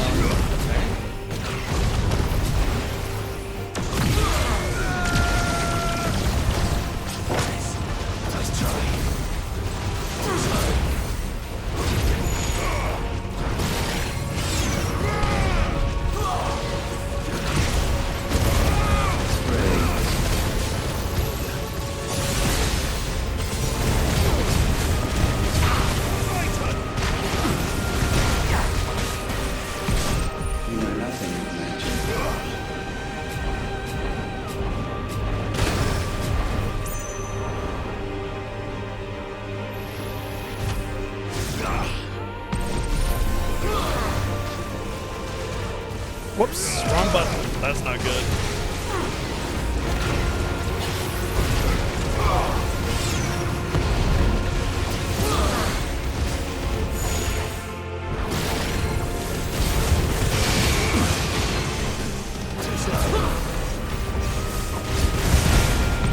This is the work of miracles.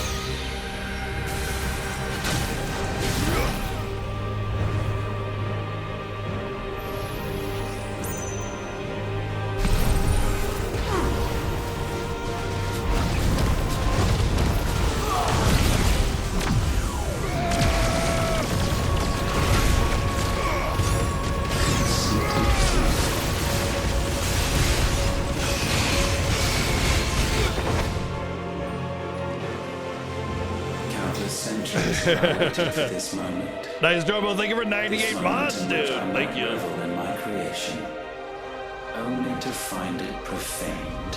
Doing good. Bringing this game to a conclusion. It must be cleansed.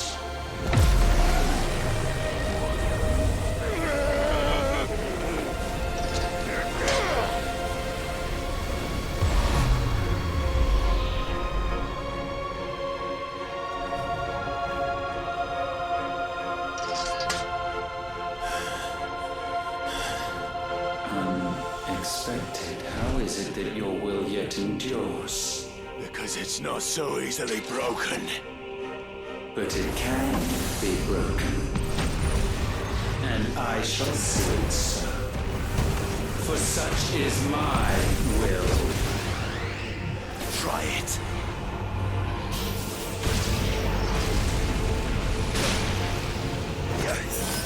Damn. That's bad on my part. I should have paused my dodging to get the right dodge in there. Let's try.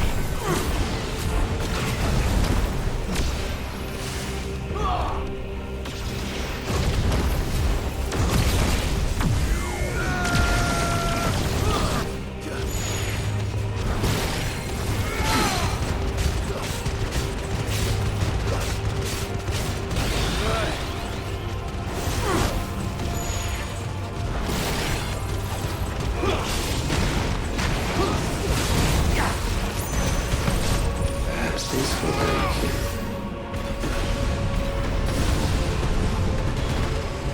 Let's try.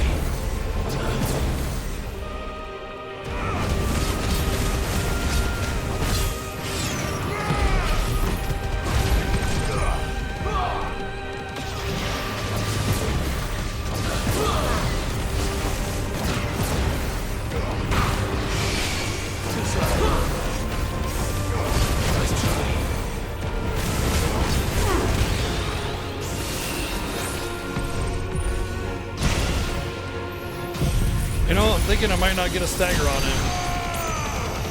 Or I should have used my big abilities early. So they'd be off cooldown for a faster stagger.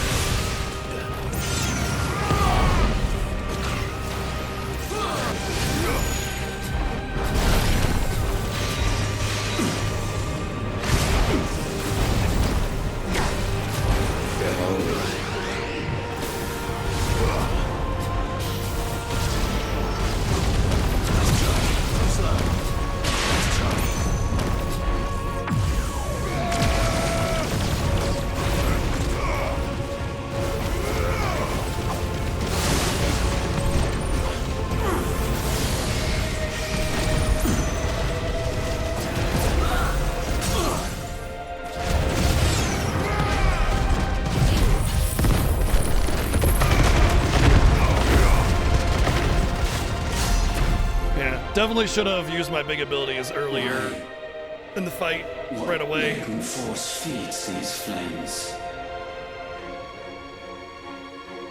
I sense more here than mere will. Is this Logos? Have you truly become free? No, I forbid it. You are not a god. You are but flesh and bone. You are...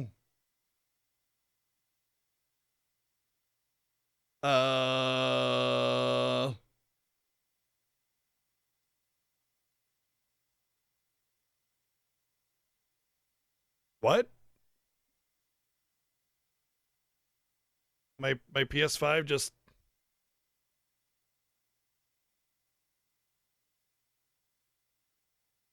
My PS5 just turned off.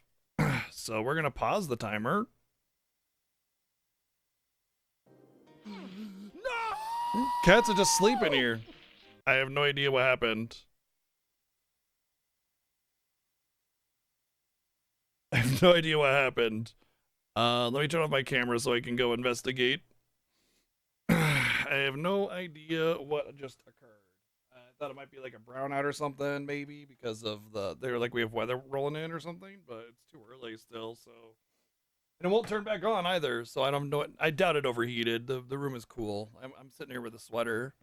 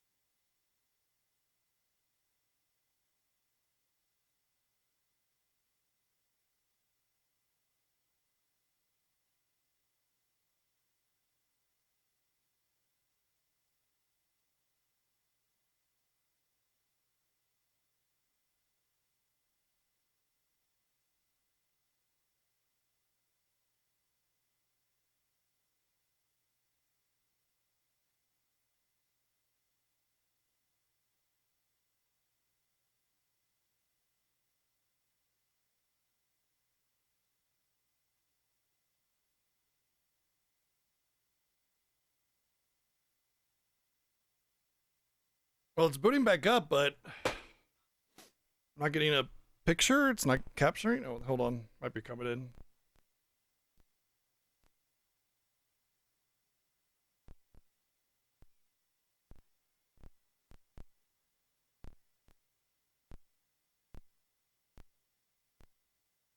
So yeah, I guess the PS5 itself just tanked.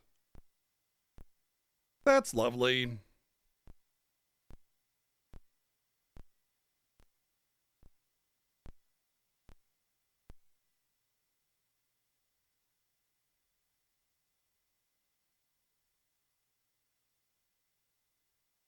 It says it'll automatically restart, so... Thank you, Playing Isaac, for the 299 bits earlier, by the way. Thank you.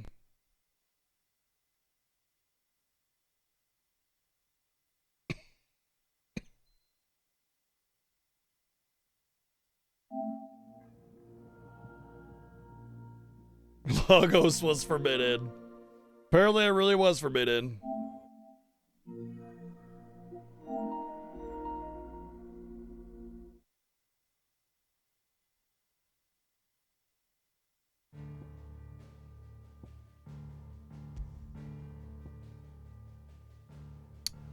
Well, we have this autosave.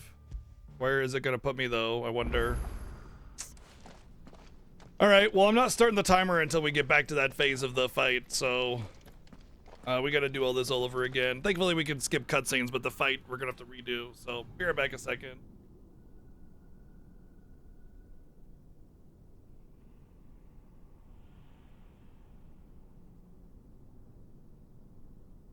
Mind.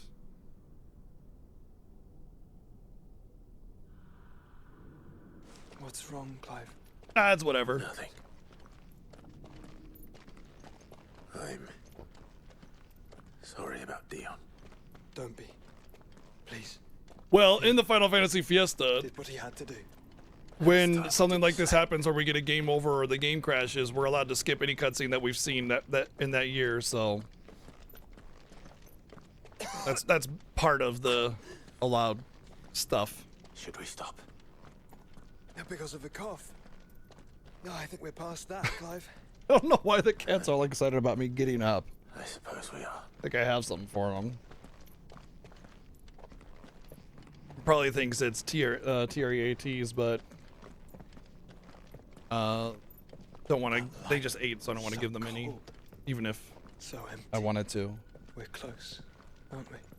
It seems that way, but I don't want to think what could be waiting for us in there. There's no way it was overheating. Waiting for us at home. There's just no way.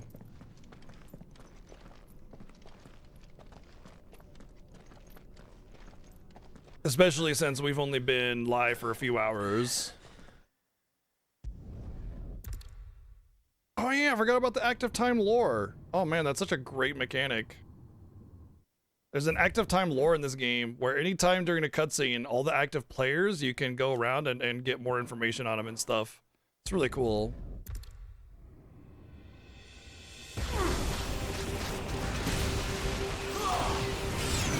Well, let's hope this isn't worse, because there's a good chance that I take more damage here. and then that would make my fight harder.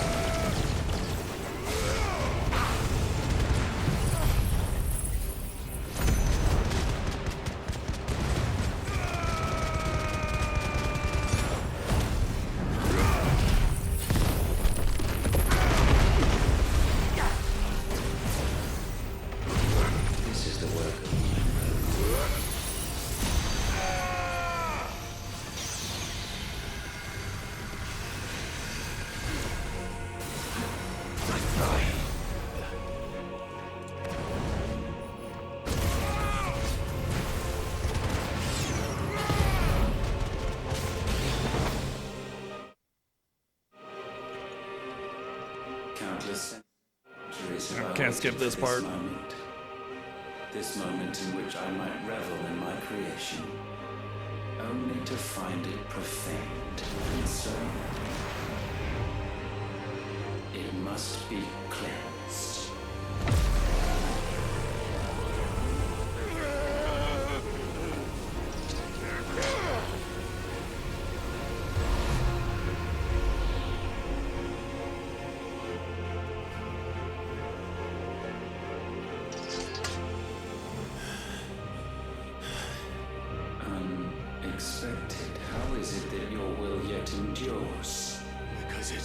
Yes.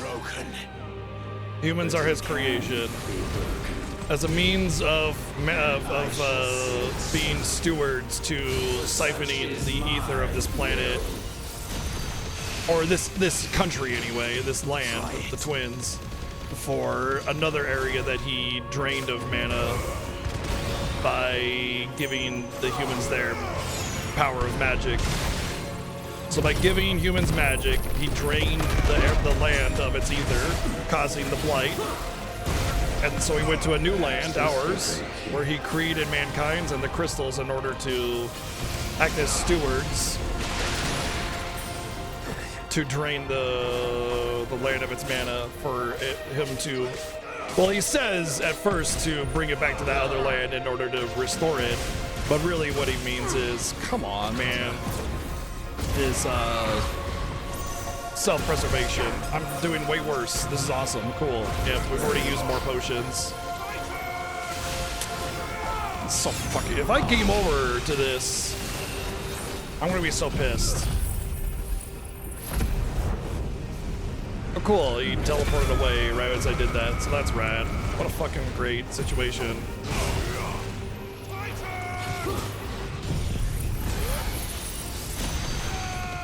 I used like one potion before, and I've used 2 potions and a high potion now. Why? What latent force feeds these flames? I sense more here than mere will. Is this Logos? Have you truly become free? No. I forbid it. You are not a god. You are but flesh. I'm working on it. I'm waiting until we get there. Not one of us. Now we start the timer.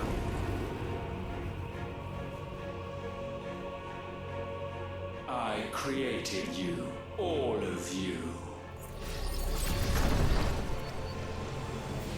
And what is mine is mine to destroy.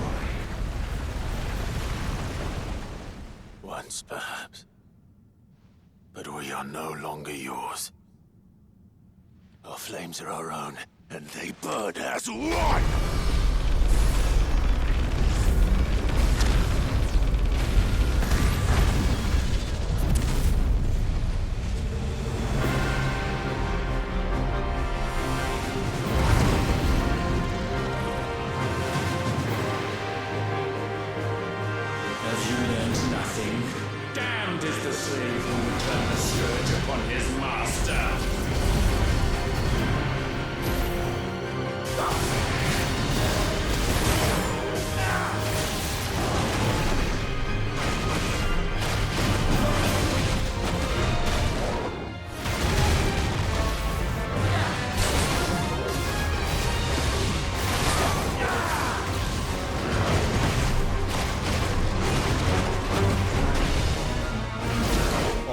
gotta go to the bathroom really quick.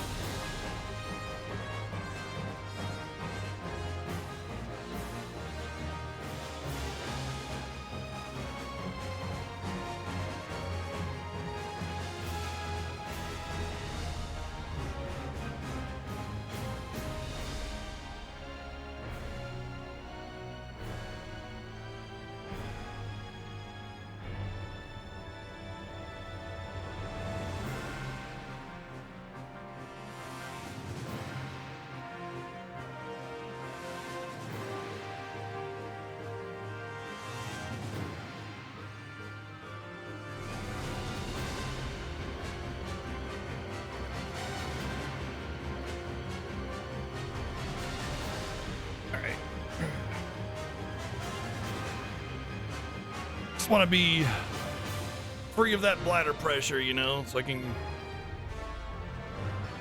act rashly or like I'm trying to rush things if I gotta go to the bathroom because I'm trying to finish it, you know.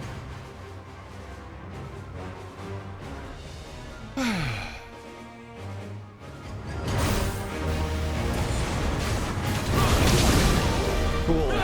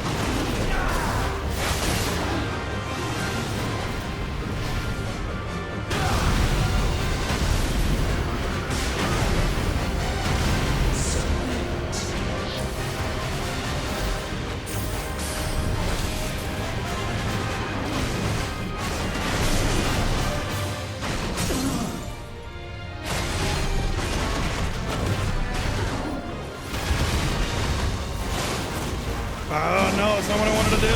Fucking hell. Wasted my square ability.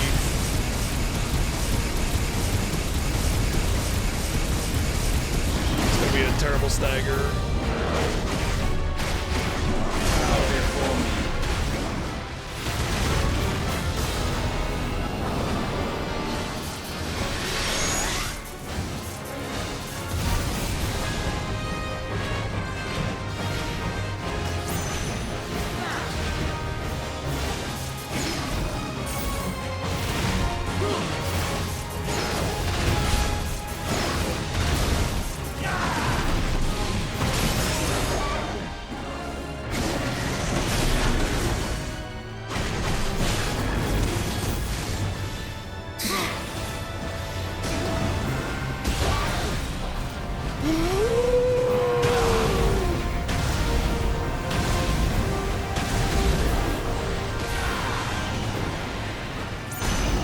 What the fuck?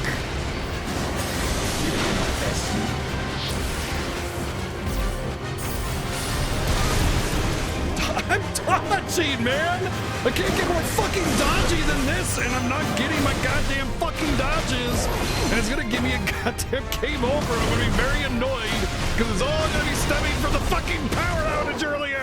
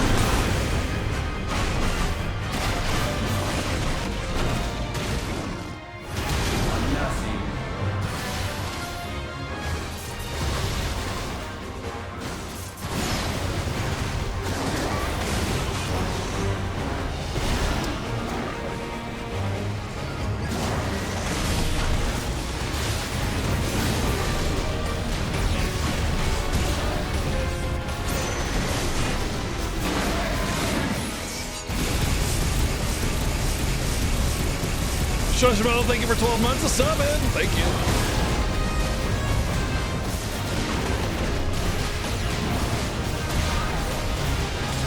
Oh, this is so aggravating. I'm gonna die here.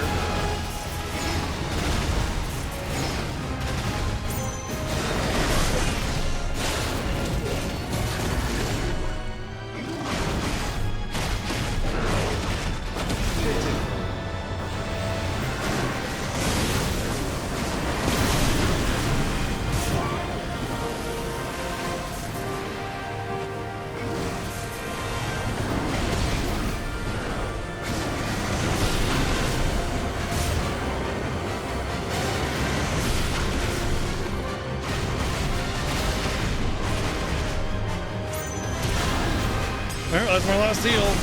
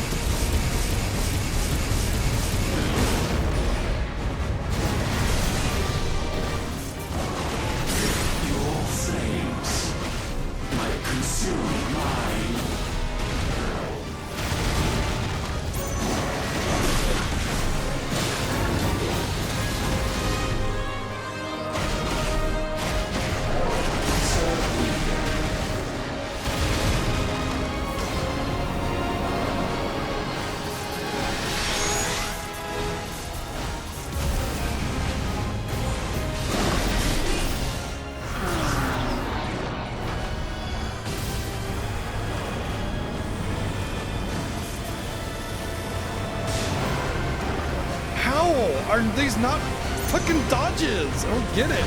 I'm in the middle of a dodge! Come on!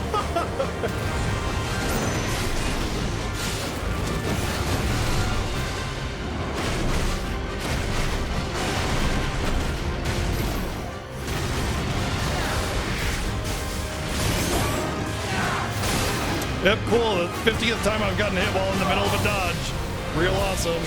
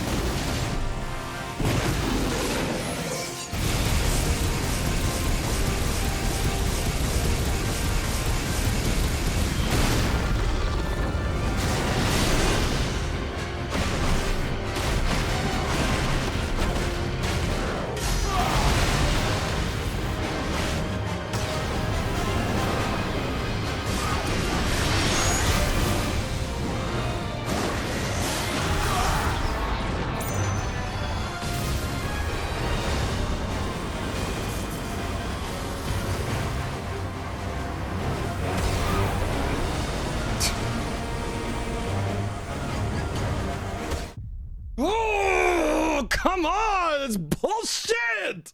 All of that, man! How many fucking times did I get hit in the middle of a fucking dodge? Come on, man! God, that's so aggravating.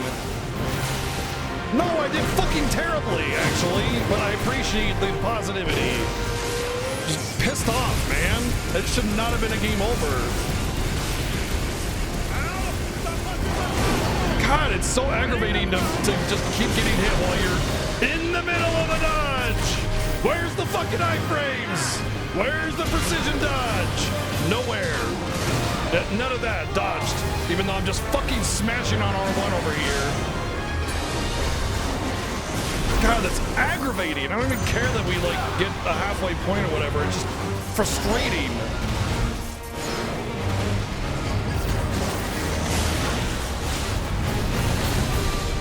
How many times did I miss my square ability too, which would have gotten me enough damage to win?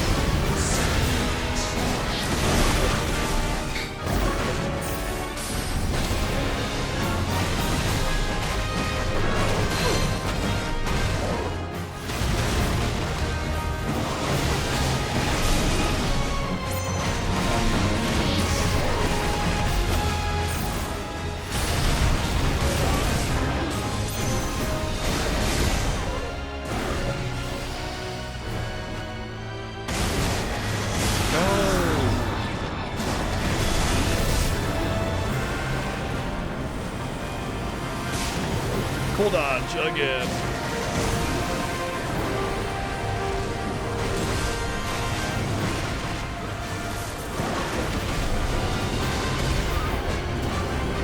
Thank you, Durian, for the 510 bits, by the way. Thank you.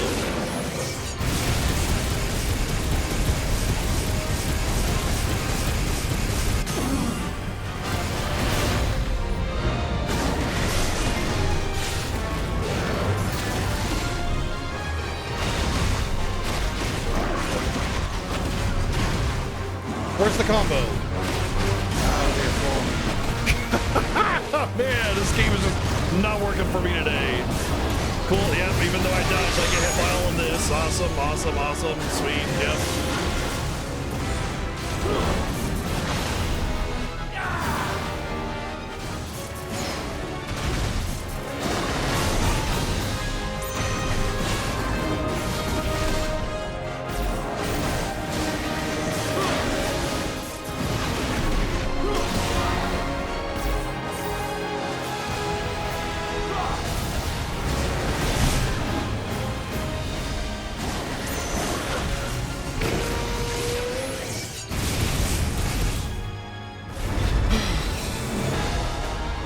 Felt super fucking aggravating, like I was not getting what I was telling the game to give me, you know?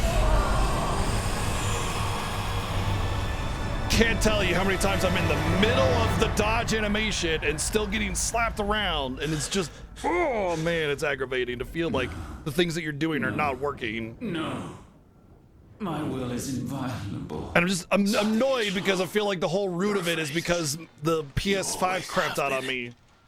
So I'm just gonna fight the boss. You were weak. You conceived us to prove otherwise. But the results shook you to the core. For in us you saw yourself. And realized we had the potential to be more than you could ever be. And so you turned your back on your creation. Your back on the world. Like the coward you are. You think you know me? You know nothing, Logos. Nothing. What am I, Jon Snow?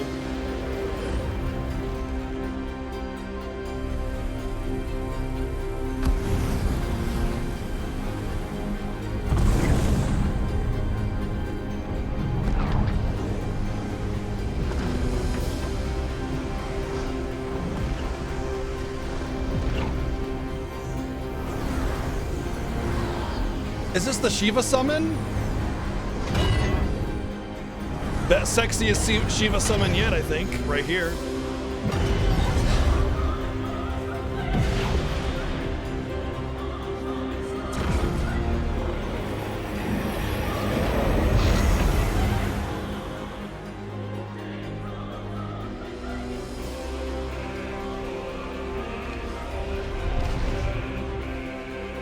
Bathed in light, I stand above you, my rebirth complete.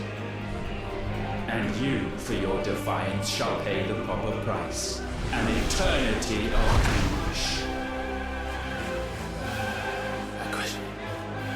Pain. Suffering. You have known none of these. But we have. So we know what they grant. They bring us together. And that makes us strong. Thunder roar! Okay, starting off good, I see. I will be done.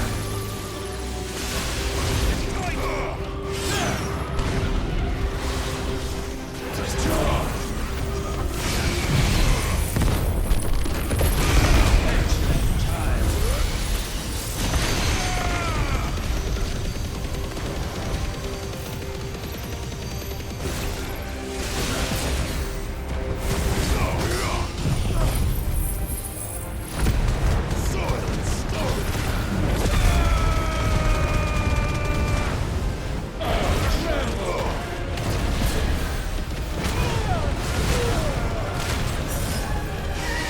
Okay.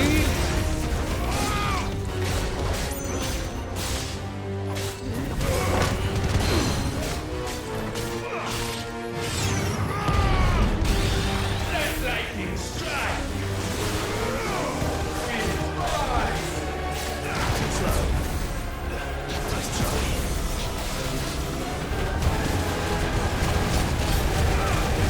I will crush you.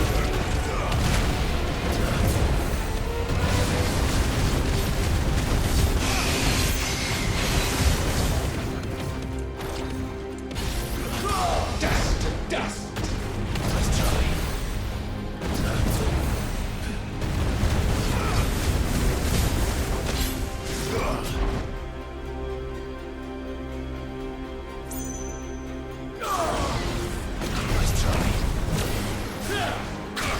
Ah, fuck. Let the tempest rage.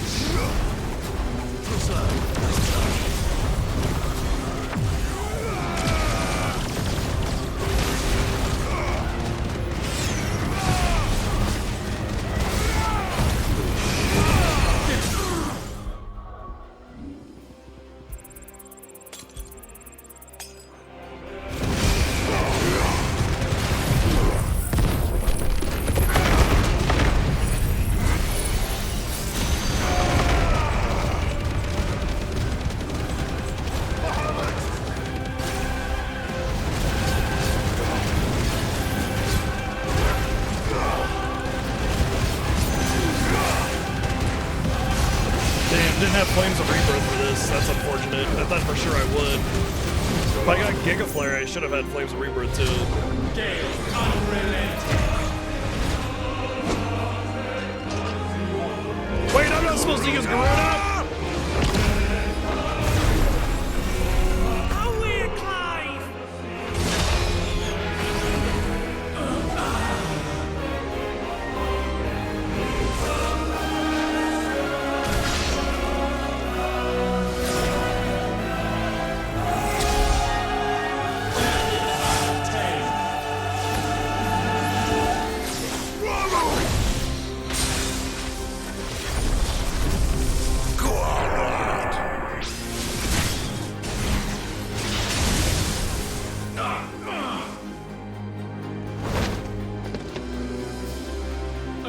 Unyielding. Titan!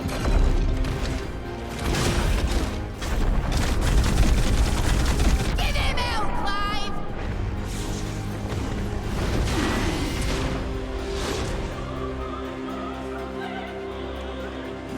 You cannot have this power. It is not yours to take. Press forward. Darkness reigns.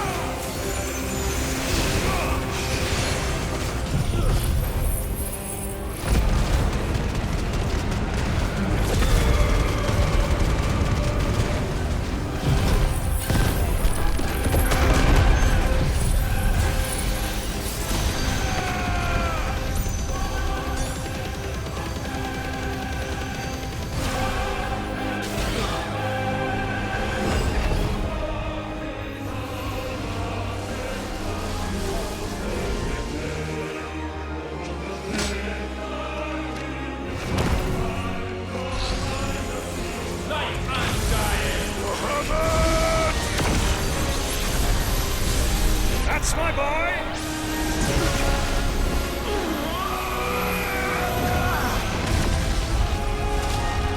I'm you, but better! Ice unfeeling.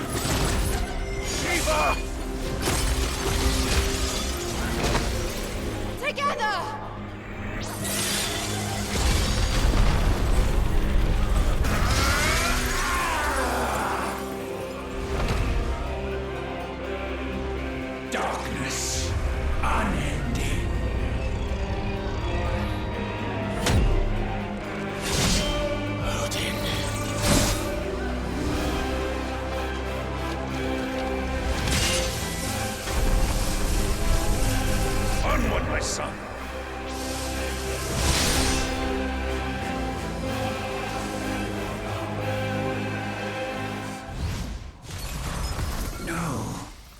is the altar at which you pray. Mine are the eyes that look down upon you all!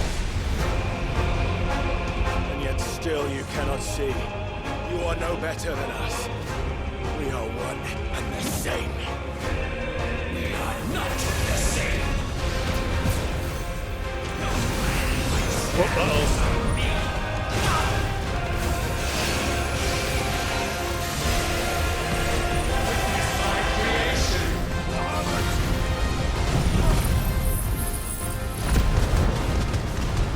He got his limit. He's got his bar back, so I'm gonna re-stagger him. Good thing I burned all my cooldowns.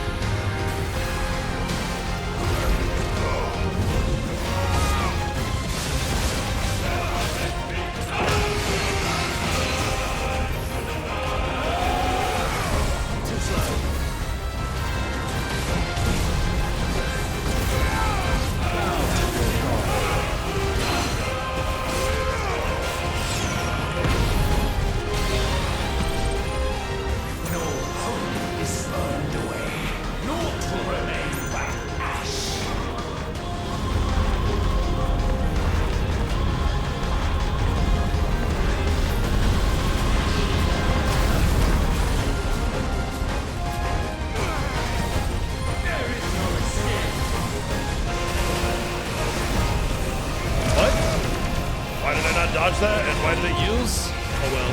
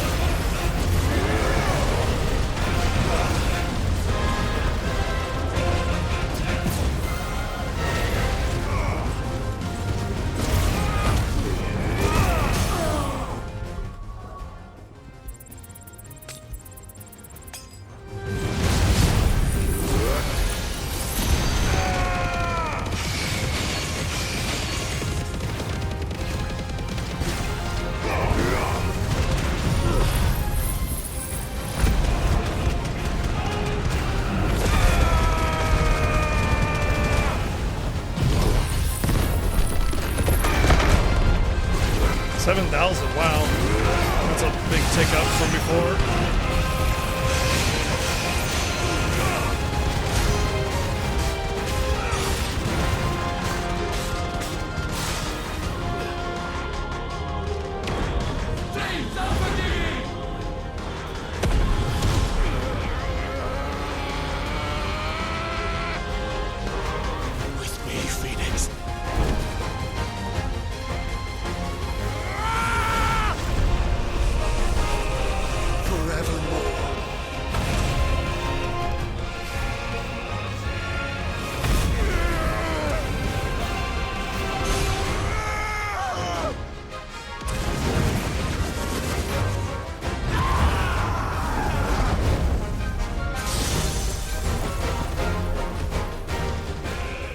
sure of your place atop the world, you refuse to acknowledge those below. You chose to remain alone. And so you shunned the one thing that could have made you stronger. Pushed away the hands that could have raised you higher. I do not need you, you or anyone. And that is where we are different. I could not have made it here on my own. I carry with me the hopes and dreams of my brothers, my sisters. And it is they who will give me the strength to end your reign. I cannot end.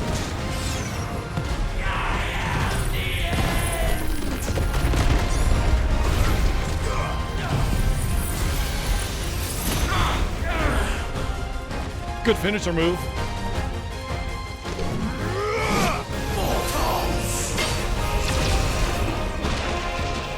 The world you seek is but a fantasy! The only fantasy here is yours.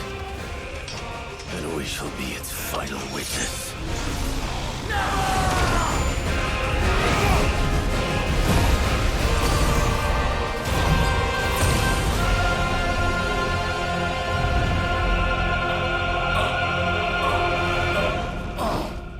I said, it's over!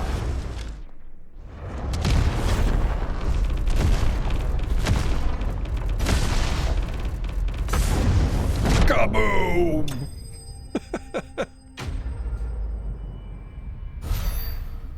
What? No XP? Boo. That was a bit of an annoyance with the power, the PS5 power going out, but at least we got through it. And it's a badass fight. Just felt very frustrated on that icon part of it.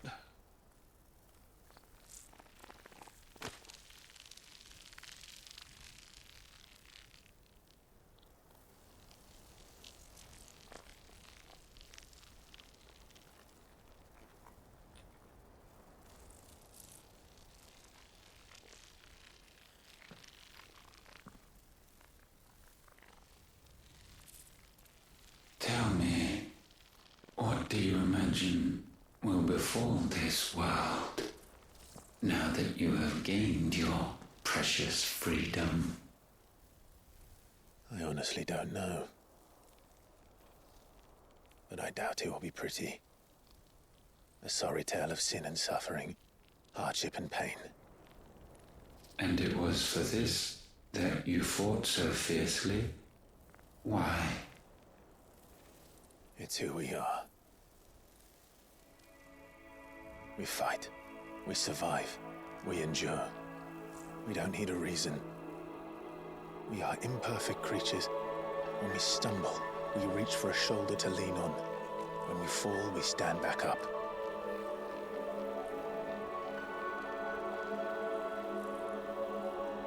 We see the horizon, ever out of reach, and still we march on.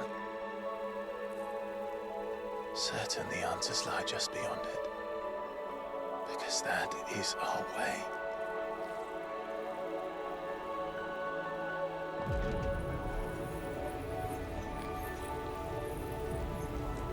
My congratulations. Relish this victory, knowing that you have but delayed the inevitable.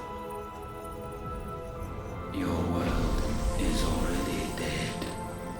May you enjoy an eternity on its blackened husk.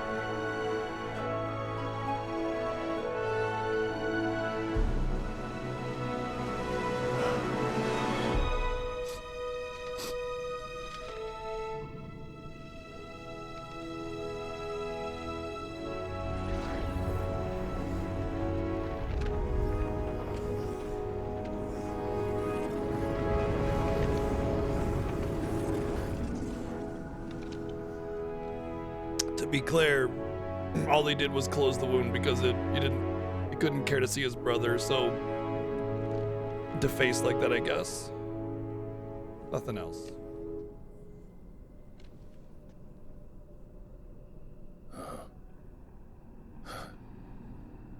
Phoenix's flame can mend flesh, but not bring back. Too great for this vessel all along. But while I have it, perhaps I can use it to set things right. And see Ultima's legacy. Bearers, dominance, crystals, magic, consigned to the flames.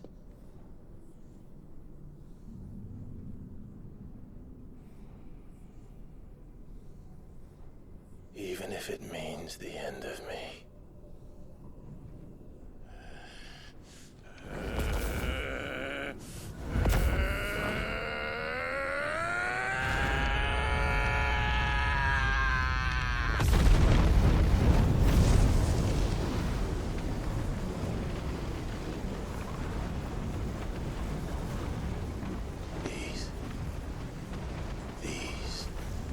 terms.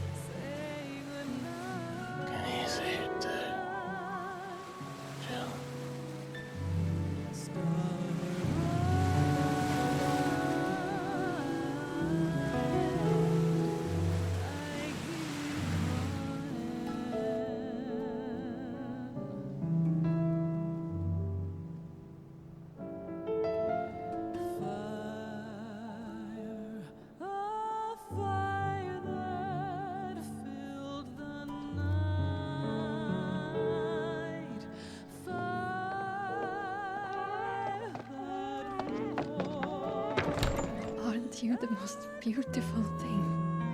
He is, isn't he? What are you gonna call him? Let me see, let me see. Oh, read little one. Got a smile for your Uncle Gav. Not so loud, you burp. What? I was only... Shh, you're scaring him. It's all right. Oh.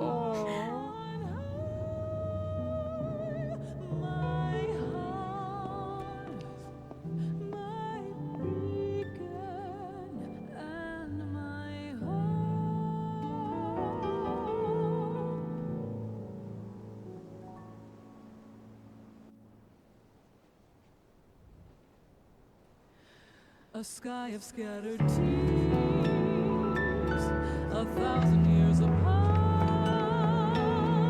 Should they fade, I will not be afraid of the dark. If you need a rest, I can take it. I'll hold you to that.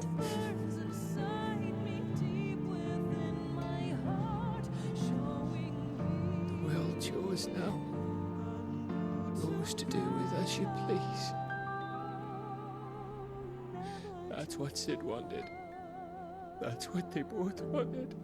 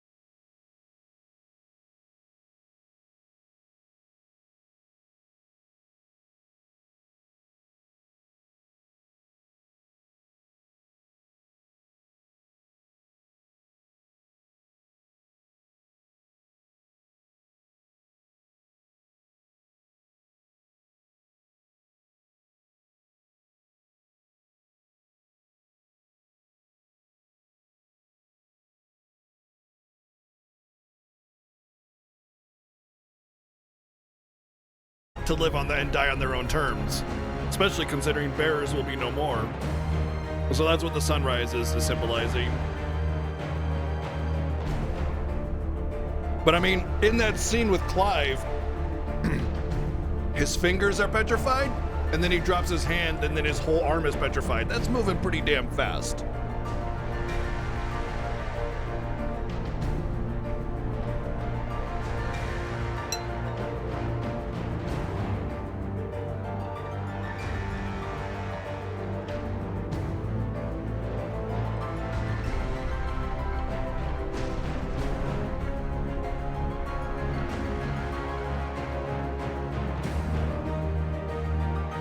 Yeah, he was just isekai detected, that's all.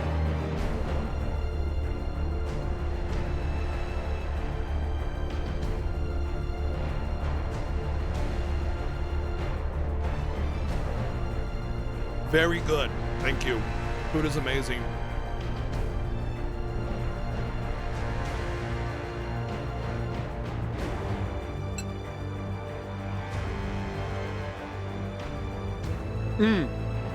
It's also important to understand that the sun kind of hadn't come out for a long time too, you know? Yeah, we got enough time to start an FF7 remake, absolutely.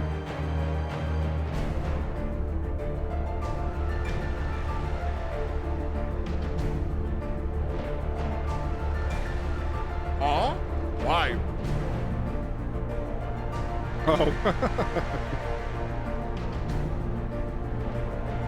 I mean, I was really tired when I first started, but I got some energy in me. It's a good opening. It's a fucking phenomenal opening.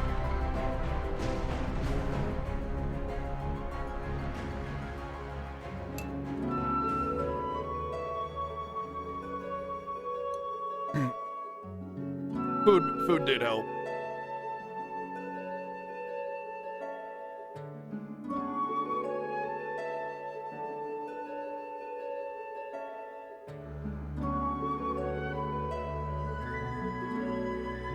They never stopped, Kitsunines.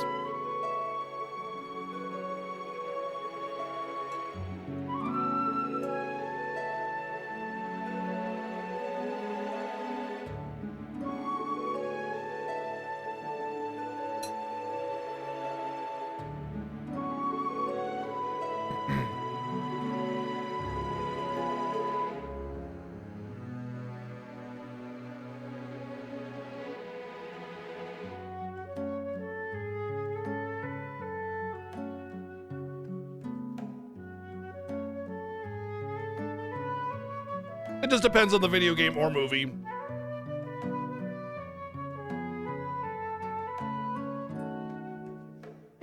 To be fair, Square is perfectly fine in making innovative boss arenas.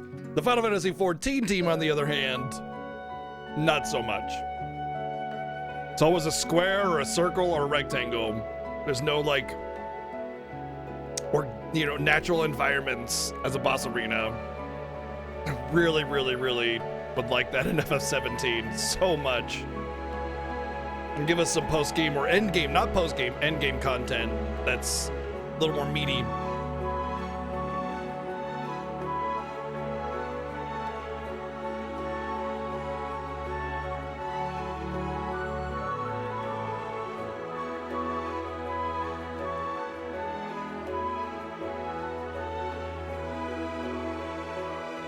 Although, to be fair, I suppose the DLC missions are essentially endgame content that's pretty meaty. It's just you had to get DLC for it, which is unfortunate. Honestly, I feel like both of the DLC missions should have just been baseline.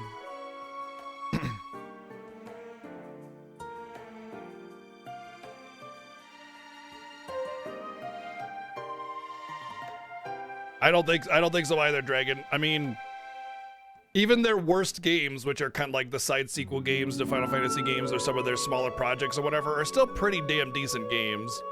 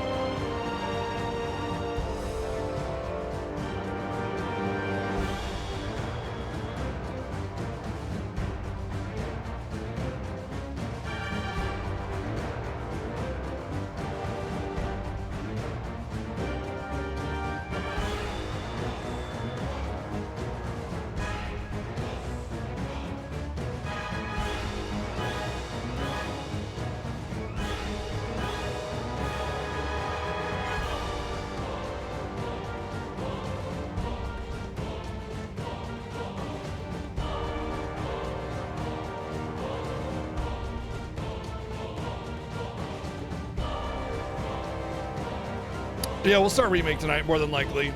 I think so. I know the credits are long, and we only have a couple hours left, but we like delayed everything by 3 hours today, so we've only really had a few hours of stream of gaming content, not even 2 hours. To end it now would be like kind of sucky. So we'll take advantage of it.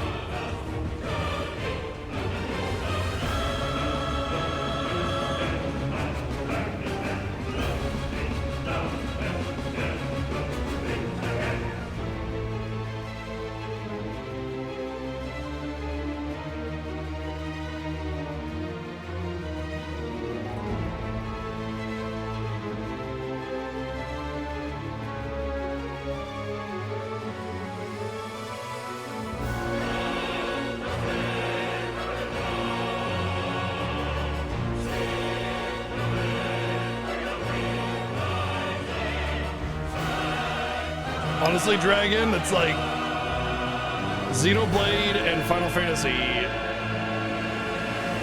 and then everything else is like, all right, I guess, you know?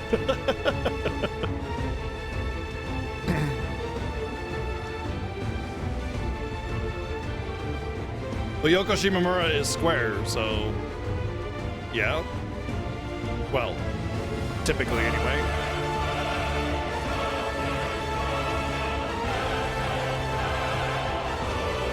For the most part, yeah. I mean, she did Xenoblade as well. Well, part of it, anyway.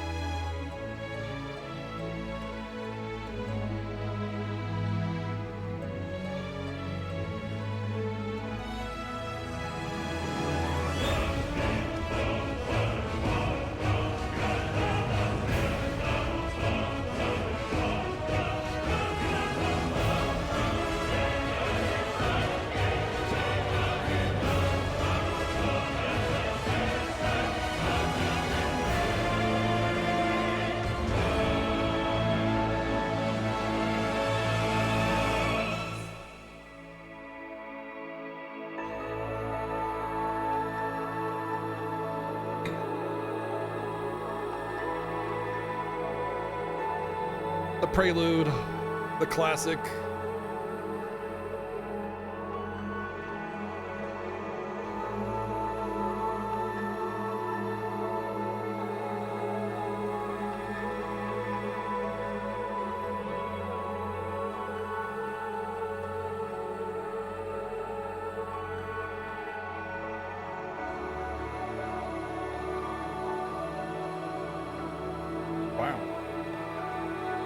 They reuse actors a lot more for the English side characters than they did for the Japanese. It's like there's a unique VA for every side character on the Japanese side.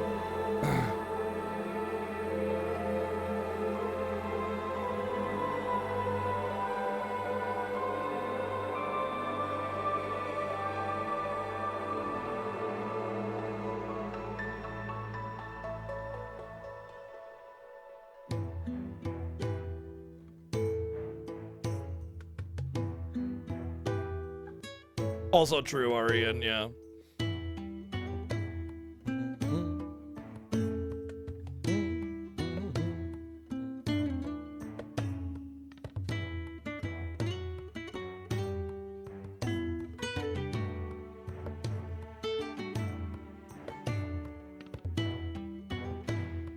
The internet ruined fan reception of games. The people that love the games won't be bothering to go talk about how great it is at launch because they're too busy playing and having fun. The vocal minority who hates it will be amplified. Yep.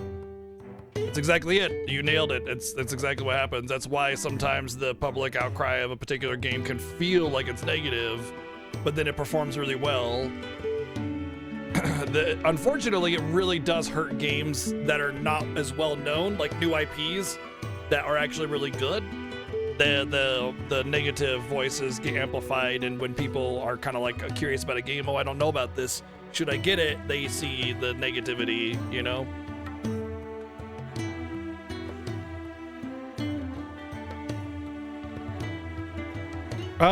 We're dropping some frames, but it should be fine. It should be connected still.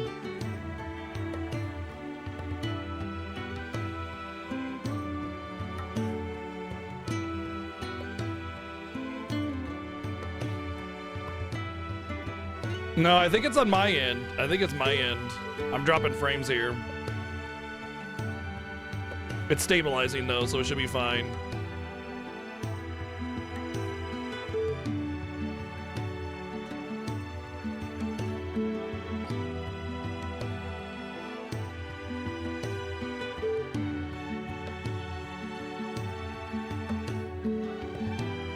Nope, not stabilizing.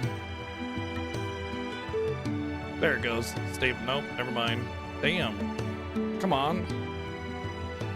What is going on? Why am I dropping so many frames?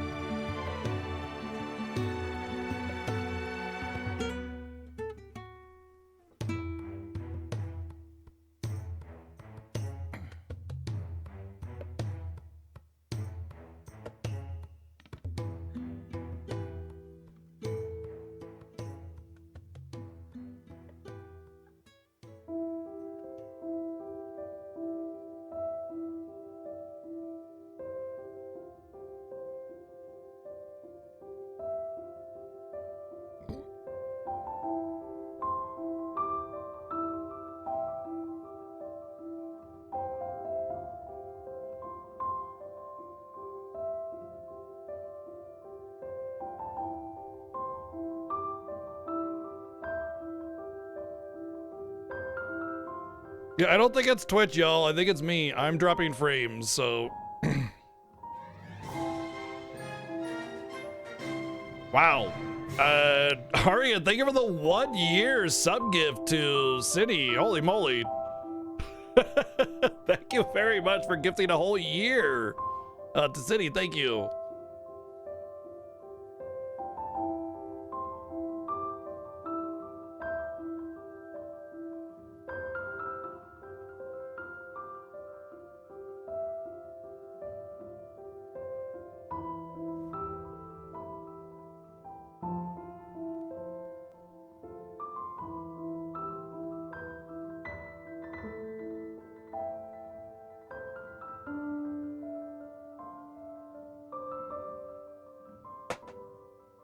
I can't reach that toy.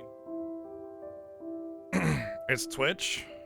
I mean, it says I'm dropping frames, so it's on my end, but I can't imagine why, because, yeah. Maybe I won't be continuing with Remake tonight. Maybe we'll have an early out. I mean, the credits are long, and if the connection remains unstable, there's no reason to start Remake tonight.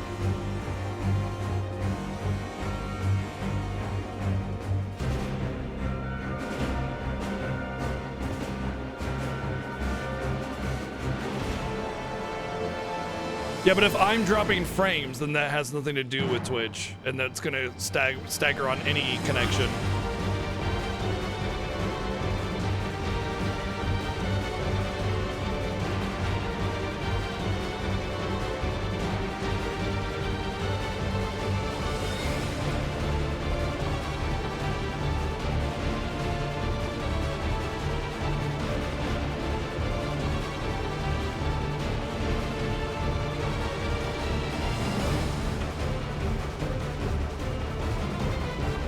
on-screen chat is dead.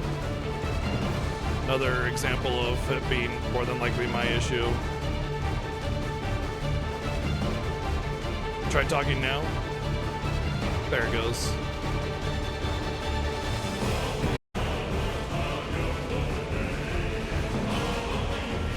There's no reason why it should be staggering on my end, like why I should be dropping frames. Or the storm is having an effect, because the storm hasn't come in yet.